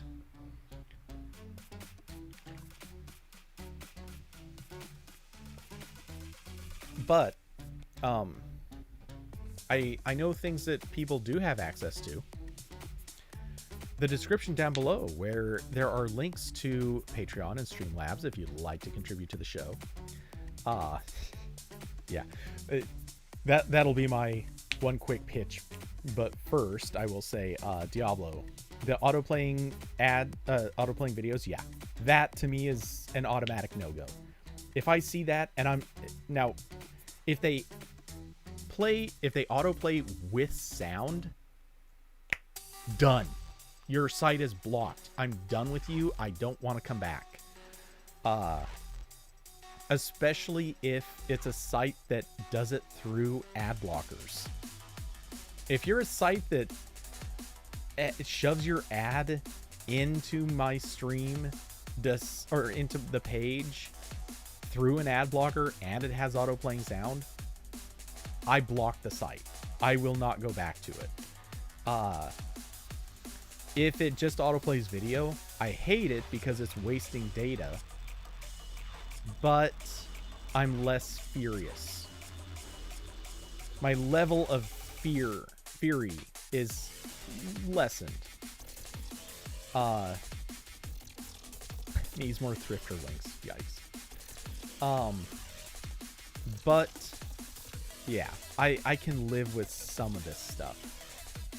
I am not super accepting of even like banner ads that just sort of have motion. I think that's bad form too, but I can live with it ish. As long as it's not excessive motion. Like, I don't want to have a freaking like Las Vegas blinking lights situation going on my webpage. That's not acceptable. If it's a little bit of motion, I'm okay with it. So yeah. I think the ad situation is out of control. It is a problem. It should be fixed, but and I'm not the only one. There are a lot of other people saying the same thing. So, take that however you like. It's a messy situation one way or the other. But anyway, it's almost 7. I'm going to be recovering for the next day. My voice is going to be recovering for the next day, which is actually kind of unfortunate because I have two calls I'm going to have to do tomorrow that are both going to be at least like 30-minute lots of talking calls. So that ought to be fun. So yeah, anyway, ending it here. Need to go before it gets even worse. So thanks to everyone for coming by. Thanks for joining me, keeping me chatting, keeping me rambling. You guys are always part of the conversation, and I welcome having you here. As I often forget to say, but I do try to remember. Thanks to Diablo for being a consistent Patreon subscriber, and for others who have contributed in recent and past times. It is certainly welcome. Let's see. I will be back. I should be back on Saturday. Question for the people who watched photo streams. Let me know if I should continue or do those more often. There is a very decent chance that it will happen in much the same way this last one did, but hopefully with fewer technical issues. By the way, I figured out the connectivity issue I had with the Razer earbuds. It wasn't my fault, but it's something I did not realize was going to happen.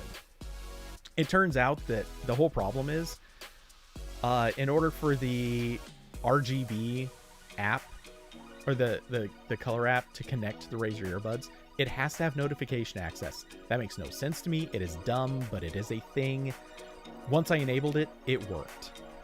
And the problem is, since you don't use that app frequently, the permission gets removed by Android. Yeah.